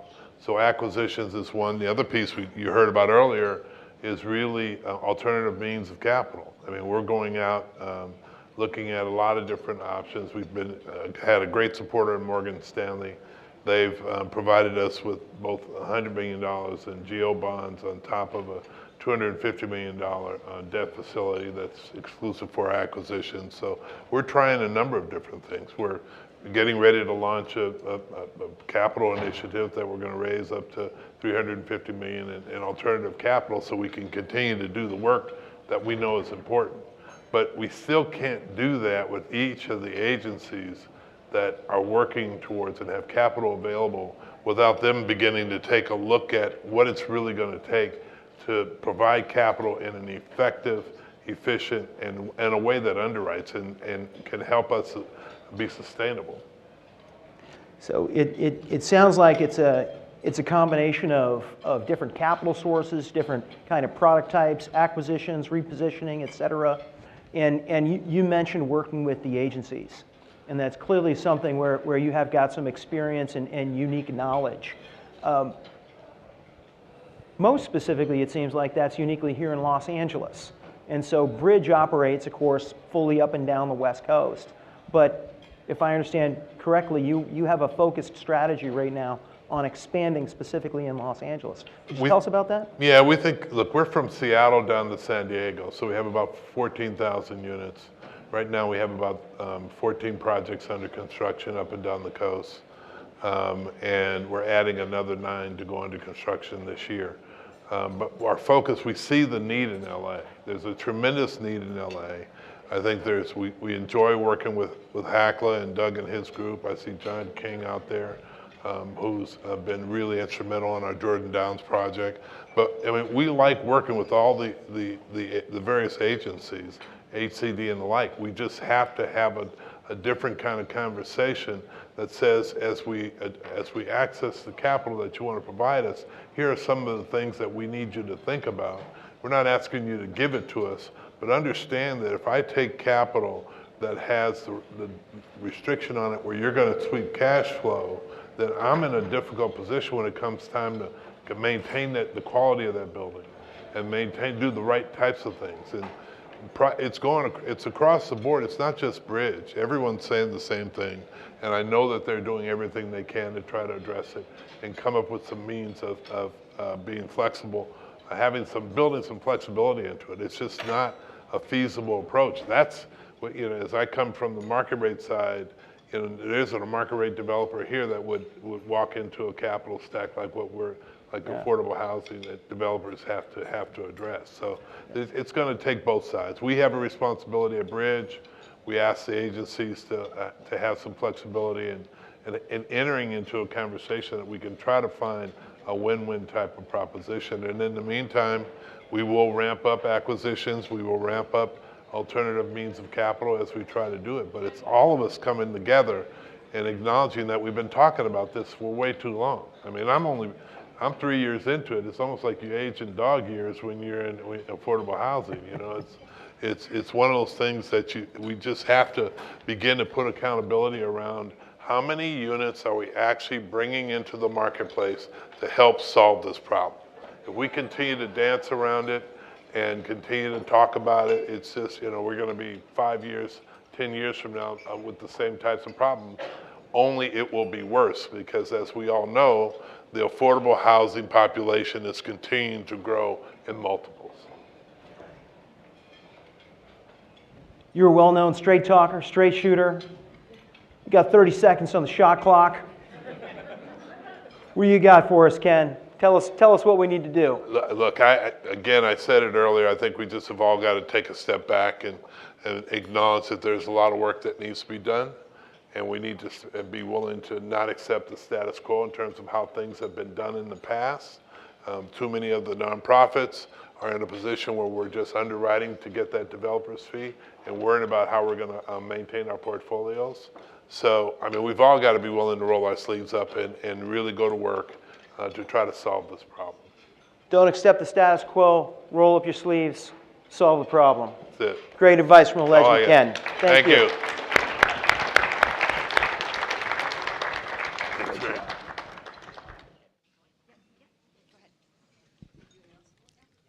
Please welcome the president of LABC, Mary Leslie, and the senior vice president of Heart Research, Dr. Aileen Cardona Arroyo, to present the findings from the 2024 LABC Institute Housing Affordability Study.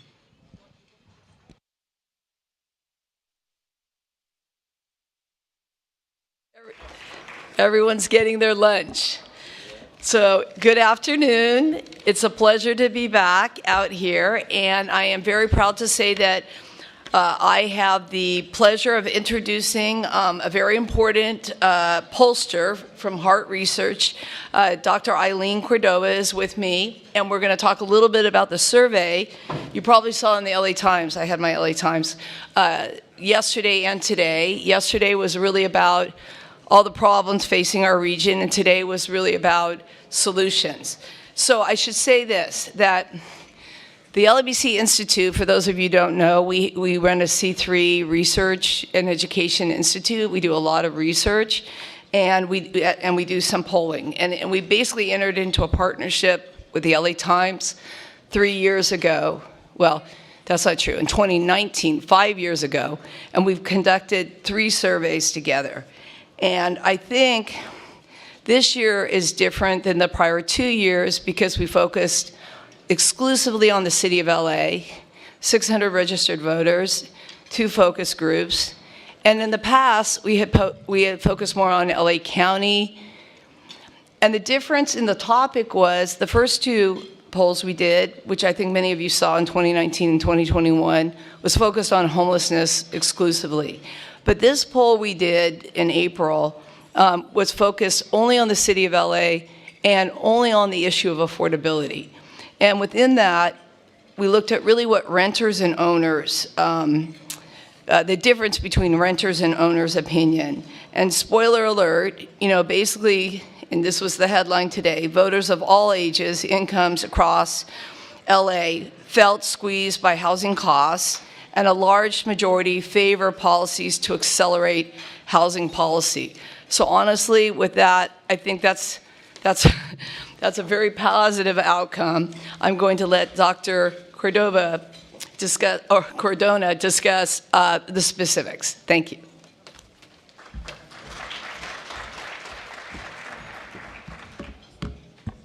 Great, thank you, Mary. Buen provecho of all who are eating right now. I'm going to give you a very high-level highlight of some of the key findings, but I do encourage everyone to go to the LABC website and read more. I mean, there's such rich data coming out of the survey and the focus groups, and we're excited about how useful it's going to be for a path forward.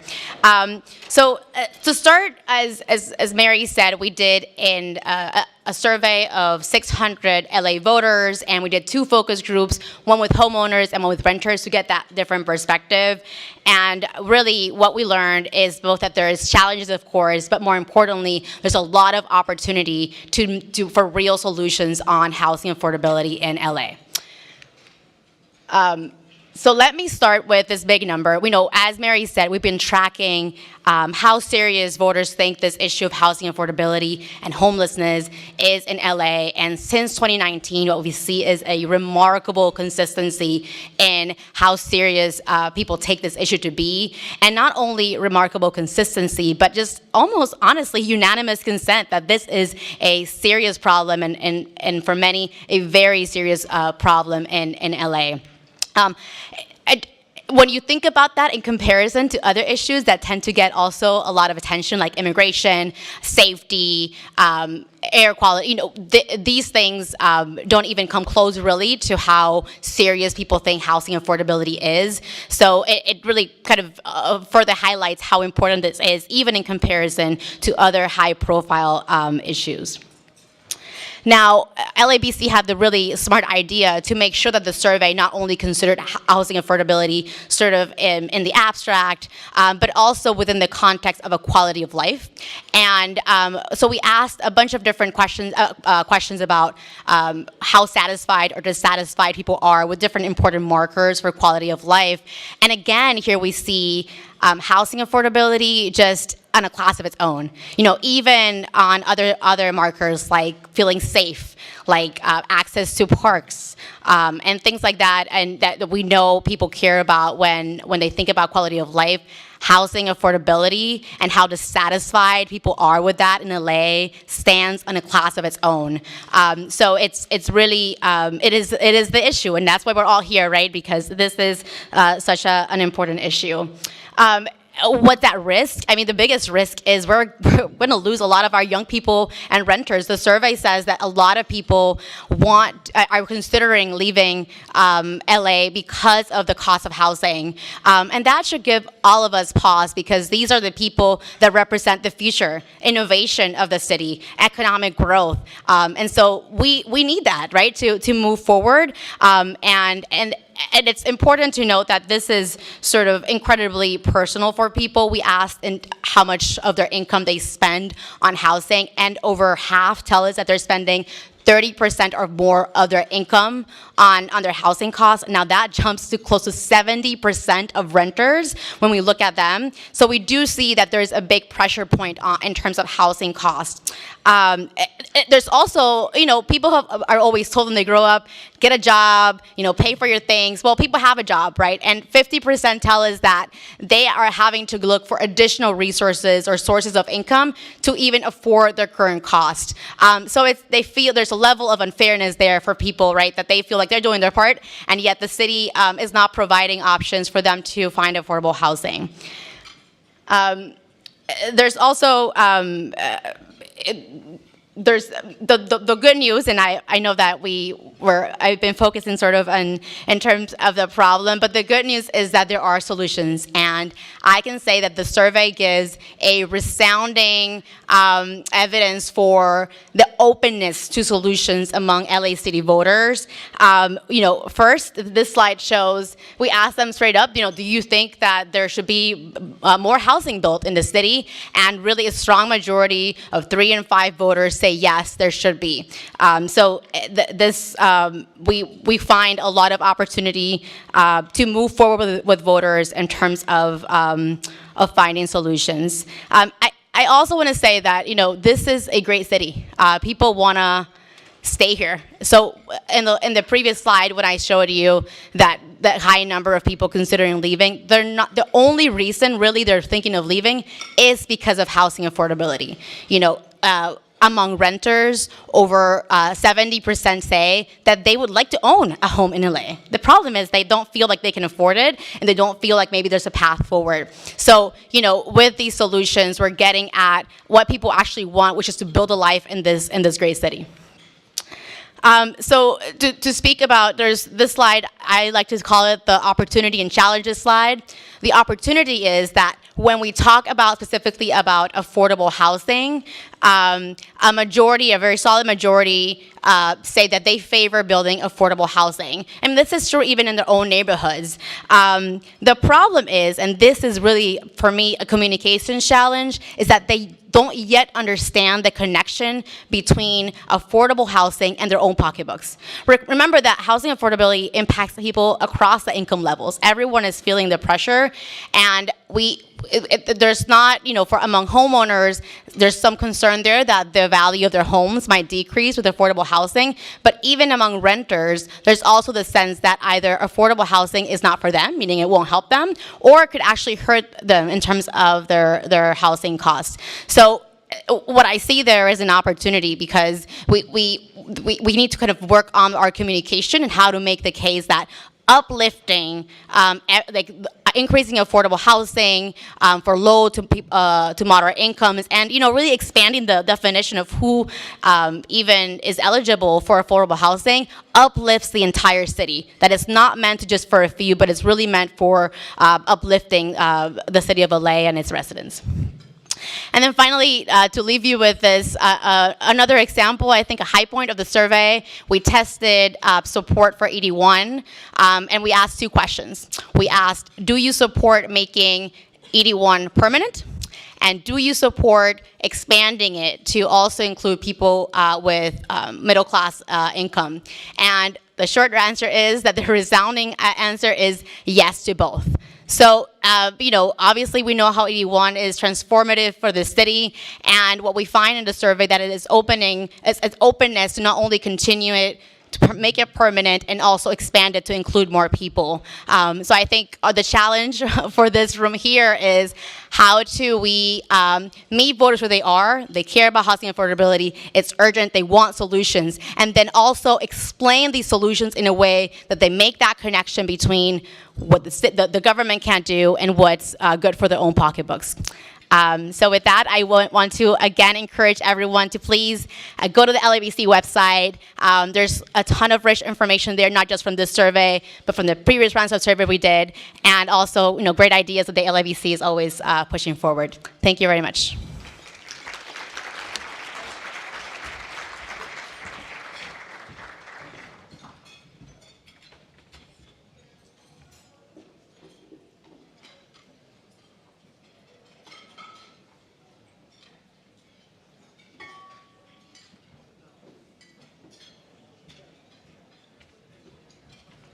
Please welcome Director of Corporate Affairs and Communications at Servicon, Greg Medizian.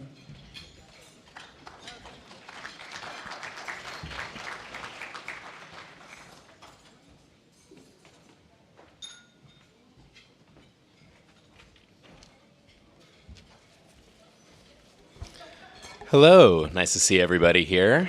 Thank you for joining us today. For many of you, I assume the majority of you who don't know who I am, thinking, who's this guy? I'm Greg Medizian, the Director of Corporate Affairs and Communications at Servicon. We are an LA-based but national leader in custodial and environmental services solutions for large, complex facilities and spaces. Think aerospace manufacturers, the biggest in the country, biotech hubs, and hospitals, including the majority of the public hospitals here in LA County. So we get to be involved in some of the most exciting, dynamic industries in the country. But our workforce is actually made up primarily of blue-collar essential workers, custodians, and environmental services technicians. At Servicon, we're very passionate about trying to elevate their experience, providing better than competitive wages and benefits. We've recently launched a Better Working Future initiative that seeks to advance equity for those that maintain our society.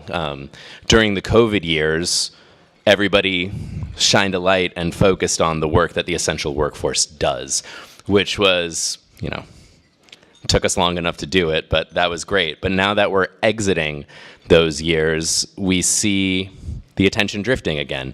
So how do we actually elevate their experience? We look at things like flex pay, schedule shifting, a lot of different creative things beyond just your typical healthcare benefits and wages, but there's really only so much we can do as a single employer. And when I'm out in the field talking with our workers, sometimes I feel like I'm at a loss because our employees tend to tell us about their difficulties with housing. That's not really something that I can do a lot about personally, or that my company can. We don't have the resources, the expertise to tackle the housing crisis that impacts our people. Which is why I'm really excited today to introduce you to today's panel framer, Mercedes Mortazavi. She's the current Vice President of Global Philanthropy at JP Morgan Chase & Co. She works to fill the need that we can't at Servicon. She brings a wealth of experience and a passion for making a meaningful difference in communities around the world. Mercedes is responsible for helping establish and execute JP Morgan's national philanthropic strategies on neighborhood development with a focus primarily on affordable housing. This is a focus that directly impacts the essential workforce that we employ. She oversees a $400 million 5-year portfolio focused on affordable housing connected to economic opportunities. And she also manages large-scale national initiatives, including the Pro Neighborhoods Competition and Advancing Cities Challenge that's aimed at advancing solutions that tackle major social and economic challenges across the country. She's dedicated her entire career to driving positive change, providing opportunities, and the single most important thing, shelter, for our essential communities. So again, as an employer of an essential workforce, I find the work Mercedes does to be an inspiration. Knowing that there's somebody out there that can fill the gap, that can dedicate her career to the things we can't do on behalf of our people, provides me a lot of reassurance that we're all moving in the right direction. So I'm really excited to hear what she has to say today, and welcome, Mercedes.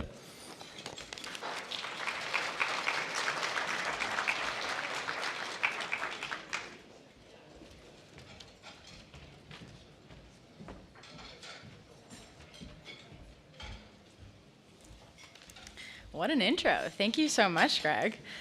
Good afternoon. As Greg mentioned, I'm Mercedes Mortazavi with the JP Morgan Chase Foundation, and I lead our national housing philanthropic portfolio. It's an absolute honor to be here today. And this next panel, along with the stellar lineup of conversations, are important spaces for us to reflect and strategize on how to strengthen our work across the nonprofit, private, and public sectors. Work to not only address LA's housing challenges, but also create more pathways to opportunity for the incredible residents that call this region home. At JP Morgan Chase, we believe that the strength of our business is linked to the vitality of the communities we serve. And a thriving community starts with access to safe and affordable housing. But across the country, and especially in LA, residents of underserved communities face persistent challenges in accessing affordable housing, many of which we have been hearing throughout the morning. Today, we gather not only to acknowledge the severity of the crisis, but also to underscore the vital role that both the public and private sectors must play in addressing it. Through our philanthropy, policy voice, and business, JPMorgan Chase is dedicated to be part of the solution with you all. In 2021, we announced a $400 million 5-year philanthropic commitment aimed at supporting housing affordability and stability for underserved households across the nation. I'm proud to share that this support has already impacted nearly 160,000 households, facilitated the creation and preservation of more than 14,000 affordable housing units, and enabled our nonprofit partners to leverage an additional $1.8 billion in capital. One of our key initiatives as part of this commitment is Connecting Capital and Community, or 3C, operating in 5 cities, including in Los Angeles. 3C aims to foster multi-sector collaboration to collectively test new ways to tackle the housing supply and homeownership crisis. In Los Angeles, we've allocated over $4 million to Genesis LA and their partners to explore innovative strategies to increase new construction, preservation, and acquisition of foreclosed properties, with the goal of expanding homeownership opportunities, particularly in South LA. Our commitment extends beyond philanthropy to evidence-based policy solutions. Through our Policy Center, we have supported housing supply solutions such as LIHTC expansion, the creation of a neighborhood homes tax credit, and additionally, we're addressing issues like heirs property instability through state advocacy efforts, including in California. And finally, we advance housing affordability through our core business operations. Since 2020, our community development banking team has committed nearly $1 billion in loans to build and preserve affordable housing in LA County, including permanently supportive housing.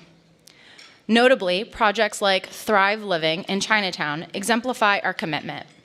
The firm's financing resulted in an industry first, 100% rent-restricted workforce housing, ensuring accessibility for residents earning up to 80% of the area median income. As we reflect on our progress, we acknowledge the challenges ahead. There are no easy answers, but we know collaboration is key to drive meaningful change. We are dedicated to investing in innovation and partnerships to advance housing affordability, not only in Los Angeles, but across the nation. And I'd also like to give a shout out to my colleagues who lead our philanthropic and community engagement strategy in the region, Ali Tarzi, Sarah Bowles-Carter, Sammy, Emily. We have the team here today, so please come up and say hi. And thank you so much. Enjoy the next panel.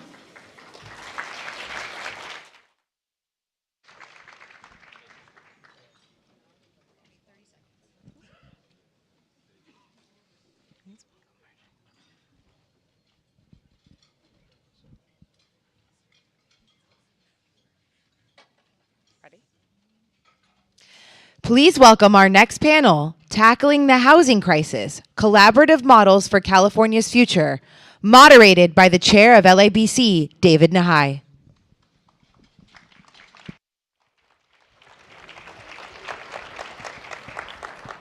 Ready?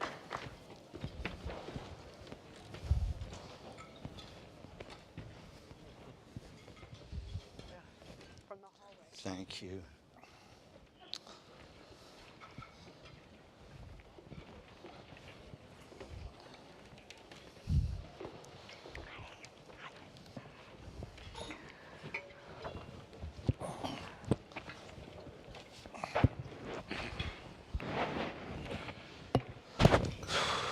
Well, all right. Did everybody have a good lunch? Yeah, I hope you didn't have too much lunch. I don't want any dozing in the audience because this panel is the panel that you've been waiting for all day. Okay? All right. So far, all of the panels have been absolutely marvelous, but this one, I promise you, is going to be... Alexa wanted me to say that this is going to be the best panel of the whole day. So thank you all so much for coming. Before we start, let me just take a second just to applaud the LABC team that have done such a great job putting this panel together. Yeah.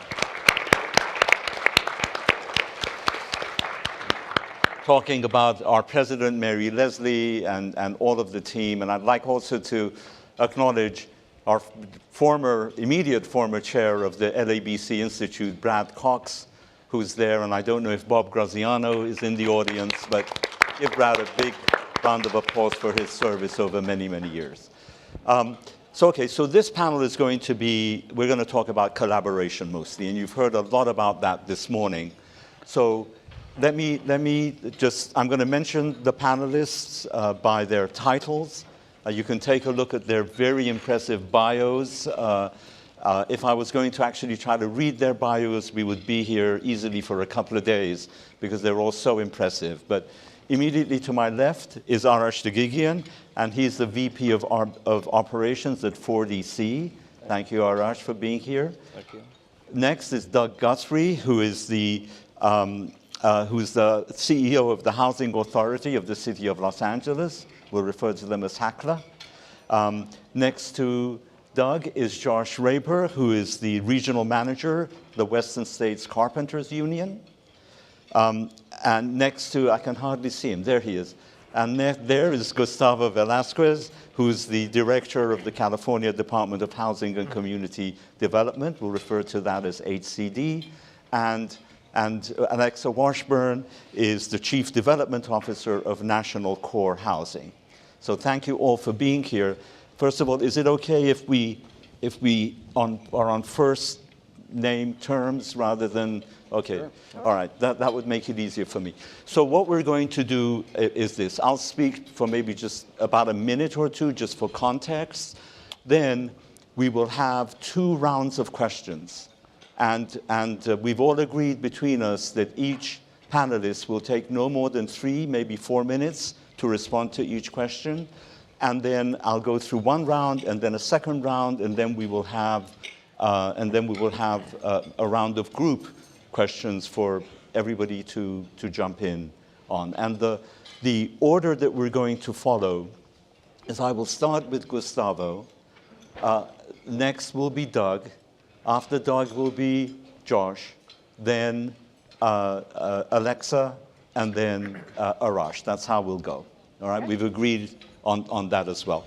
But look, just for a second of context, you've heard this morning about the really dire housing crisis that we're in. The fact that we need to build here in LA County something like 500,000 affordable units in order to meet the current demand among renter households at or below 50% AMI. And I'm sure that you've all seen the recent LA Times poll, which found that a majority of renters in LA are seriously considering leaving Los Angeles because of the housing costs. And there was also another article that came out, again, a poll that was conducted by LABC and LA Times together that talked about young people's attitudes to living in LA and how they don't see a future where they can own a home here. So these are existential problems for the city on so many levels that have to be dealt with. Now, it also has to be said, and you've heard this morning as well, that the city of Los Angeles and the county of Los Angeles are truly making important headway. The ED1 and ED7 initiatives by the mayor, all of the streamlining that has been done, the fact that we have over 13,000 units in the pipeline to be constructed. All of that stuff is to be celebrated. But it's not enough. We all know it's not enough. And all of the streamlining that we do is also not going to be sufficient. It can't be sufficient until we deal with other impediments to building housing. And some of them are in the city's control, some of them are not. Interest rates, construction costs, the supply chain problems, rising insurance rates, those are not within our control. But we have to find a way, as a city, as a region, to try to deal with those hurdles as well. And you've heard this morning, and I want to emphasize this, that this is not something that government can do alone. Certainly, the housing crisis cannot be solved without government intervention, without government incentives, without government mandates. But it also cannot be done without the participation of the private sector. And that means that we have to fashion a marketplace that has TLC And I don't mean tender loving care, although yes, it needs tender loving care, but it needs transparency, longevity, and certainty. Above all, certainty. The private sector has to have, if there is certainty in the marketplace, the private sector can adapt itself. Without that, it's impossible to move forward. So, on this panel, we're going to be talking about collaboration, about how a state and on the state and local level, we can try to deal with these issues by having a dialogue across disparate interests. I'm talking about a situation where we can have at the table the nonprofits, the for-profits, governments, the environmental justice folks, the environmental community. I hope fervently for a situation in which all of these interests are no longer talking at each other, or even worse, past each other, but that we can have a situation where they're talking with each other. So with that, thank you. You know, you're the best. You really are. You really are. I'm just so happy that you came to this conference because you know what? She deserves a round of applause from all of us. Really, bless you. Thank you so much. Anyway, don't hesitate to clap whenever I say something. Okay. All right, let's move on. Okay, so the first question is, I keep moving my chair, Gustavo, so I can see you. I would move mine. All right. A little. Okay, so this But then I first don't round of questions is really going to be an introduction of each of you, because I think the audience may not know exactly what it is that you and your institutions do. So we're going to start that way. But for you, Gustavo, and thank you for traveling to be here with us today. I want to ask you about Project HomeKey, which is really what you've been responsible for, which has been a success, but it's a COVID-era initiative. And it was born in order to deal with the homelessness problem during the COVID pandemic, which is over now. So what I would like you to do for us, if you wouldn't mind, tell us about Project HomeKey. What is it? What are its workings? And then also tell us whether you think it might become permanent. Thank you. Thank you, David. I'm happy to answer that question. Thank you to the Business Council for the invitation. I'm sharing the stage with known colleagues and friends, and I am reminded that this is my second time speaking at this summit. The last time was a couple years ago. I was sharing the stage with Tox Amishaki, who is the Secretary of Transportation for the state. We were talking about transportation and housing as an important recipe to reduce our climate change effects. And it reminds me that this is called the Jobs, Transportation, and Housing Summit. But let's just really do a quick fact check. This has really become the Housing Summit, not so much the Housing, Jobs, and Transportation Summit. And it just, I'm really appreciative of that for the Business Council, the members of the Business Councils, to put in just so much emphasis, because throughout the day, the conversation really has revolved around homelessness and housing. So very appreciative of the important focus that the business community here in LA is having on housing issues. So at the height of the pandemic, the government needed to quickly respond to the increasing infection rate and death rate of the homelessness population, especially the unsheltered population. So what the government started to do is partnering with hotels and motels chain companies to lease, engage in these master leases to immediately move the unsheltered population to non-congregate settings to alleviate the infection of this terrible disease. And then a few months later, the Governor Newsom, asked a group of his team members, what can we do to use this tragic moment in an opportunistic way?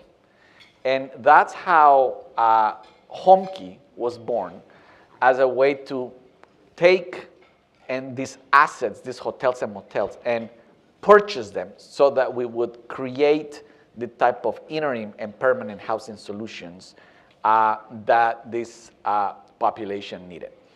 And almost 4 years later, HomeKey has become what I would think, what I believe is one of the most impactful models to swiftly create the type of housing solutions, interim and permanent, that we need for people experiencing homelessness. It is all about the urgency, the cost efficiencies. I'll talk about cost in a second, but it really boils down to the innovation of partnering with localities.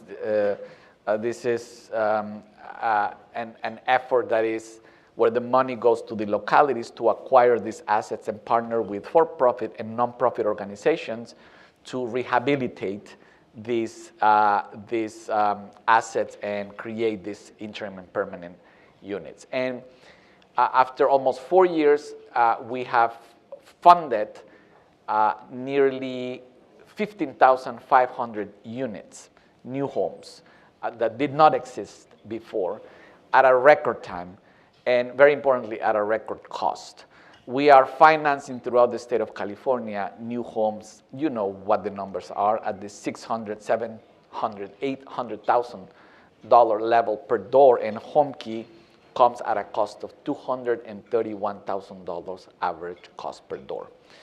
But it is not just the money, it is not just the swiftness, it is the fact that it is a model that, because of the urgency at the height of the pandemic, removed so many barriers.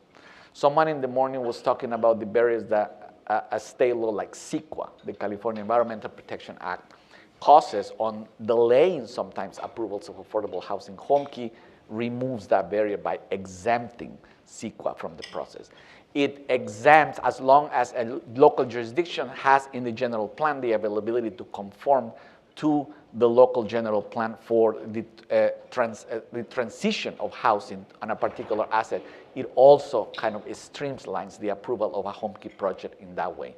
So it's been a remarkable model. Now, whether it's going to be permanent or not, nothing in government is permanent. We are facing a dire state budget at the moment.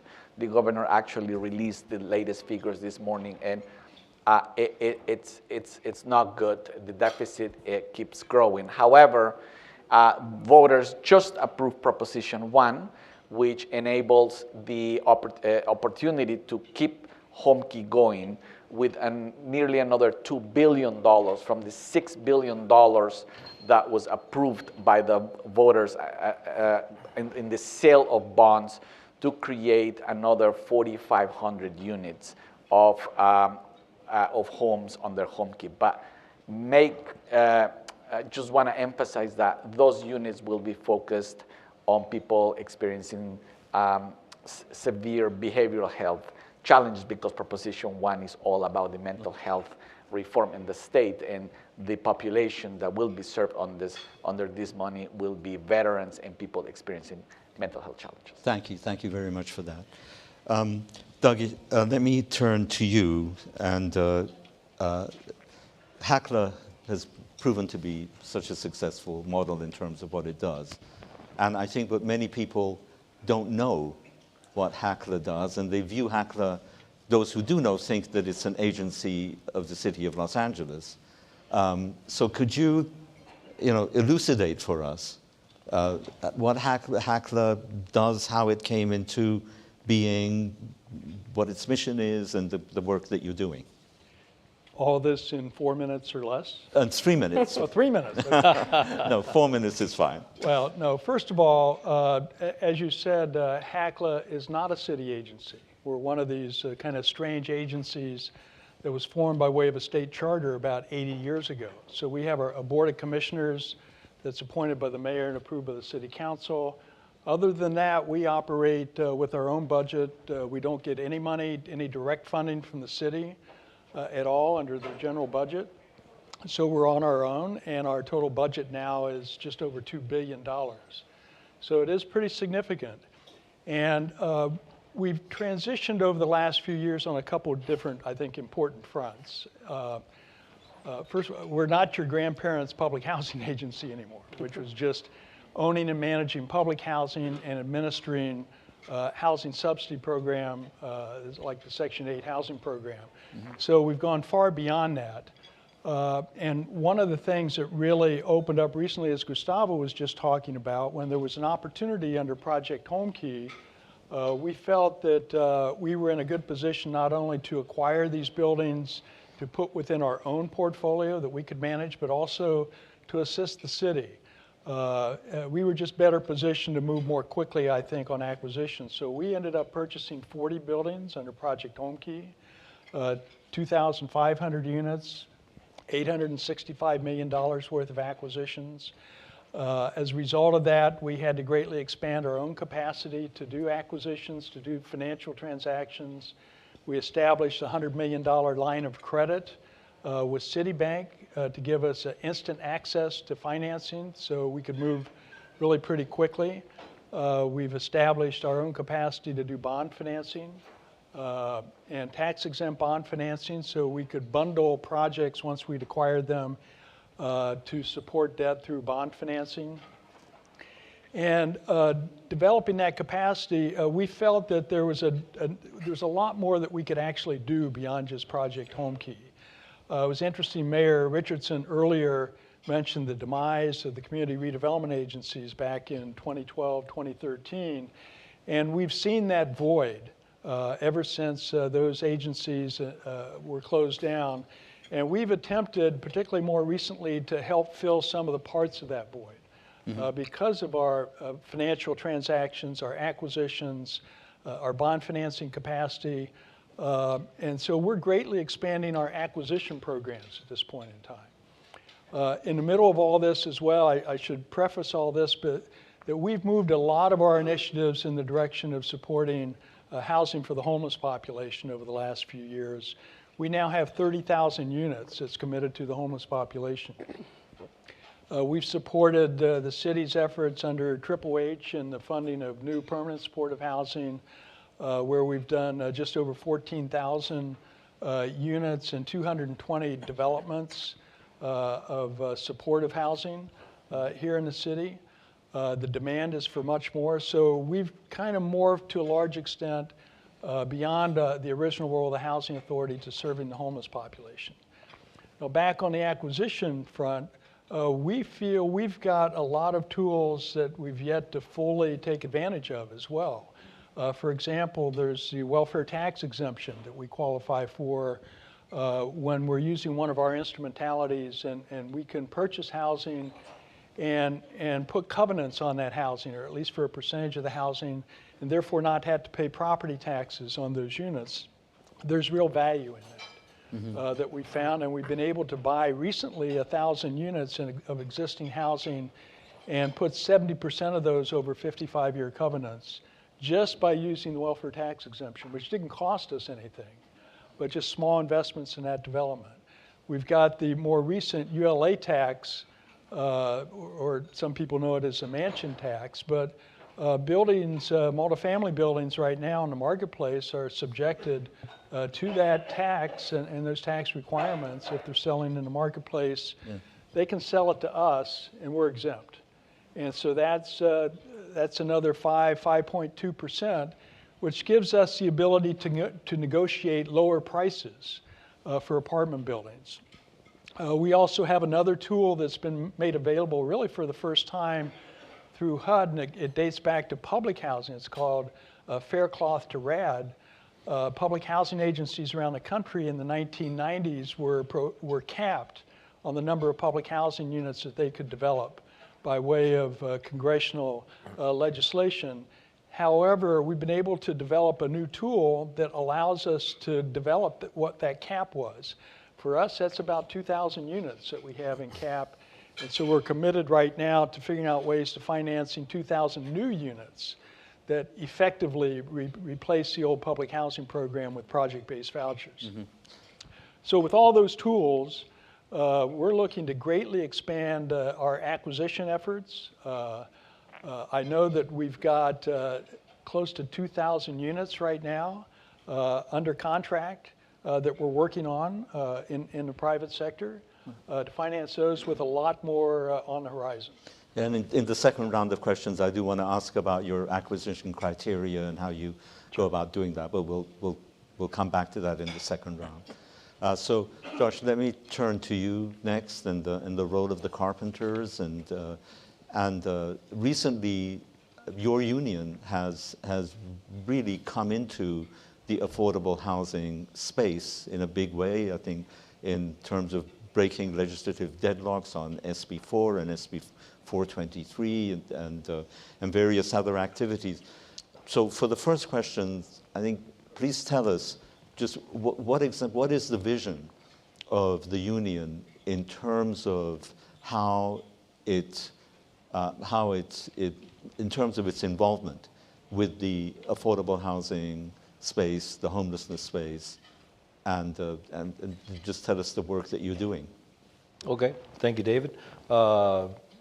I represent 40,000 members, Southern California, to take owners and agencies' visions and turn them into reality. Our members are diligent and professional and hardworking. The bills you mentioned were actually number 2 and 3 on the list of legislation that we assisted in. The first was AB 2011, where we inserted ourselves into that equation and gave real knowledge of and answers to the electeds in regards to help with transient-oriented communities where people were making decisions whether they can have a vehicle or have a home. And so we painted the picture and we stepped in and we assisted in the policy. And by doing that, I think the implementation of labor standards is one of the most important things.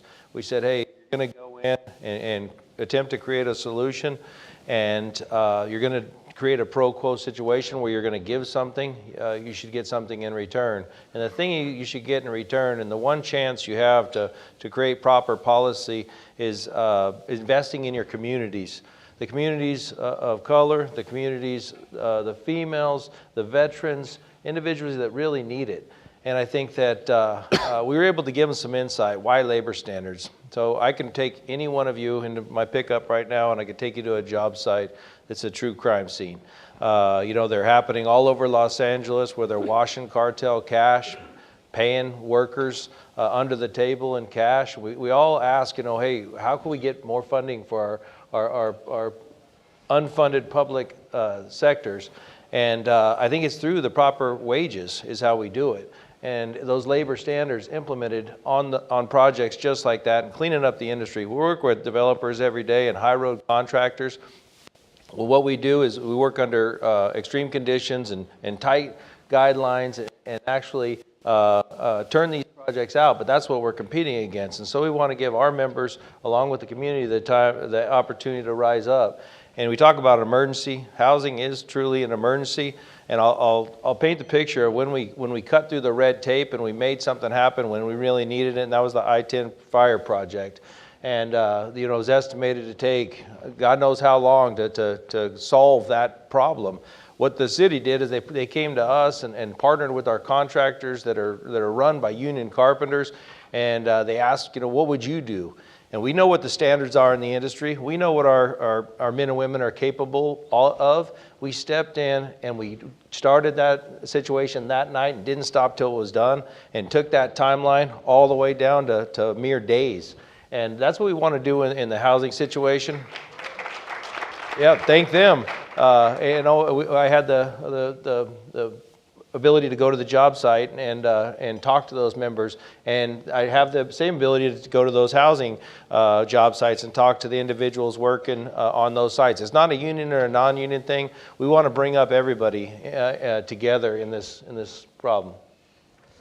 Thank you. Yeah, the second round of questions, I do want to ask about what the impact is of mandating the safe labor standards in terms of housing and so on. So we'll get into that in a bit more detail. But thank you very much for that introduction, Josh. Alexa, we'll come to you next. Okay. So national core housing, right? By any measure, one of the most active nonprofit affordable housing developers in the nation, I think, with 9,000 units across 5 states, 10,000 What do you mean? Between the time I got the notes and here you We've added been building another 1,000 fast. units? All right. But it says the goal is expanding to 20,000. Is that correct? Or Correct. is it 25,000? 20, and 20, we're well on okay. our way. Yeah. All right. So tell us, as a nonprofit affordable housing developer, tell us about National Core Housing. What do you do? How did you come about? And just tell us about yourself. Sure. Well, I'll start with the why. Why is to transform lives and communities. And we transform lives and communities by providing high quality affordable housing paired with best practice supportive services. And what we've learned over the past 30 plus years, we learned this early on, is that to truly transform lives, to increase self-sufficiency, to break that intergenerational cycle of poverty, is that not only do we need to stabilize our residents and our families with housing, but we need to provide access to supportive services. And that's when we launched our Hope Through Housing Foundation almost 30 years ago. And our Hope Through Housing Foundation provides on-site services tailored to the needs of our residents.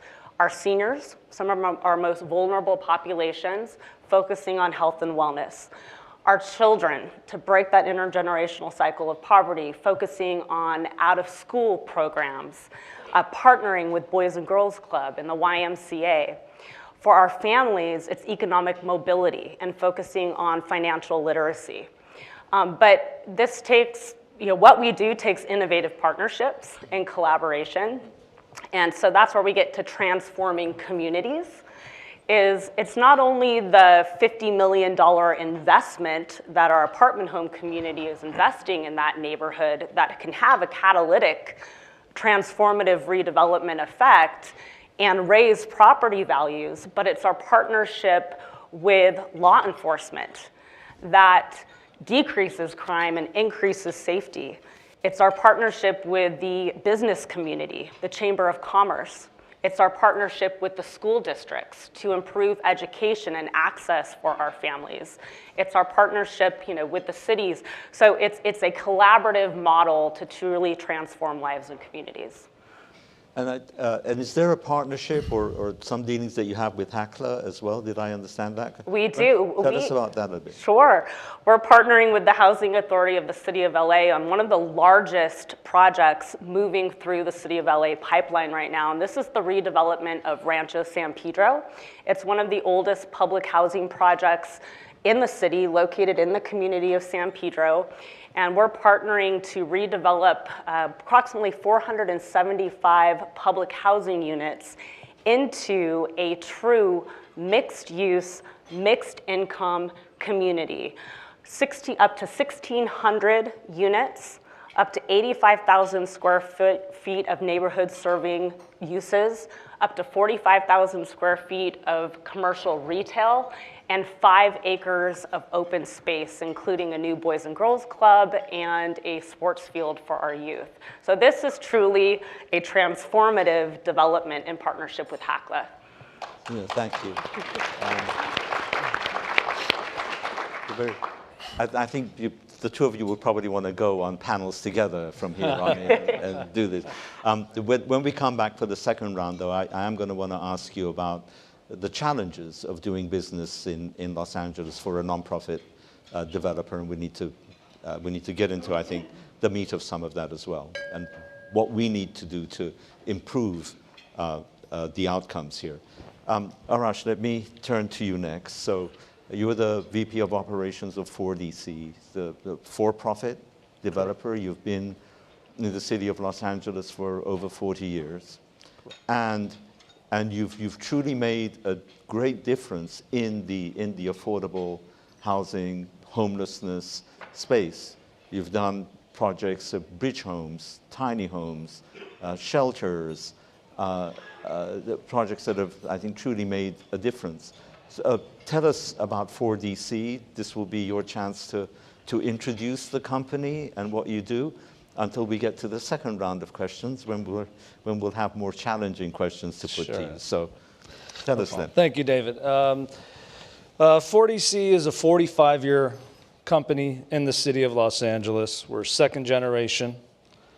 We live in LA, breathe in LA, work in LA. We take a lot of pride in this city. And we do projects across all ranges: sustainable, wastewater.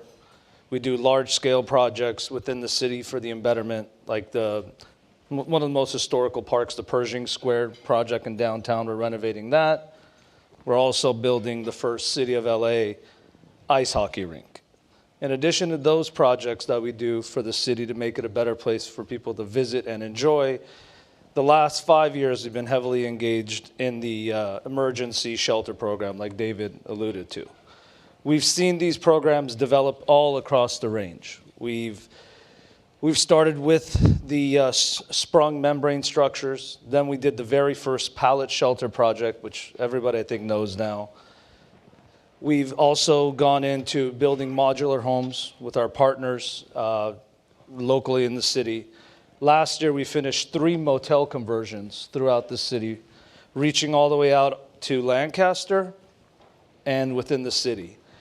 We've seen the process develop itself, and it's been a learning curve for us, but we take a lot of pride. Ford believes in partnership. I think David started today by saying it's a lot about collaboration. And over the last 5 years, I could tell you, if there isn't a collaborative effort between for-profit and nonprofit, it doesn't work.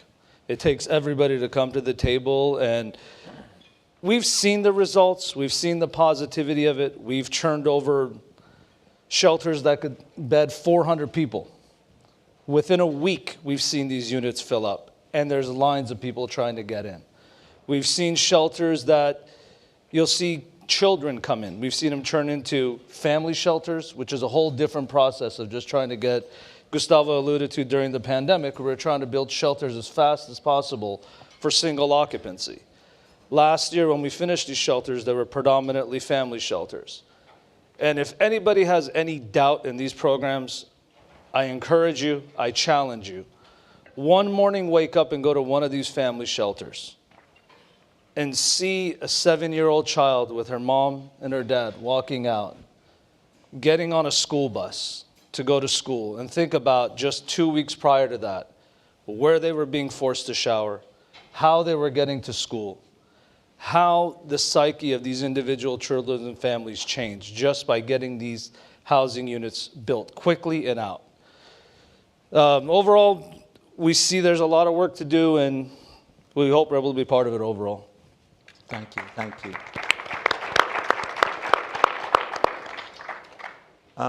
Gustavo, so I want to turn to delve into some details. So we know, and there's been talk about it this morning, about RHNA and the fact that every city in the state has a certain housing goal that they have to attain. I think we can be proud in Los Angeles that we've done that in terms of the housing goal. But that is certainly not true of cities across the state, and it's certainly not true of cities in LA County, many of them, and Orange County. And a group of us from LABC were in Sacramento just last week meeting with legislators. And one of them from Orange County said, you know, what happens is that the recalcitrant cities who don't want to build housing for whatever reason don't do it on purpose, because by not doing that, they force their homeless populations to migrate into a neighboring city that is willing to provide. And this was said with such, I don't know, as if it was normal, as if this is a thing. So this cannot be allowed to continue, of course. It's not fair, and it's cruel to the homeless population. So as a result, the governor has decided to do something about it and to inject some level of accountability into this process. And I believe just recently, HCD was provided with 23 additional people in order to bring some true measure of accountability into this process. I think that's a big responsibility. given, I've forgotten how many cities we have across the state, but if there are just, just 88 of them in Los Angeles County. So with that, please tell us how that is going to work, how you're going to go about implementing that, because we really do need to change that landscape and change that playing field. Thank you. Thank you, David. Yeah, a lot of things have happened under the administration of Gavin Newsom, historic levels of investments in affordable housing, homelessness programs. But one of the areas where we've put a lot of emphasis, the governor, this state legislature, is to measure the extent to which counties and cities are actually moving the needle. And you're right, we have this 8-year process called RHNA, the Regional Housing Needs Assessment. The numbers, demographers and economists have to estimate population changes, economic changes, and based on that, each region gets a number, a set number of what is the housing need that is expected to grow in the following 8-year cycle. And then each region then distributes that allocation to each city.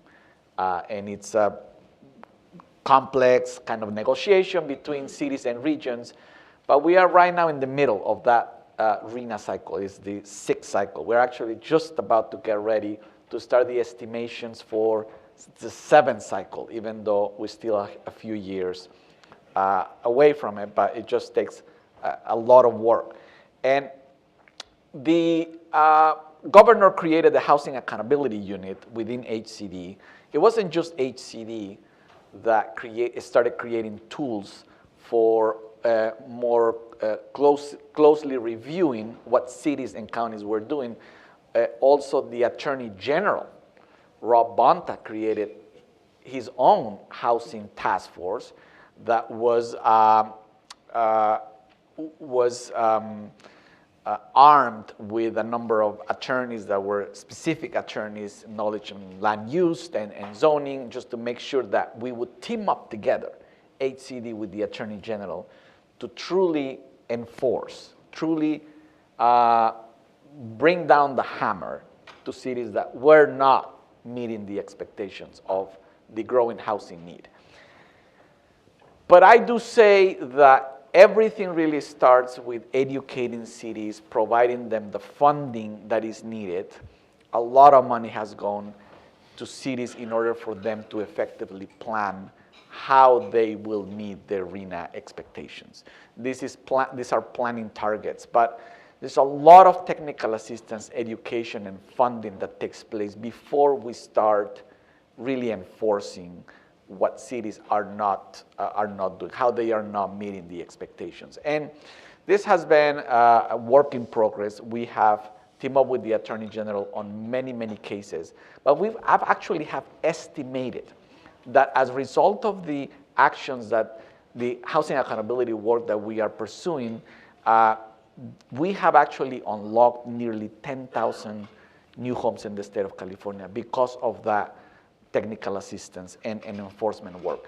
So we are seeing the effects of actions that we take where we actually get sometimes small victories, a group home that a city is saying, oh, we don't want to open up a group home because those people should not be residing in this neighborhood. We take action and that gets approved.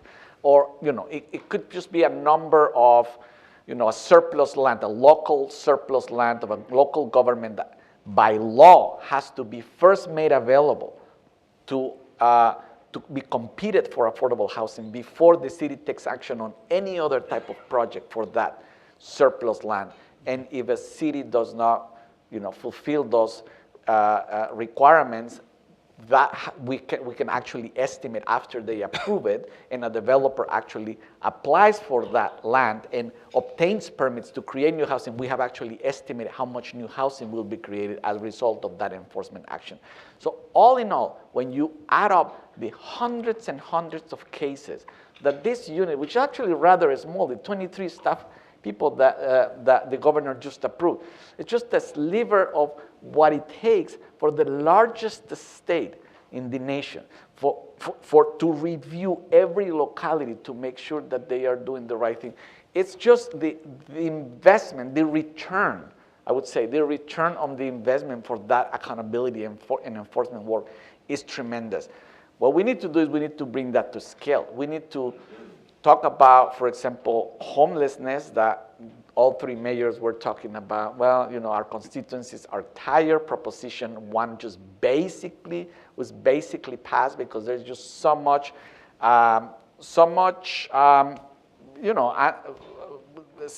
negative sentiment about what the governments are doing with the money that is being invested in homelessness programs because they continue to see massive amounts of encampments out there. And so we are now moving in the direction of creating better metrics to measure the extent to which cities are making progress on homelessness. So that will be the next phase of our accountability work.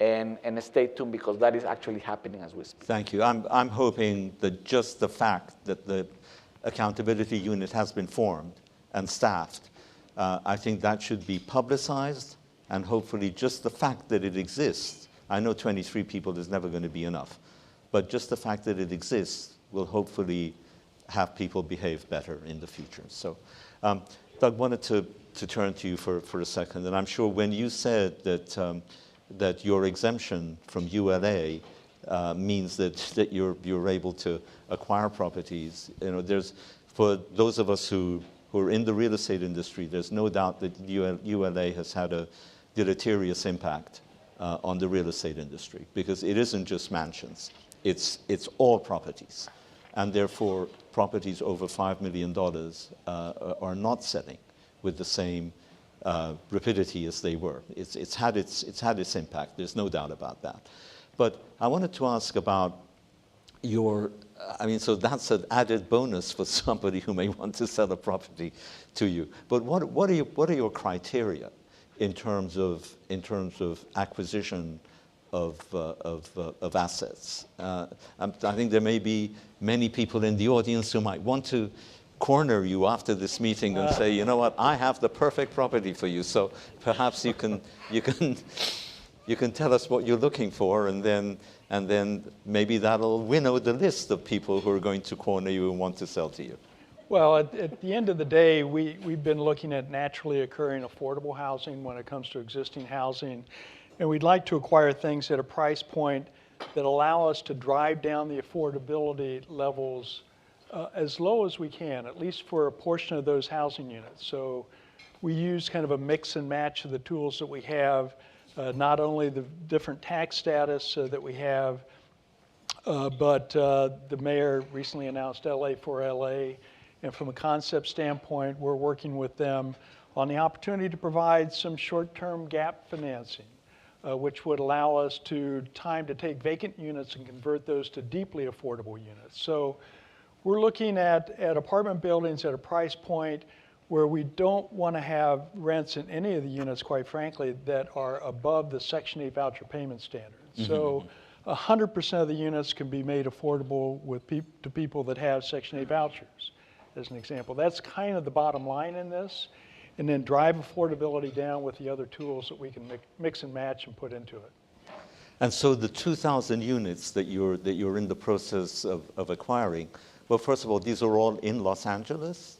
Yes, everything we're acquiring is in Los Angeles. We look also for opportunities in areas of opportunity in the city, and we have at least one really nice development where there's a dearth of affordable housing that we've got. We have a purchase and sales agreement on right now that we're in the process. Mm-hmm. So the 2,000 that they all satisfy this criterion of fitting a voucher, a voucher cash flow model. Yeah, that's kind of the bottom line. That's if you would, is to get the rent levels stabilized, and with our commitment to keep them stabilized mm-hmm. over time as well. Whether or not they're under a formal covenant for 55 years, we want to keep the rents stabilized, the housing available to any voucher holder, and to grow that end of the market. And so I mentioned 2,000 units. I think that's what we have under commitments right now, that we're in the final stages before moving to closure on those. We would like to do a lot more, and we're reviewing at this time probably another 3,000 to 4,000 units that are in early stage review by our staff. Thank you for that. So Josh, let me try to get a little deeper into the involvement of the union. And I should say this, I was a general manager at a city department, dealt very extensively with the union. So I know very well that having union involvement can bring political support to a project. It can mean there is accountability in the project. It can mean there's speed of performance in the project. But there is, I think you would agree, the perception that PLAs, union labor, I mean, in the earlier discussion, you said construction sites are like crime scenes. But there is this perception that by having, labor standards, PLAs and so on, that it drives the cost of the project up and that therefore impedes more rapid development of housing. So I just want to give you the opportunity to respond to that, because I think it's important that it be responded to. I agree. It's very important. And as an individual that's been in the dirt, that's pounded the nails, the stakes for the concrete, I just want to, put this to the group.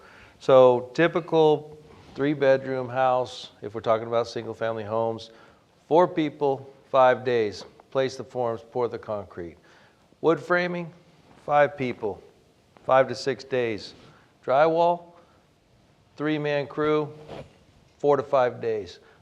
That's 70% of the project. A project that will be purchased under a loan for over $1 million.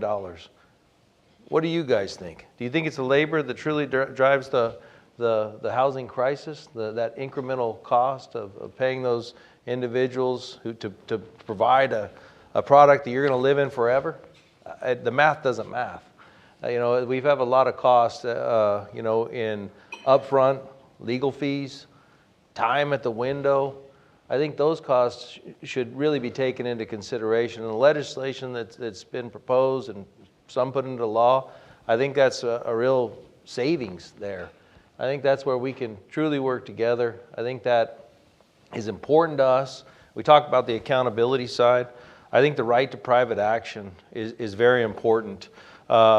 Cities, states, agencies, the Department of Labor, they have no staff. There's no concrete police. They're not on these jobs checking to see who's cheating and who's reaping the benefits of extreme profits. Looking out for the workers and following California labor laws. There's nobody out there. So I think the right to private action, having third-party agencies being able to step in and assist. I know I've worked on the Project Home Key projects with the Department of Labor, and I think that we have got a good partnership, and we've kept the environment clean. HOCLA the same way. So I think that, along with the support for projects, that we bring a lot of positives to the table. And we're here, we want to build. That's what we do. Use us as a resource. Use us as a construction expert in the process. Do you think you're doing a good enough job getting this message out there? I think we are the trade union that is on the front line of this. I'll say that on the record. I know that we have a large social media footprint. We're active in council meetings. We're active in lobbying one-on-one to educate people that aren't as familiar as we are in these situations. So I think, I'm a driven person, so you can always do better. I think when our workers who build the houses can afford to buy those houses, I think that's when we'll be hitting that sweet spot. Thank you for that. So that's 10,000 units, not 9,000, 10,000 units across 5 states, right? Tell me which states? Well, actually, majority of those units are here in California, but we are focused expansion nationally in Texas and Florida right now as well. All right, but the majority of them, but you're fairly recent coming to Los Angeles. No, we've been in Los Angeles for almost 30 years. Oh, really? Yes. Okay. And so in terms of doing, for a nonprofit affordable housing developer, doing business in Los Angeles and doing business in other places in California or in other states for that matter, tell us about the differences. Sure.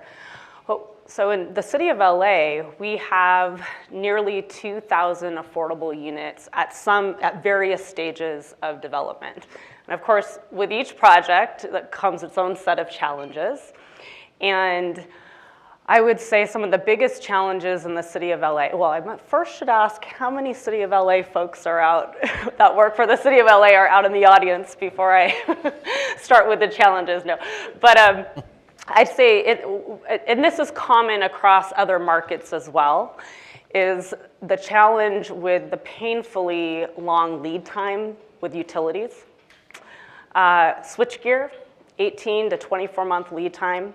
Metering, I think we all use the same, elevator manufacturers, so getting elevators installed can take, many months. One of the biggest challenges, though, I'd say with LA is the size of it and having to navigate through the various departments and agencies. But what the city has done well, and this came with ED1, we have seen significant progress with ED1, is we call it at National Core, it's the concierge service that the city offers. And it's true. It's when you register your affordable housing project with the city, you are assigned a liaison, essentially, to help navigate you through the various departments and agencies to get your permits and approvals. And that has expedited tremendously our projects. And we're seeing it right now on our first offsite phase in Rancho San Pedro with 327 Harbor, where we receive, we're getting through the permit process in a matter of a few weeks instead of a year. Yeah, I want to come back in a second and talk in our group thing about ED1 and ED7 and so on. And by the way, I used to head the Los Angeles Department of Water and Power, but I won't respond to the. I wasn't going to say the name. No, but I think this is, LABC did a survey together with UCLA and CSUN. And one of the issues that was identified in those things was utility lead times. I think the utility will say that they would want developers to come to them much earlier in the process, and that sometimes it becomes an afterthought as to how much power is needed and so on and so forth. But I think that is something that is being worked through, and I think the department is being cooperative in that effort. Yes. So let's turn to you, Arash, and doing business in the city of Los Angeles. What are the challenges of doing business in LA? What is it that, from your point of view, could be improved in the city of LA in order to make your life easier, in order to produce more housing? What can we do to make things better? And this is a very private conversation here. Yeah. So none of the folks at BOE are watching this. Just between you and me. As far as making it easier, the challenges are sort of what Alexa alluded to and other panels talked about. It's the material shortages. It's a real concern. That makes it hard. It's not a City of LA issue, but again, our primary client is in the City of LA. And so when we're given a task to finish a job in 100 days to open a shelter, which we've done successfully over and over again, but then you have a switchgear that's going to take a year to get, those two maths don't line up. Mm-hmm. The other challenge we're seeing is the cost of construction. By the time we're seeing projects get funded and whatever the local department that's giving the home key funds or whatever type of funding it is, we're seeing the applicants get us X dollar amount allocated. By the time that project goes through the conceptual phase, the design phase, even with ED1 in place, by the time you're able to bring on the contractor and the design team and everything else, that budget is already blown through. We're seeing projects that they're committing, an X dollar amount, $15 million. By the time the job hits us, it's about 9 months later to come and build it, and everything's like, get it done yesterday. But that cost is well over 30% higher by then. So where does that put everybody on the table? The job just ends up getting stuck in the ground. And that's one of the bigger challenges we're seeing. Besides that, everybody knows the finance market, interest rates, everything else, the projects aren't adding up for a lot of the private sector. The private sector numbers just don't make up if you want to finance it at the current interest rates and get everything moving. These are real life challenges. I mean, it's there. There is nothing, it's nobody's direct fault, but there has to be more done to get it going. I think one of the biggest concerns, again, living in LA, is you can't take your foot off the pedal. You have to keep going forward. The city has to realize everything is progressing. It's gotten a little bit harder, a little bit more challenging, but you can't let that slow things down. We're seeing the city has to keep building emergency shelters while building permanent supportive housing. They have to just keep pushing everything forward. If not, the curve becomes inevitable. You're not going to be able to catch up if you don't. And that's one of the biggest challenges we're seeing. I think a lot of these things are discouraging nonprofits, public agencies, everything from moving forward. And you got to stay positive because this problem isn't going to go away on its own. Yes, time is not our friend. Nope. Especially with this atmosphere of interest rates and rising construction costs, and as we've heard, rising insurance rates and so on. We'll talk about all of that a little bit more. So I want to have a group discussion now, and I do want to start talking about ED1, the mayor's emergency initiative, which we all applaud, and it's made such a difference in the city in terms of streamlining. But what I find in my practice is that everybody wants to be an affordable housing developer. Everybody. Why? Because of the time issue. You manage to get forward.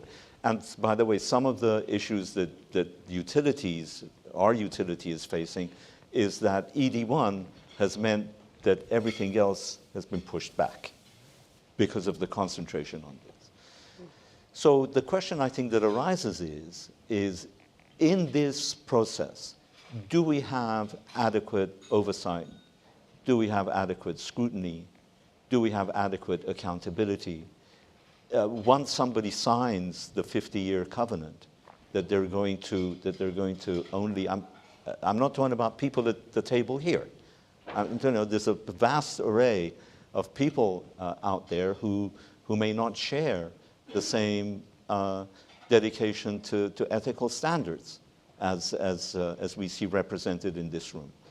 So what happens if somebody signs that 50-year covenant but then doesn't rent out the units? What is the mechanism for ensuring that there is no abuse in this jewel that has been given to the city of Los Angeles in the form of ED1? What are your thoughts on that? Oh, don't share your thoughts all at once. Sure. I'll go first. We have to remind ourselves that the affordable housing industry is heavily regulated.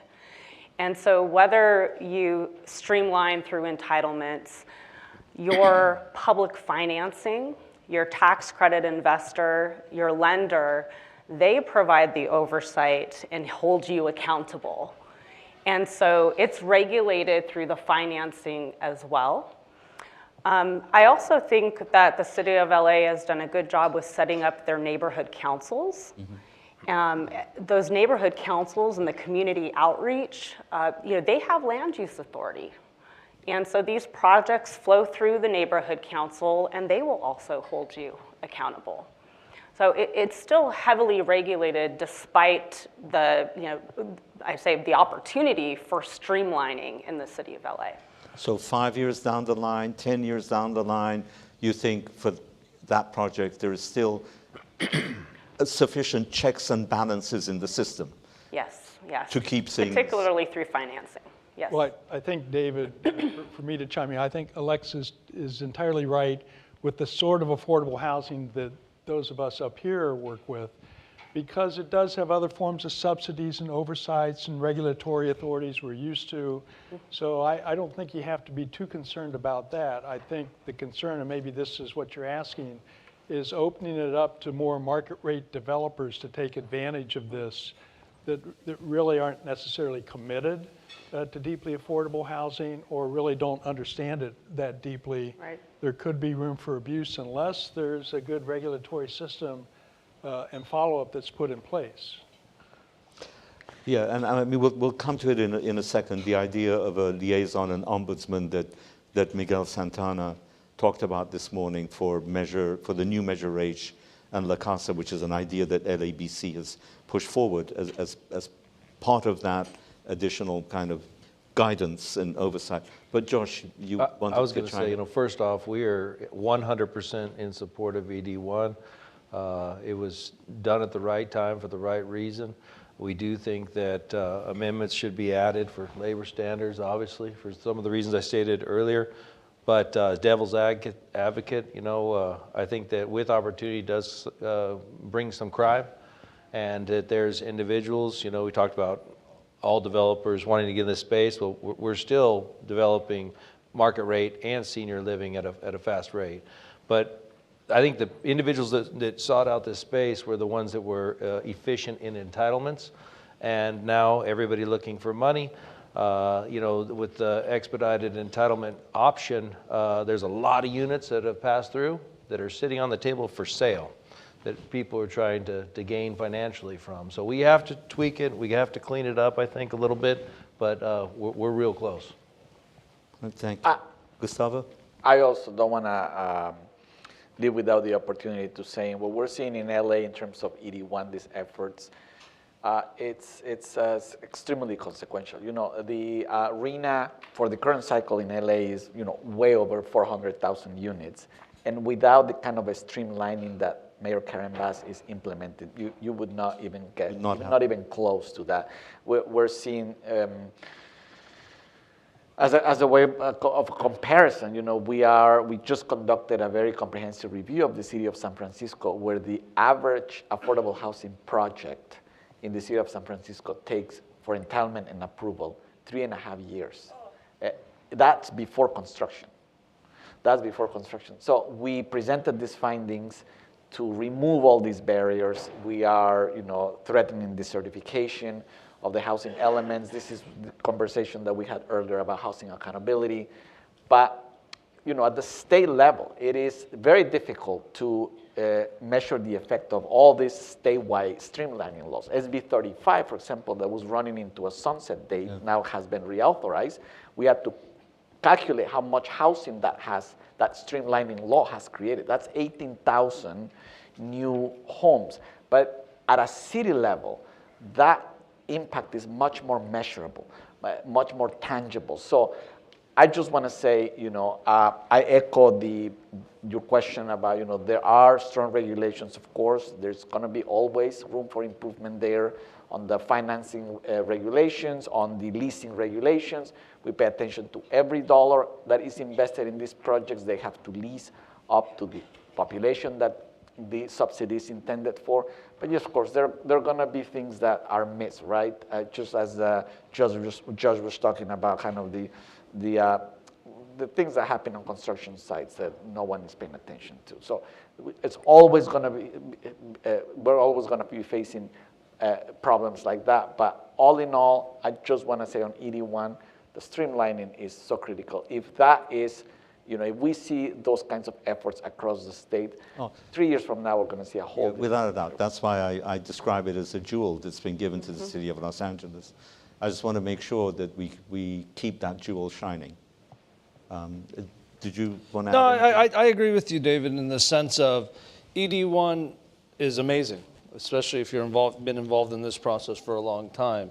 It's just everybody's trying to somehow get engaged in this marketplace. And again, I think going to David's comment point on the private, for-profit type side, you just got to make sure that with this much coming in and everything being submitted under the ED1 umbrella, that the projects that are true ED1 based get that priority, that you're not mixing everybody in, because it's bound to happen, because that's the biggest thing. Yeah.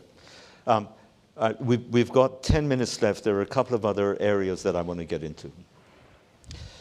So one is about all of the legislation.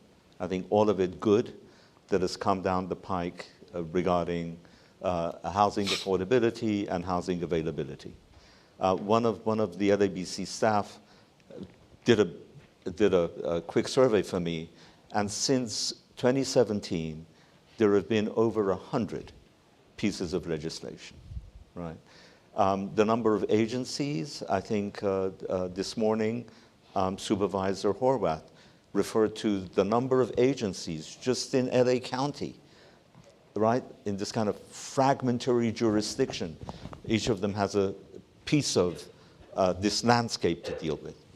So, you know, I'm a lawyer. I've been a lawyer for every 40 years. And I joke that if I want to keep my mind nimble and active, I don't do Wordle, I don't do crossword, I go try to figure out what these 100 pieces of legislation, what they all add up to, right?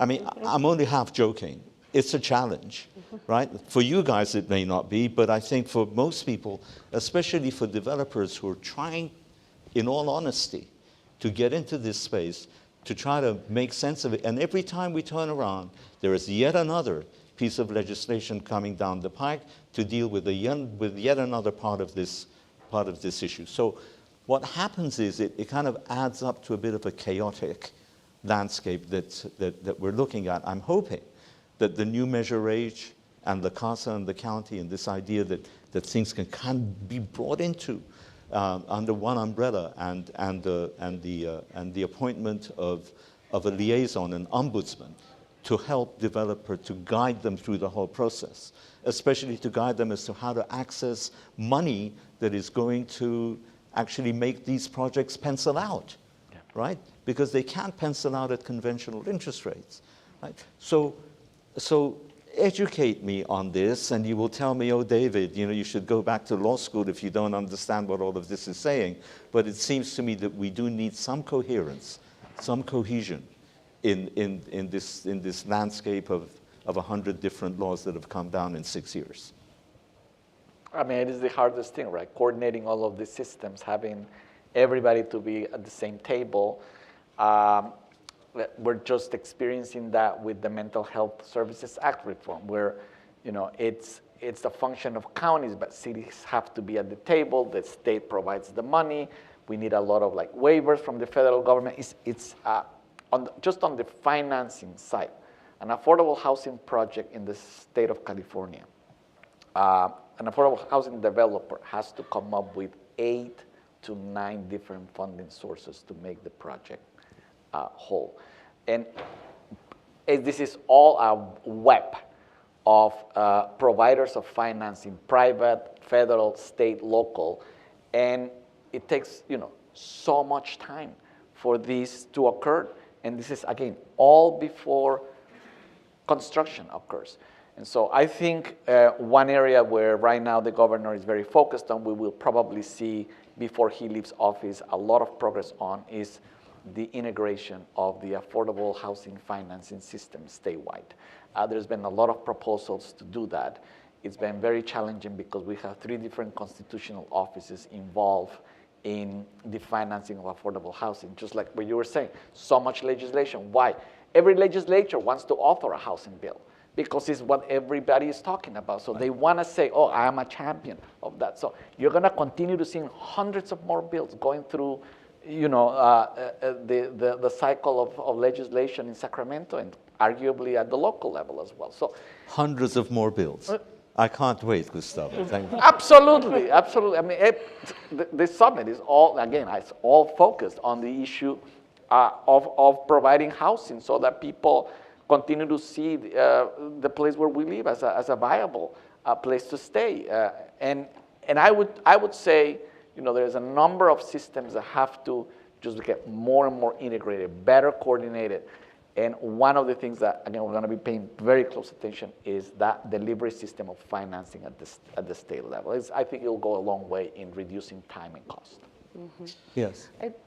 I do think the state has done a good job with your supernova, right? Trying to consolidate those various funding programs. I mean, I look at the number of new legislation and new bills as, you know, my toolbox keeps growing. You know, that's a good thing. I may not use every tool on every single project, but it keeps us nimble and young because we do need to stay up to speed. I mean, we've established internally with a national core policy team that monitors legislation, and we give ourselves lunch bag, you know, updates, legislative updates to stay on top of the tools, because we find in jurisdictions we're often teaching the staff of new tools and how to execute it. And then they have to go talk to their city attorney because they haven't heard of it before. And so we're really trailblazing in terms of utilizing these new tools. But keep increasing our toolbox, right? That's what I say.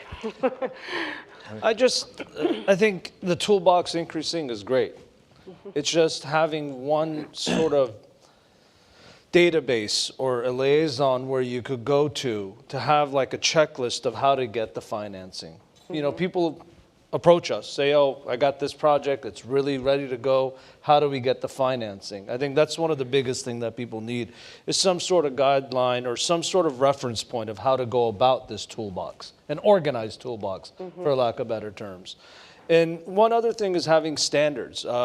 We talked about it, I think, last year about this, is we're building massive supportive housing now. You're no longer talking about the temporary system. You're talking hundreds of units at a time. Having like a, you know, there's funding sources for sustainable design. Sustainability is a big thing for these nonprofits to run these operations. 400 rooms, 300 rooms. And we've had jobs where all of a sudden, 40% in, oh, we found a funding source, let's come and put, you know, solar power into this project. But how does that whole thing work? Now you're scrambling in the middle of the job to get it. If there was a little bit of a checklist or a balance, that would probably help, I think, a lot to maximize all these funding sources. I think, Gustavo, what you said is comforting, that that there's going to be hopefully some kind of integration of all of this, because I think what, you know, there are a few people that know exactly how to access these different strands of capital in order to build affordable housing, in order to make it economically feasible. But those pots of financing are often also linear. You know, you can't get number 2 unless you got number 1. You can't get number 3 unless you got number 2. If number 2 falls out, number 3 goes away. It's, you know, so I think the capital stack part of things is really something that we need to master, and I think the people who know how to do that, they're few and far between, and I don't think that is, it may be good for a toolbox for people whose profession it is, but if we want to expand the universe of developers to come in and do this work, we need to deal with the capital stack challenge. Doug, did you want to? Well, I just wanted to totally agree with you. It's nice to have tools, but you can have too many tools sometimes. And I was around when the whole low-income housing tax credit program started back in the late 1980s and 90s. And you could just see things growing one on top of each other. You know, once you thought you had it down, here comes another rule. And then at this point, and it's, you know, not complaining about the state, but there's so many, and it's not just in the state of California either. But a lot of the competitive ways, as you're saying, to get this one part of the stack, you've got to compete, so you've got to make housing particularly deeply affordable. Yeah. Like we've got situations with the veterans, Department of Veterans Affairs on homelessness. To compete for funding to build a project for a very low-income veteran, it has to be very low income. On the other hand, there are income adjustments that are made through other programs that are much higher income. So they may be homeless, but they can't comply with this overlying state requirement. So it makes things much trickier, and it's a little bit different, but it reminds me of, we were going through all these moratoriums, eviction moratoriums, At one time, I was counting 7 moratoriums that we were having to comply with, all of which were different. And from a state moratorium to a county moratorium to a city moratorium to a federal moratorium, we couldn't even keep up with it. They would be extended 15 days, 30 days. So it just gets to be too much to be effective. And I don't know how you unwind, particularly on the financing end of things, how you unwind a system that's built up over time to make it more sensible, but it sure would be nice to see. Well, we may not have answered every question, but we've surely illuminated the various problems and where we have 30 seconds left. If one of you has a burning desire to say something. Well, Doug, I'm going to agree to disagree. You can never have too many tools. I have that fight every weekend when I'm supposed to clean the garage. So I think, streamlining the process, having a blueprint. I like the checklist idea, pooling our resources and having a true war room developed for Los Angeles that you're going to come up with these answers real time. Yeah, we need that liaison. Anyway, that's it. Has this been a wonderful panel or what?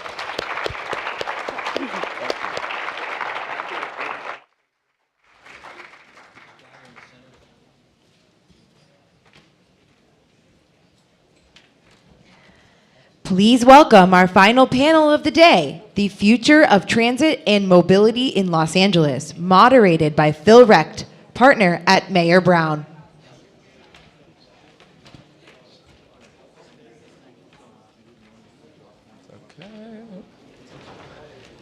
You have enough chairs?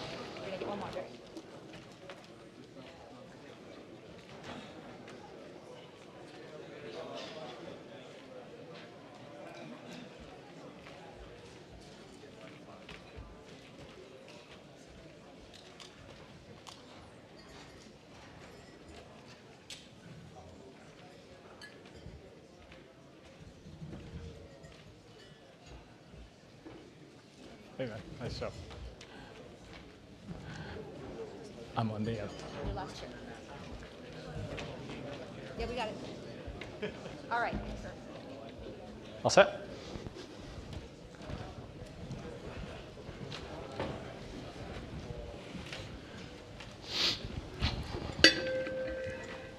Ooh.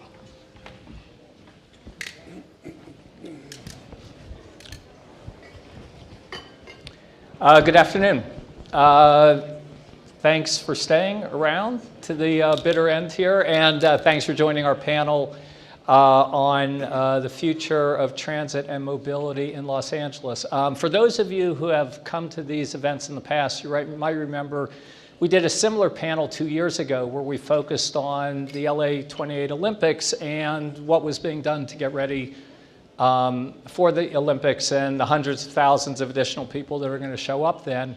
And at the time, we noted a few things. One, we were the lucky recipients of a lot of funding in Measure R and M, about $160 million over 40 years, and we were able to bond those funds and accelerate them so that we could develop and bring our projects forward more quickly. And as a matter of fact, Metro, in response to all this, developed something called the Vision 28 program, which was proposing to build 28 new rail and highway projects, or complete them, that is, by 2028, the year of the Olympics, hopefully to showcase this modern, expanded public transportation system here in our region. LAX, in turn, was 5 years into a massive $30 billion capital improvement project, which is the biggest single airport capital improvement project, I think, in the country, and certainly was the biggest project ever here in the city of LA. And again, much of this was intended to be completed by 2028 and also by 2026, when we're going to have the World Cup, and again, hundreds of thousands of more people landing at our airport and using it to come and go. Electric vehicles were finally beginning to have a moment. 2 years ago, they accounted for 12% of the sales of all new passenger cars and light trucks in California in the year 2021. And we seem to finally be moving towards the goal that CARB has set, which is to phase out the sale, or really prohibit the sale, of gasoline-powered passenger cars and light trucks by the year 2035. And finally, on autonomous vehicles, or driverless cars, as they're often called, they were still behind the initial projections, but 2 years ago, they seemed to be, again, making some headway. We saw them being deployed, at least for deliveries and at the port and the like, but the testing seemed to be going well, and we seem to finally be making some headway there. So that was 2 years ago. So what's the situation look like today? According to the LA Times, which has been writing incessantly on Metro of late, the 28 by 28 program has been scaled back substantially and is still underfunded. Rail and bus ridership are coming back, but still below COVID levels, and I'm sure you've been reading about the various safety incidents that have been experienced of late. LAX has announced yet a second delay in the completion of the People Mover project, which is very important to unclog the horseshoe.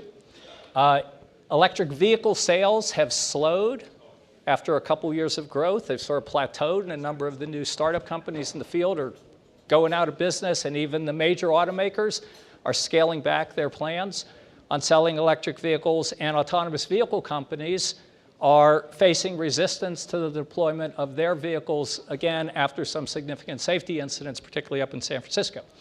So the question is, are we off track and with really little hope of improvement in these areas, or is this just the sort of short-term bumps and grinds that we typically experience in any kind of big projects like this? So that is what we want to explore today. We have this terrific panel to help us illuminate these issues. I think you see their names there. I will just mention real quickly, got Ray Sos at the end. He's the Chief Planning Officer at Metro.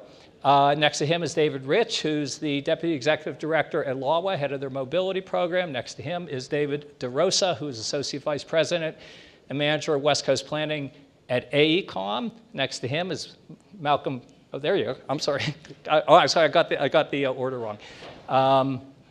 Okay, Adam Lane. Adam Lane, who is the City Policy and Government Affairs Manager at Waymo. Adam, by the way, used to work at LABC, and he used to manage these panels. So now we get a chance to see how he does as an actual performer on them. I'm sorry. Next to him is Paul Jennings, who's the principal of PCS Energy. You will hear in a minute, they're deeply involved in the electric vehicle and particularly the charging side of the game. And who have I left out?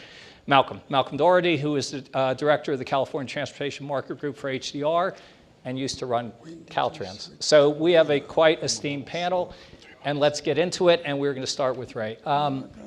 So Ray, again, the LA Times seems to be writing incessantly on Metro, and according to a recent article, they said the 28 by 28 program has crumbled. That is their words. They said 10 of the projects have been swapped out for more modest efforts. Funding has been reduced from $40 billion to $20 billion, and there's even a $300 million shortfall on that amount. And in truth, traffic in this town seems to be getting worse, not better. So with that backdrop, how are we doing? How is this project going?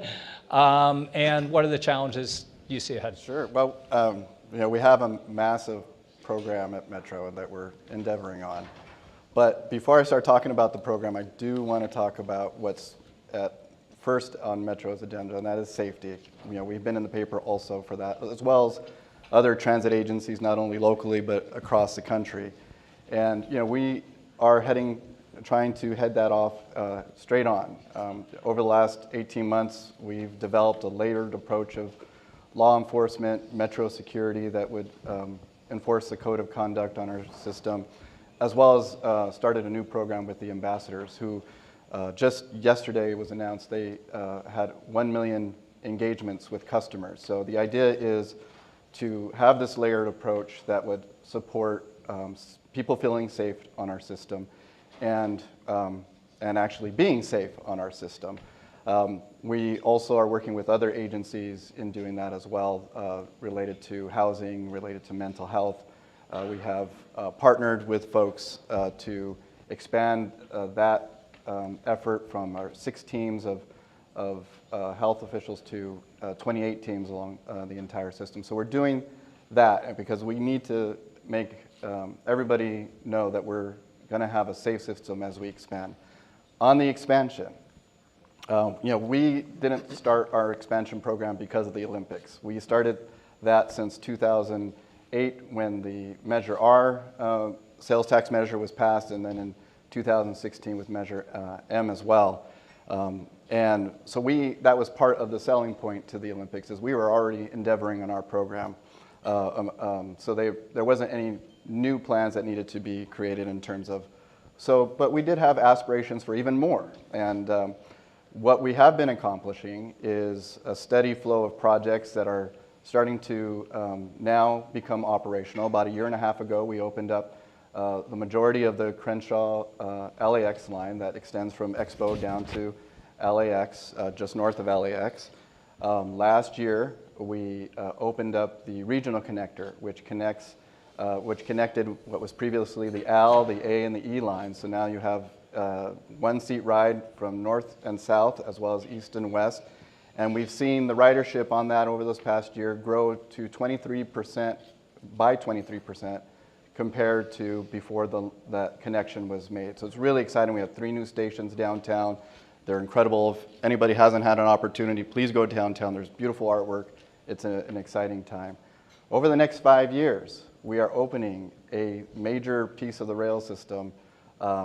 First, the AMC, which is the major station, and the last bit of the Crenshaw LAX line near LAX to eventually connect to the automated people mover. We are opening a segment of the Purple Line every year for the next 3 years after that. We're opening a segment of the A line, the one out to Foothill to Pomona. That's also going to be open. So that's huge. I don't think anybody in the country can say that they're opening up a line every year for the next 5 years. In addition to that, we just approved last month the Southeast Gateway line final environmental documentation. So that is moving towards construction. And we completed the environmental work for the East Side extension. So again, a couple of pillar projects that are also moving ahead. And of course, we're moving ahead on other projects that you'll probably bring up in a second. So. Thanks. Well, let me ask about one of those, Sepulveda Pass, yes, because this is one of our most congested corridors. And there's a competition going on right now. And the projected completion date is 2033 to 35, I think, about 10 years out from now. And I know it takes time for planning and all that. So one question is there anything Metro can do, or maybe others here can answer this question, to help decongest that corridor in the meantime? 10 years is a long time to wait, and things seem to be getting worse, not better there. Well, I am open to hearing ideas, definitely. But we are working on the corridor, going through the process that we need to go through to evaluate different options. We're also setting express lanes on the corridor as well. So we're moving in a whole number of ways to address or try to address the Sepulveda Transit Corridor. That is a huge endeavor.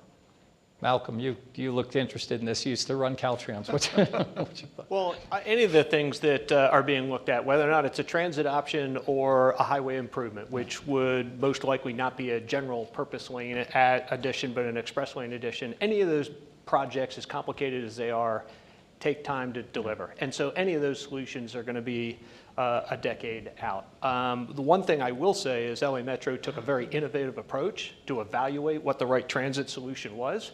And so that in itself did move the needle forward, and I will commend them for that out-of-the-box thinking. Yeah. David, let me ask you, you're at AECOM, and AECOM has played a big role in not only the Olympics plan, but you do a lot of work at Metro. What's your take on all this? Oh, there you are, I'm sorry. Keep getting the lineup wrong here. Anyway, I'm sorry. What's your take on all this? What do you think's going good? What's not going great? What do you think? Well, I would say that a lot of it has to deal with executing the plans that we already have in place that Ray was talking about, the various transit corridor projects that we have going now, making sure that we get those completed and open ahead of the Olympics, also with enough time to test them, right? There's a lot of conversation around 2028. In our world of transit planning and operations, it's a lot sooner than that. We want 6 to 12 months in a lot of cases to test various projects that are opening, so that's something to keep in mind as well. But I would also say there's a very a high logistical challenge of pulling off what is going to be a supplemented bus system. So that's another component that is going to come in. Everyone is going to see it. Those of you that will be around, the existing bus fleet will essentially double in order to handle the spectators, the athletes, all the support staff, the media, et cetera. And so that's a lot of work that needs to take place. There's the actual operation of the buses. There's where are they going to be parked, when they're not operating, and just getting them into the roadway network and delivering people essentially to the games, because it is billed as a car-free games. So a spectator will not be able to take a private vehicle within a mile of a given venue. So essentially a lot of the spectators will have to take public transit, and that's a really large effort that we have in front of us to make sure that we can pull that off. So that's going to require a lot of focus. Yeah, and again, the LA Times has written about that as well. Again, the LA Times is all over this. And they said the cost of that is $700 million to $1 billion, right? Just for hiring, we're going to have to maybe pay to lease these buses from other jurisdictions, but to pay for the drivers and the mechanics and the like. Has Metro figured out where that money's coming from, or are we looking? Well, we're reaching out to our federal partners and trying to make the case of how we can work together to make that happen, and reaching out to other transit agencies to see how they can support us in the effort as well.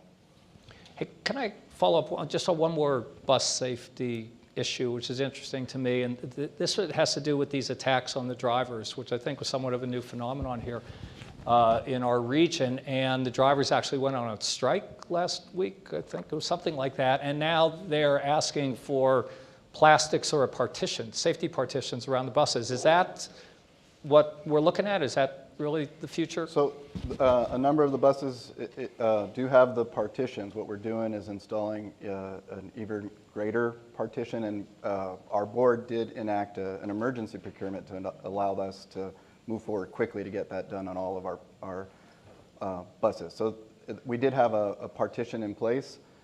It wasn't doing enough of the job based on some of the recent incidents, so we're moving ahead with that. Yeah, I just sort of sad commentary on where things stand, but it's something you need to do. Sure. Anybody else have thoughts on the Metro issues? Want to raise one last question, then we'll move on. So go back to the 28 plan the Metro had, and it set out these projections about we're going to increase bus speeds by 30% in 15 minutes. Maximum wait time for bus and train. How are you doing on those, and when do you think those goals will be achieved? So post-pandemic, we've been able to actually tweak our service. So we're actually running trains consistently throughout the day at our light rail at a 6-minute to 8-minute headway, and then our heavy rail to somewhere between an 8 to 12-minute headways. But throughout the day. So it's actually allowed us to more effectively, as we've seen travel spread after the pandemic as opposed to hard peak periods, we've actually seen, as you mentioned, ridership has been increasing year over year for the last 15, 16 months. My partners over at Metro can correct me if I'm wrong, but it's been that long. And so we feel like we've gotten a really good formula here. On the bus side, we've been implementing bus-only lanes, targeting them in certain areas that allow us to kind of hit those hot spots of traffic and be able to bypass that in specific targeted areas. And we intend to spread more of that throughout the county. Okay, unless there are other comments on Metro, let's turn to LAX and David over there. So LAX was ranked recently, I think, the 8th busiest airport in the world. I think that was the ranking, and it's now in the 7th year. of this massive $30 billion capital improvement project. And if you drive around LAX, I think the good news is it really looks good. It really looks good, and things seem to be going well. I think there are two issues that I just want to raise. One, you did recently announce the delay in the people mover. I want to hear about that. And the traffic in the horseshoe is hardly wonderful. So anyhow, let's start with asking you the same kind of basic question. So how's the plan going? What's good? What's bad? What are your thoughts? No, thanks, Phil. And the particular questions I'll get to in a second, they're obviously related. As you indicated, we're in the middle of a $30 billion capital improvement plan. It started years ago and will be extending into this decade. And we really are touching every aspect of LAX. So a lot of what you see in the terminals is either whole new terminals or concourses or significantly renovated ones. And by the Olympics, we'll have finished them all in terms of the terminals in the horseshoe. We are currently in Terminal 4 and Terminal 5 making significant improvements there. Last year, we finished Terminal 3 and its connection to Tom Bradley with a after security bridge over to that facility. And for the first time, post-security, you can walk literally between all the terminals from Terminal 1 to Terminal 8, which if you get to the airport early and have time, I definitely encourage you to do. But it's really great. A marquee project is the automated people mover. I will say that just last week, we reached a significant milestone on that. We put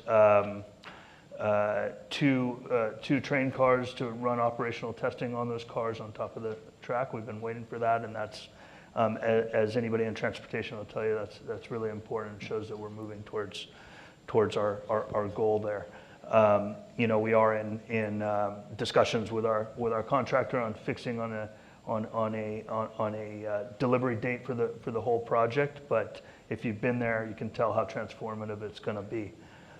Regarding the horseshoe, we know it's a pain point. We know it's our most significant one. We really, running an airport, pay attention to what passengers and customers tell us through various surveys, that getting to the airport is often the aspect of the experience that needs to be improved the most. The people mover will do that. It will be transformative. It will connect to Metro's system and to transit lines, the C and K line at that airport Metro connector that Metro is delivering. And when you make that connection and you get on the automated people mover, those trains are running every 2 minutes. So it's really going to be a seamless experience. Our station is connected directly to theirs. And the pathway into the central terminal area and connections to the terminals is rapid. We're also connecting to the Consolidated Rent-A-Car Center. That's the second biggest concrete structure in the United States behind the Pentagon. It'll house all the major rental car companies. So no more of taking 35-foot shuttles from the central terminal area to disparate locations east of the airport to get to your rent-a-car. It'll be a quick ride on the train out to that facility where you'll get off the train and get into your rent-a-car. It's also providing us the opportunity for 2 pickup drop-off locations. So there's 3 stations outside the central terminal area. And what that allows us to do for those who are still driving to the airport in one way or the other, it allows us to disperse that traffic and get a significant portion of it out of that horseshoe. So in addition to just removing those shuttles that are causing problems weaving in and out of curbs to service the rent-a-cars and various other shuttles that are doing the same, stopping 6-7 times within the central terminal area, we'll be also removing a significant portion of the other traffic. So just for our audience's sake, just to be clear, when will the Metro connection to the airport and to the people mover take place? What year is that projected for? Well, there's 2 components to the connection. One is the APM, which I spoke to, and the other is delivery of the airport Metro connector, which they've told me some ideas, but I'd defer to Ray on what he wants to say the date of delivery is on that. I would say end of the year, early next year. Right. And so that's already going to bring trains closer to LAX and improve connections. We can connect you via shuttle to the Sea Line now at the Imperial Aviation Station. But there'll be better opportunities as they do that. And they're also building a great facility for buses. So they have, I think, something like 12 bus bays in the ground floor of that facility. So. And Conrac, what's the completion? You know, Conrac, we're actually moving an operator into there this summer. So we'll have one in there. And the building is largely complete. Some of the roadways are accessing it, still require some work, but that facility is beautiful and pretty much ready to go. Malcolm, let me ask you, you just said folks understand HDR, where Malcolm works, has been a major contract with the airport, program management and the like. What are your thoughts on all this? Yeah, we're privileged to work with LAWA on a significant portion of their capital program, from the People Mover as a designer to program management on some of the other improvements. And I think David used the right word in transformative. The collection of the People Mover, the consolidation of the rental car, the connection with the transit system with LA Metro, all of those things before the Olympics is going to be a game changer and transformative. Now, we all need to change our habits as to how we go to the airport, but the collection of all those capital improvements should dramatically change the travel patterns going in and out of the Horseshoe. At least that's the vision, and I think the infrastructure will lead to that. So the key, I think, and the collaboration is going on now, is the entirety of the program that you referenced that LAWA is doing. And that program is larger than most capital programs that states are doing across the country. It's enormous. It's going to be ongoing through the Olympics. So where are we going to be with all of these improvements when the Olympics roll around? And I think they're being very thoughtful about that now, as to, we need to be at this stage. There are some high priority things that need to be done when the Olympics roll around, so we open the door and people smoothly move into our region and we host the world. And some things need to be coordinated around there. What stage are we at in some of those improvements? That's going to be very, very important. And I think that's one of the things where the city, LAWA, industry, contractors, we all need to work hand in glove to make sure that we're at the right place, and what we say we're going to have done by the Olympics, we're able to achieve those milestones so that we can host the world when the Olympics come around. Can I ask a question, maybe both of you? So it used to be that as a traveler, you were told on domestic flight, get there 1 hour in advance, and on international, get there 2 hours in advance. Now the advice is on domestic 2 hours and international 3. Is that here to stay, or is that a temporary thing just to get through this construction? What's the deal on that? I'd encourage you to get there 3 and 4 hours early and partake of our concessions, and you can order your food in advance at LAX Order Now. Look, I think it's always great to be unstressed when you get there and allow time. What I will say is that one thing the APM will do is provide more time certainty, right? So. With the delivery of that and, knowing how you get to your terminal should be something that you have better information on. And I think with technology, we can also provide that information in advance better. So it'll allow you, if you want to be a little risky and get there in the nick of time, you can always take that risk. But others will be more comfortable, allowing time. I'm going to pay one compliment to LAX. I was recently in DC and I was talking to somebody about Dulles Airport. And they said, you know what's the difference between Dulles and LA? Dulles, it's easy to get into, but it's a disaster once you're in it. They said LAX, it's great once you're in it, it's a disaster getting in. But I don't know if that's good or bad. So if you solve this horseshoe thing, you're going to be perfect. So let me ask one last question, then we'll move on. Sure. So part of the capital program is to build 2 new terminals, 0 and 9, and you may rename them. That might be interesting too. But I think all told, if I have it right, 23 new gates. So that's a lot more flights coming in and out of the city, and probably, that's more proportionally larger number of new flights and population and all that. So I remember about 10, 15 years ago, there was this concept of regionalization. That was the hot topic. And the idea was, stop making LAX the place everybody goes, but spread it around like Ontario and what's happened to that? Is that done? No, I mean, you know, certainly the term you don't hear as often, but if you look at how Ontario's doing out there, they're doing great. Yeah. So there's some natural flow that's happening, and some airlines are definitely looking at some of our neighbors. LAX is always going to be the biggest. I mean, that is not going away. And you know, you can see in our numbers, our international is up over the pandemic because we are that gateway. Certainly that concept is not going away, but we need to prepare for growth. Yeah. So we're informed by forecasts that we look at, and we need to build to accommodate that growth. It comes whether you build the gates or not. It's just how congestion, what kind of experience you're going to have if you don't make some of these improvements. So that's what we do as we look forward. Yeah, when you're coming to LA from international or the East Coast, you're thinking about LAX. Yeah. If you're flying around the state, if I'm flying from Sacramento to Los Angeles, I'm flying to Burbank. I'm not flying into LAX.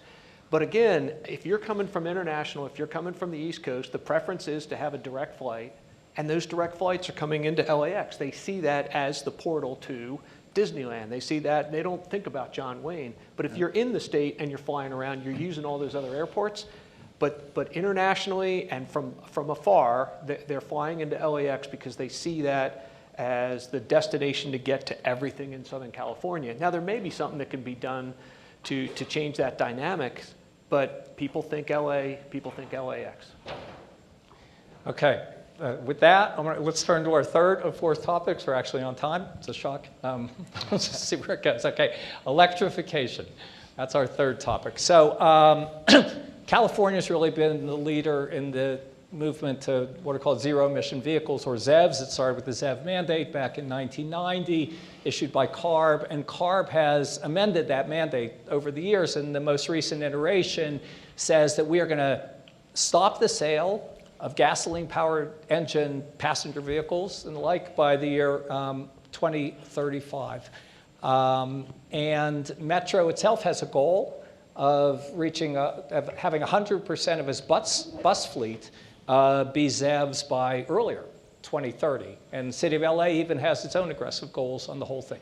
So it's all quite ambitious. And as I mentioned in the beginning, ZEV sales, EV sales were sort of slow, but they started taking off a few years ago, really in 2021. And they were this is in California now. California sales were 12% in 2021.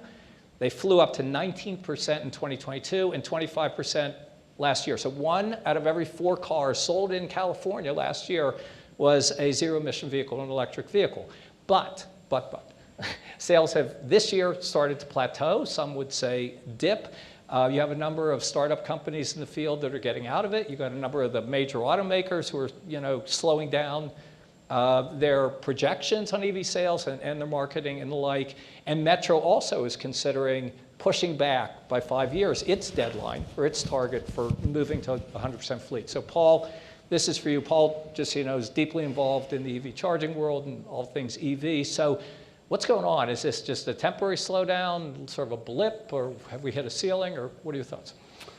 Loaded question, needless to say. Let me start with framing it this way. Los Angeles City is uniquely placed more than any other place in the entire country when it comes to the word electrification. Why is that? DWP. What's the significance? We own DWP. There are 3 entities that control DWP effectively, and that is ratepayers, rate advocates. They have a real say to what we're going to do. City council, which arguably their feedback comes from ratepayers and other sensitivity, and the third being unions and all the folks that work real hard. Well, over the years, we never built a big grid. Why? Because ratepayers didn't want to pay it.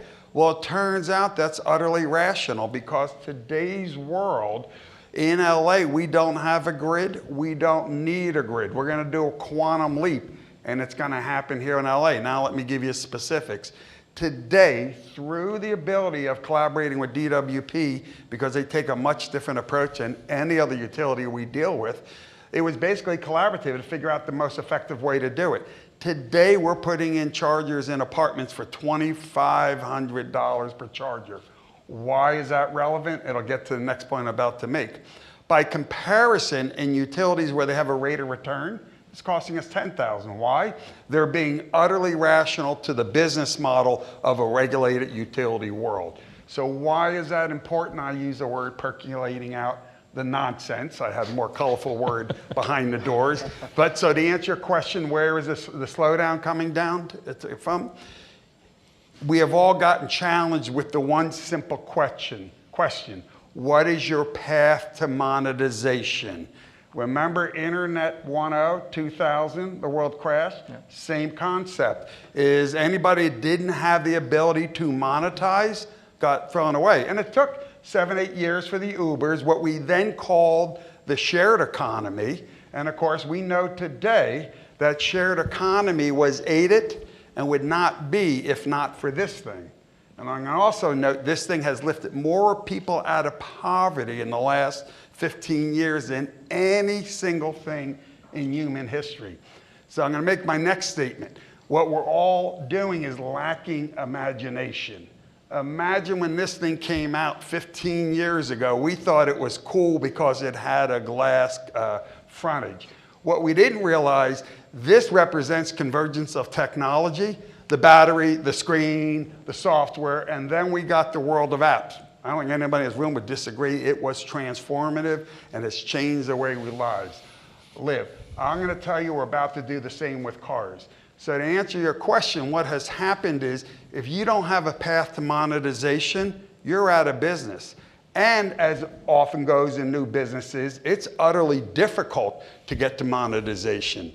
Who's been invaluable in that process, I'm going to compliment our former governor, Schwarzenegger. What he did is he set up cap and trade. Those 20,000 chargers I talk about that we've put in all these LA apartments, they were all California Clean Air Resource Board money. So this state is already taking carbon tax and remobilizing it very efficiently, very effective, more than any other place in the country. And we have 20,000 chargers in apartments. Why is that important? Think ones, zeros, and electrons. They're all the same. The only difference, ones and zeros are going to start telling electrons where to go. What does that really mean? It's called Internet 3.0, smart things talking to smart things. What's the underpinning to the economics? Because I talk monetization. It's called energy. LA will be the only first city in the country that when every EV should be plugged in. Why? Because there is storage capacity in that car.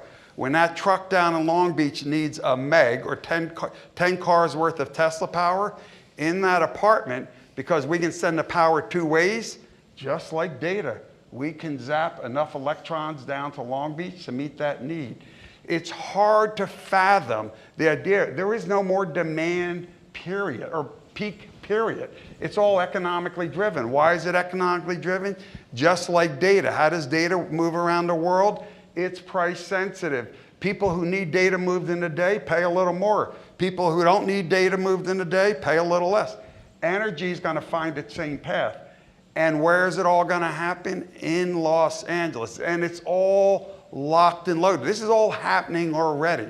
And the last piece needed in the equation is a simple concept called bidirectionality, which I won't go too far into.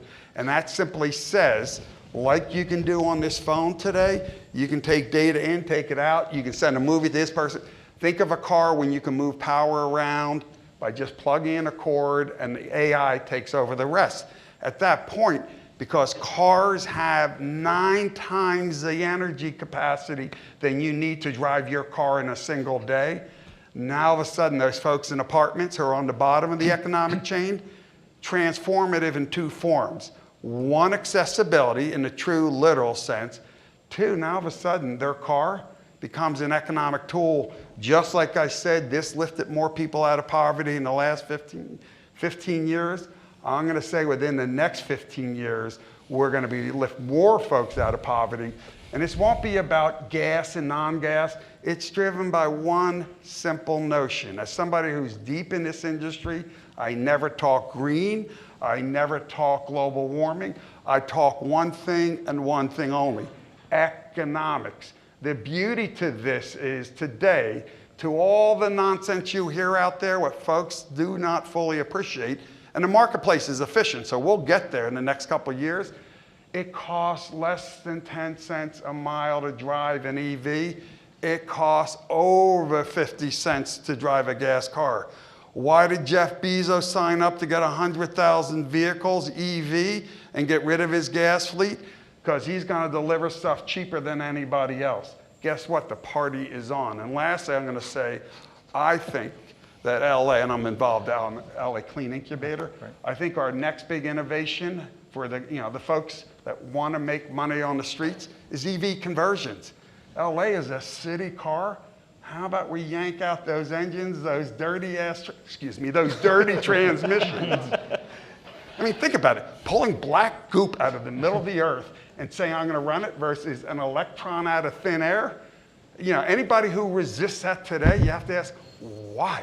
Because they're making money or human nature and all that. So I'm going to simply say the economics, and if any of you who do drive EV, it's a better drive experience on every dimension. So this is a classic little blip.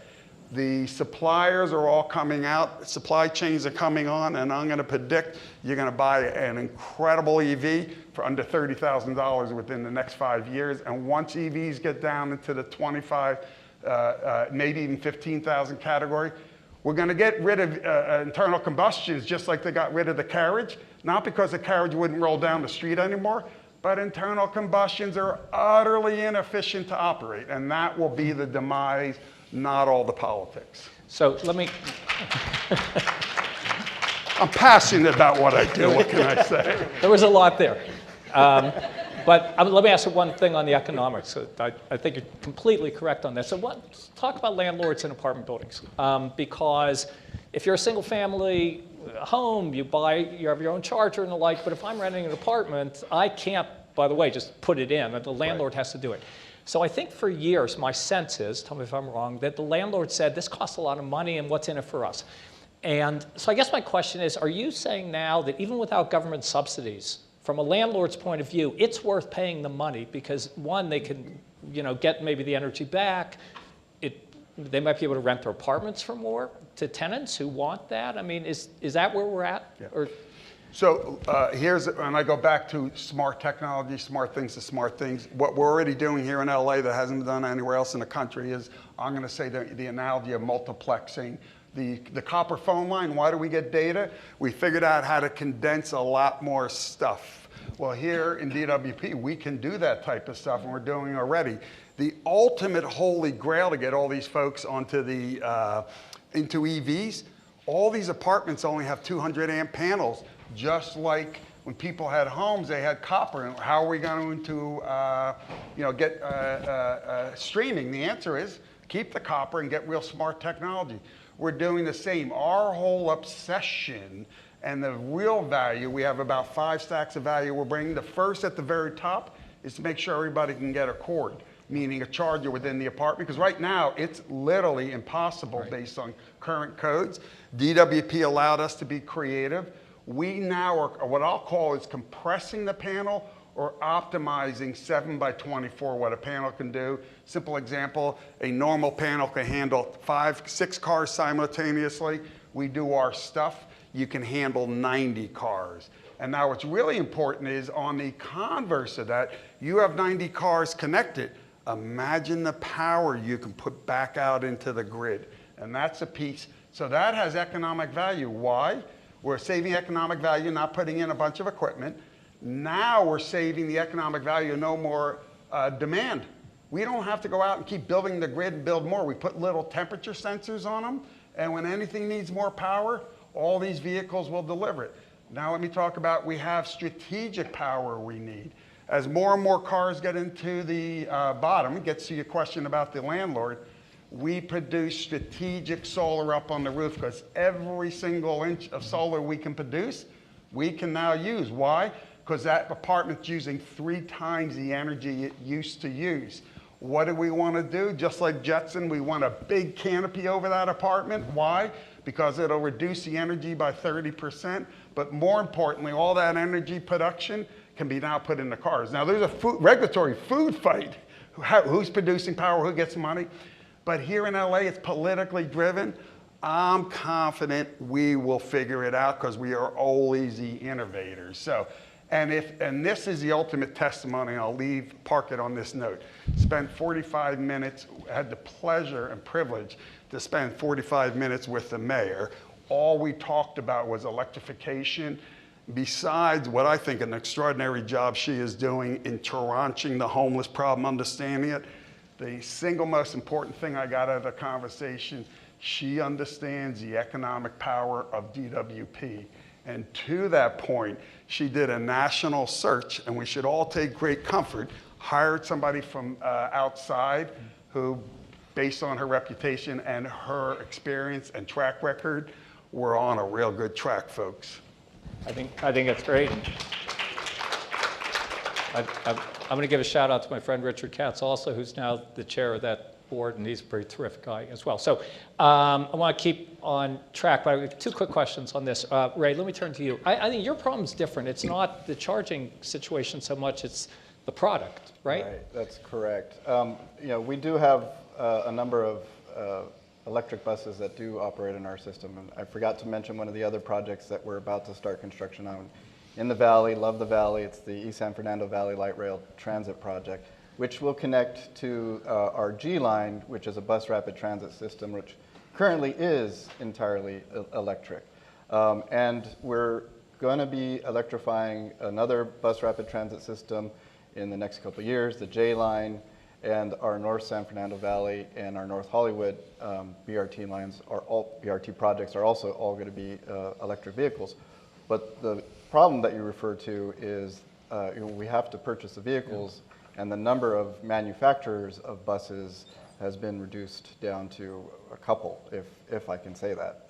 So it's not that we don't want to do that, it's that we've got to find manufacturers who can provide the buses, and then of course in the amounts that we're looking for. But we are converting some of our divisions already. We've already started some of that process, and being very aspirational to try to get as close to the 2030 as possible. I won't say that our board members or the staff have said affirmatively 2035 is our new goal. We're going to try to deliver it as close to 2030 as possible. So, great. I don't want to run out of time here, but David, just real quickly, give us real quick on the airport electrification. What are you guys doing? Well, we're doing a lot, and we have all the right goals with respect to things like ground transportation equipment on our airfield, our landside and airside buses. Since we don't have much time, I'll just state that just last week our board approved a purchase of up to 27 battery electric buses for our employee fleet. Great application for this sort of thing. So we'll be putting a purchase order any day now for the first 13 of those. We're already running 20 on our airfield. We want to be 100% zero emission for those buses in 2020.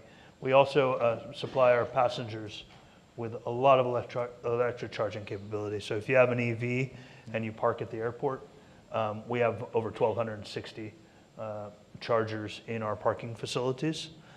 So if you do go to the airport and you pre-book that parking at parking.flylex.com, you will get discounts on the parking ahead of time. So I encourage you to look into that. And you get the prize for having more EV chargers than any other single place on the planet in one concentrated location. So go LAX. And I'll just say they're the best locations too. One thing you can put on the parking lot for next year is zero emission and electrification of freight movement. Yeah. And so that's another challenge that we're all continuing to work on. So we can put that on the parking lot. Yes, for sure. Okay, last topic, automation.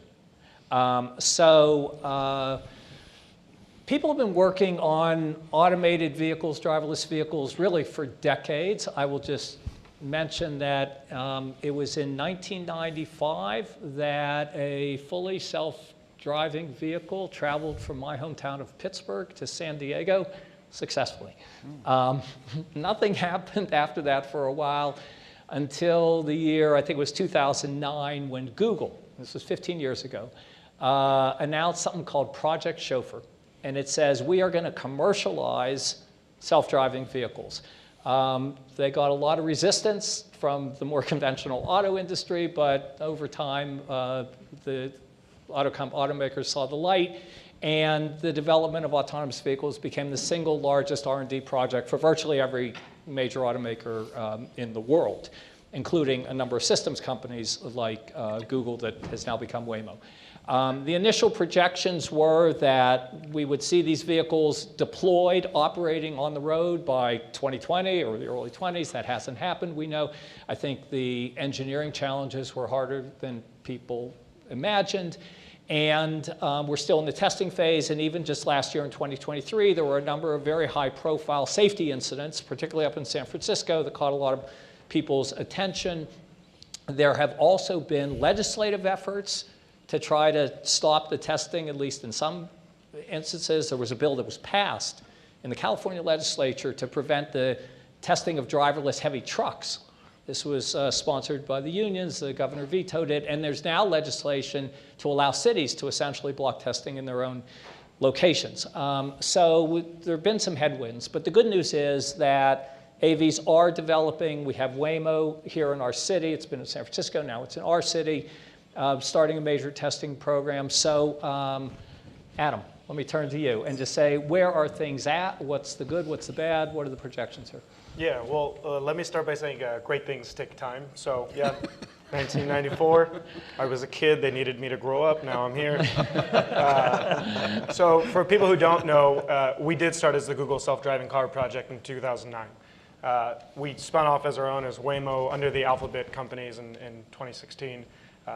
What's exciting is I hope you all saw that car outside today, our beautiful electric Jaguar I-Pace vehicle. We are not just testing. We are in 4 markets right now. We are in Phoenix. We're in greater Phoenix area where we've been there for over 4 years. We are in San Francisco. We're in Los Angeles, and we're doing employee-only testing in Austin, Texas. So those are the 4 cities we've named. Just yesterday, we announced that we are doing 50,000 paid rides per week. So we're not coming, we are here, our technology is here, we believe it's safe on the roads, and our Waymo driver is showing that the technology is safer drastically than human drivers.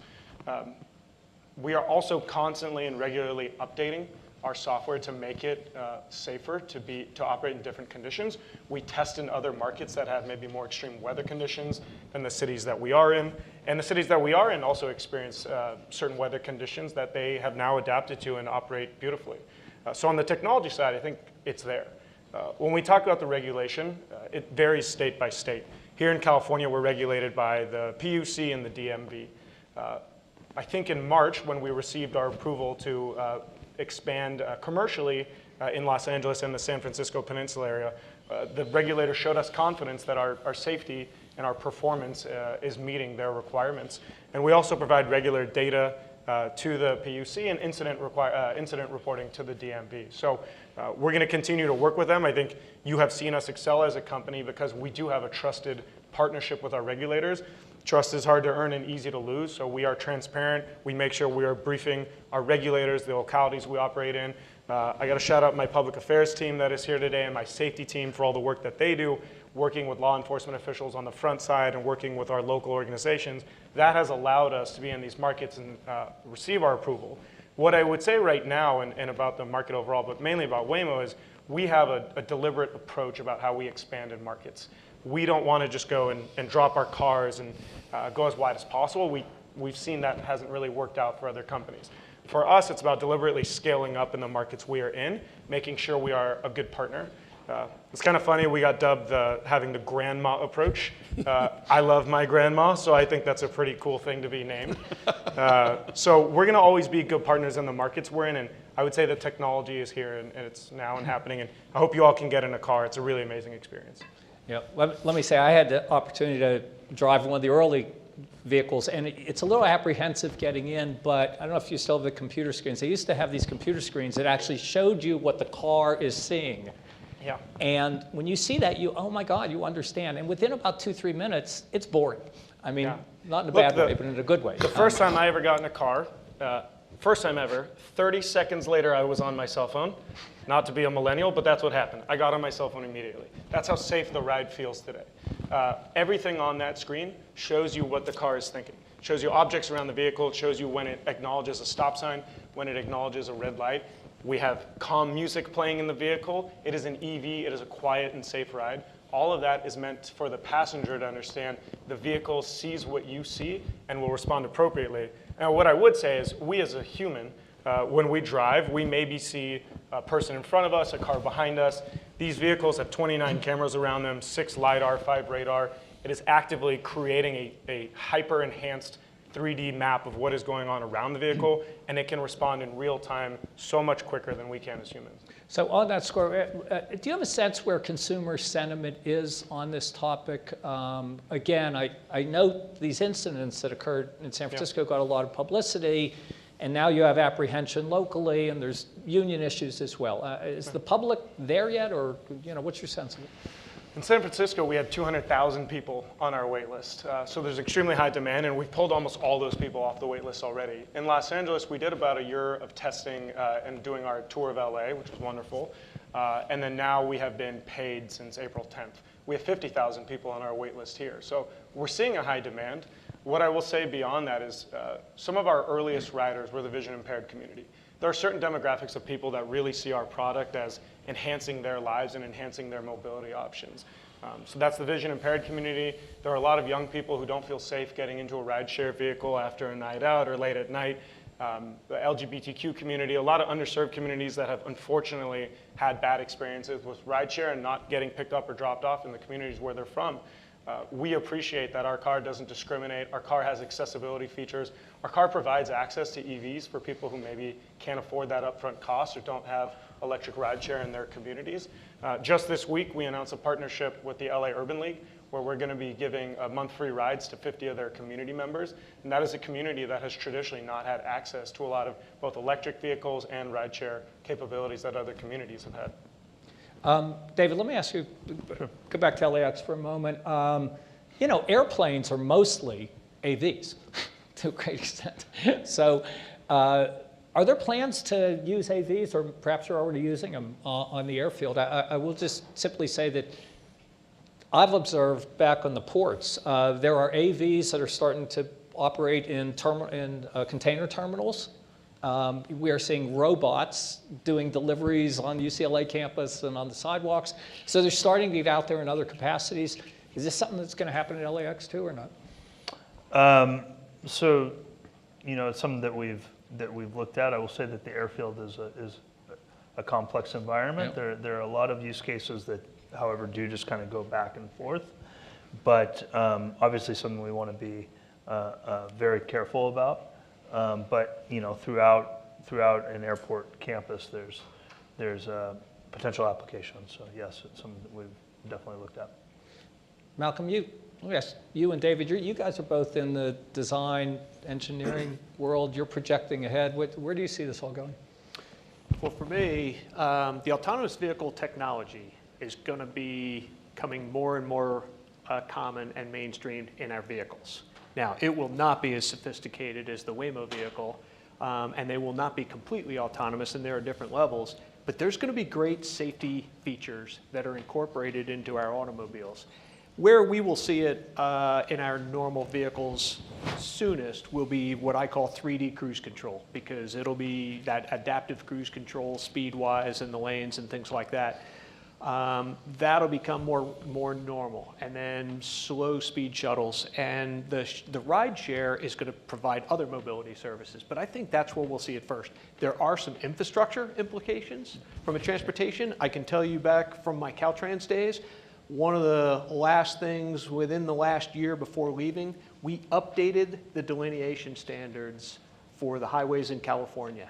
And one of the main motivations was because of the technology that was coming and to make the delineation more visible for us, but also more visible for cars as that technology advanced. And that has been implemented since about 2018, 2017. And so there are other infrastructure implications that'll come with autonomous vehicles. But I think it's going to become more and more mainstream. We're not going to purchase self-driving cars to the level that Waymo is today, and they've moved as far as they have because they've put safety first. And when they worked with the state of California's priority was safety first, and Waymo really partnered with them. But we'll see 3D cruise control, and that it'll become more normalized to us, and then it'll be more common for us to go outside and get in a Waymo, and and slowly but surely it'll become more common and more mainstream, I think. Just one follow-up there. A lot of folks say it's easier to have an autonomous heavy truck in a divided highway because it's much less craziness that goes on in city streets, and a lot of people have projected that the first really big commercial use is going to be heavy trucks, and they're going to platoon down the left lane and 15 feet away from each other and the like. Was that something you started thinking about at Caltrans? Well, long haul, I think it'll be a safety aspect. I personally don't see autonomous trucks without drivers anytime soon, but they will have autonomous technology in them, assisting them for safety reasons. I also think that there's an opportunity locally for moving freight around, dredging freight around, Port of Long Beach, Port of LA. Those are perfect examples. I think that'll come on as well as electrification. I don't think we're sending trucks from here to Texas without drivers anytime soon. I think the technology will be incorporated in improving safety, but I think that they'll still have higher skilled drivers that are more tech savvy, and we can upskill the current driving force. But I don't see them without drivers in the near future myself. David, any thoughts on those? Yeah, I mean, I agree with what Malcolm is saying around the trend in the industry. One thing that I would just add on top of that is the standard to which the vehicles and the technologies are held, because it was discussed a little bit earlier in the panel how safe they are relative to human drivers. There's so many eyes on this technology, a lot of skeptics, people not willing to accept it, and always looking for that negative aspect that they can point to and say, see, it's not going to work. If we can always keep in mind and sort of normalize that this is relative to human driving, which is obviously not fantastic and doesn't have a perfect track record at all by itself, I think that's going to help a lot with accepting these technologies and just recognizing it's a better situation than the current condition. One interesting nuance, Phil. Yep. The federal government regulates the car. The states regulate the driver. We take driving tests with the state. But now the car's going to be the driver. So now how do you navigate that? Well, as somebody who used to work at NHTSA, I will tell you they have been struggling and they have yet to figure it out. But so I'm going to suggest a fun little test for folks who have a lot of autonomous driving in your car. You have somebody else drive the car, they go full autonomy, you try it first, and then you sit in the passenger car. And what's fascinating is when you're behind the wheel, you have all the training and all the synapses to want to do this, and it's anxiety ridden. I found, I've done this with now lots of friends, when you sit in the passenger seat, you're much more likely to let go and you're perfectly fine. So if you want to know what what one of David's cars feels like, get somebody, put it all autonomous, sit in the passenger seat, and that's the future, right? Yeah, that's right. Safety recommendation, don't sit in a car that's not a Waymo and sit in the driver's seat. Okay. Public service announcement. Exactly. On that note, we have 4 minutes, 41 seconds left. So we are going to do what we always do here, which is sort of a lightning round. I'm going to ask some questions.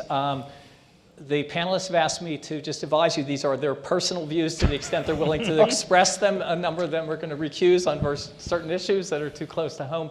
But just for fun, some predictions, and then I might ask if we have time for one last question. Okay, these are sort of predictions. Sepulveda Pass, we talked about that. The choice is between an above-ground system and an underground system, right? So how many people think Metro in the end will choose an above-ground system? I'm going to abstain because we're working on one of the alternatives. How many think it will choose an underground system? Oh, and okay. So we got a majority for the underground. We'll see where it goes. The gondola project has been proposed. It's gotten a lot of attention. This would go from Union Station up to Dodger Stadium with a stop in Chinatown. It seems to be it's gotten Metro approval and the like, but there are headwinds. Do we think this will get built? Yes or no? How many yes? Don't look at me. No, you don't have to vote. How many yes? Anybody thinks it won't get built? Okay, so it looks like it'll get built. I don't know if David Granis is still in the audience. He was going to jump up. He's working on it and vote yes himself. Okay, this we talked about the ZEV mandate and this 2035 cutoff for the sale of gasoline-powered cars. Now, CARB, in many times in the past, has pushed these deadlines. Do we think CARB is going to push this deadline once again, or do we think it's going to hold tight to that 2035 cutoff, no more sale of gasoline-powered cars? Is it going to hold tight? How many say yes? It's going to hold tight. Okay. Anybody?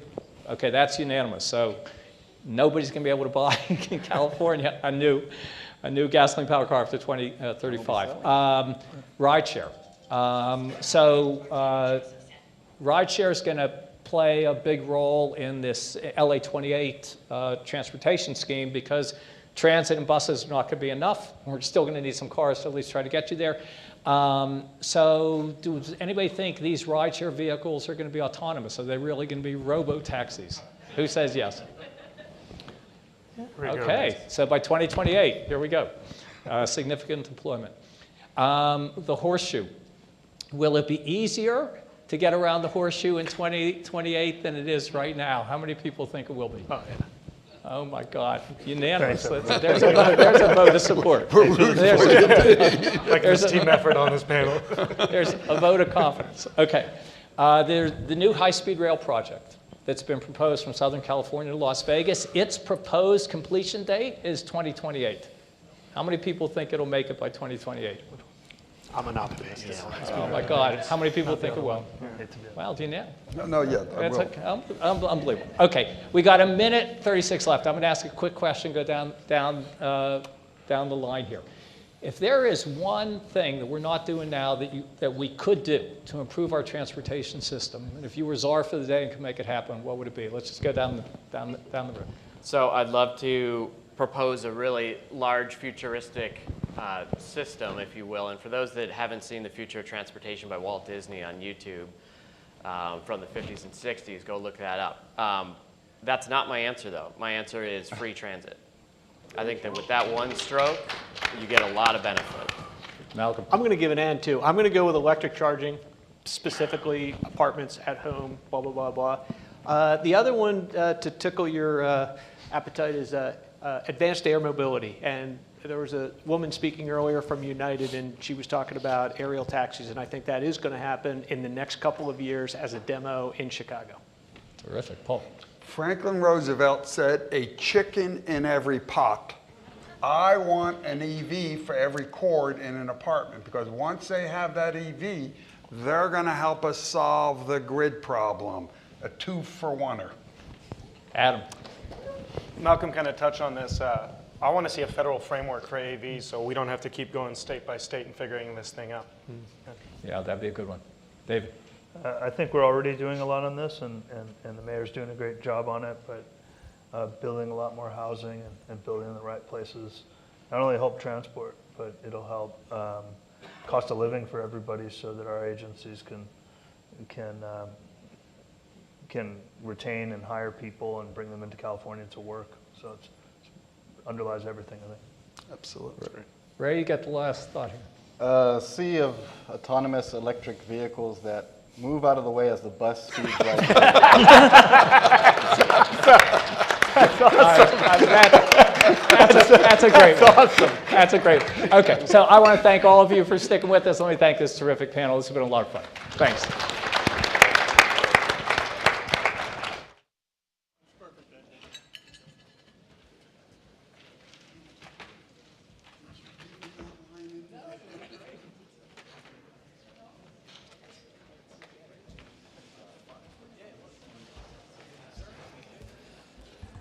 Well, for all 8 of you that remain here, I'm David Nahai. I serve as chair of LABC, and I want to thank you all so much for being here, for listening to the panelists, and I think you would agree that it's been a terrific day. I've certainly learned a lot. Thank you all so much for coming, and have a good evening. Bye-bye.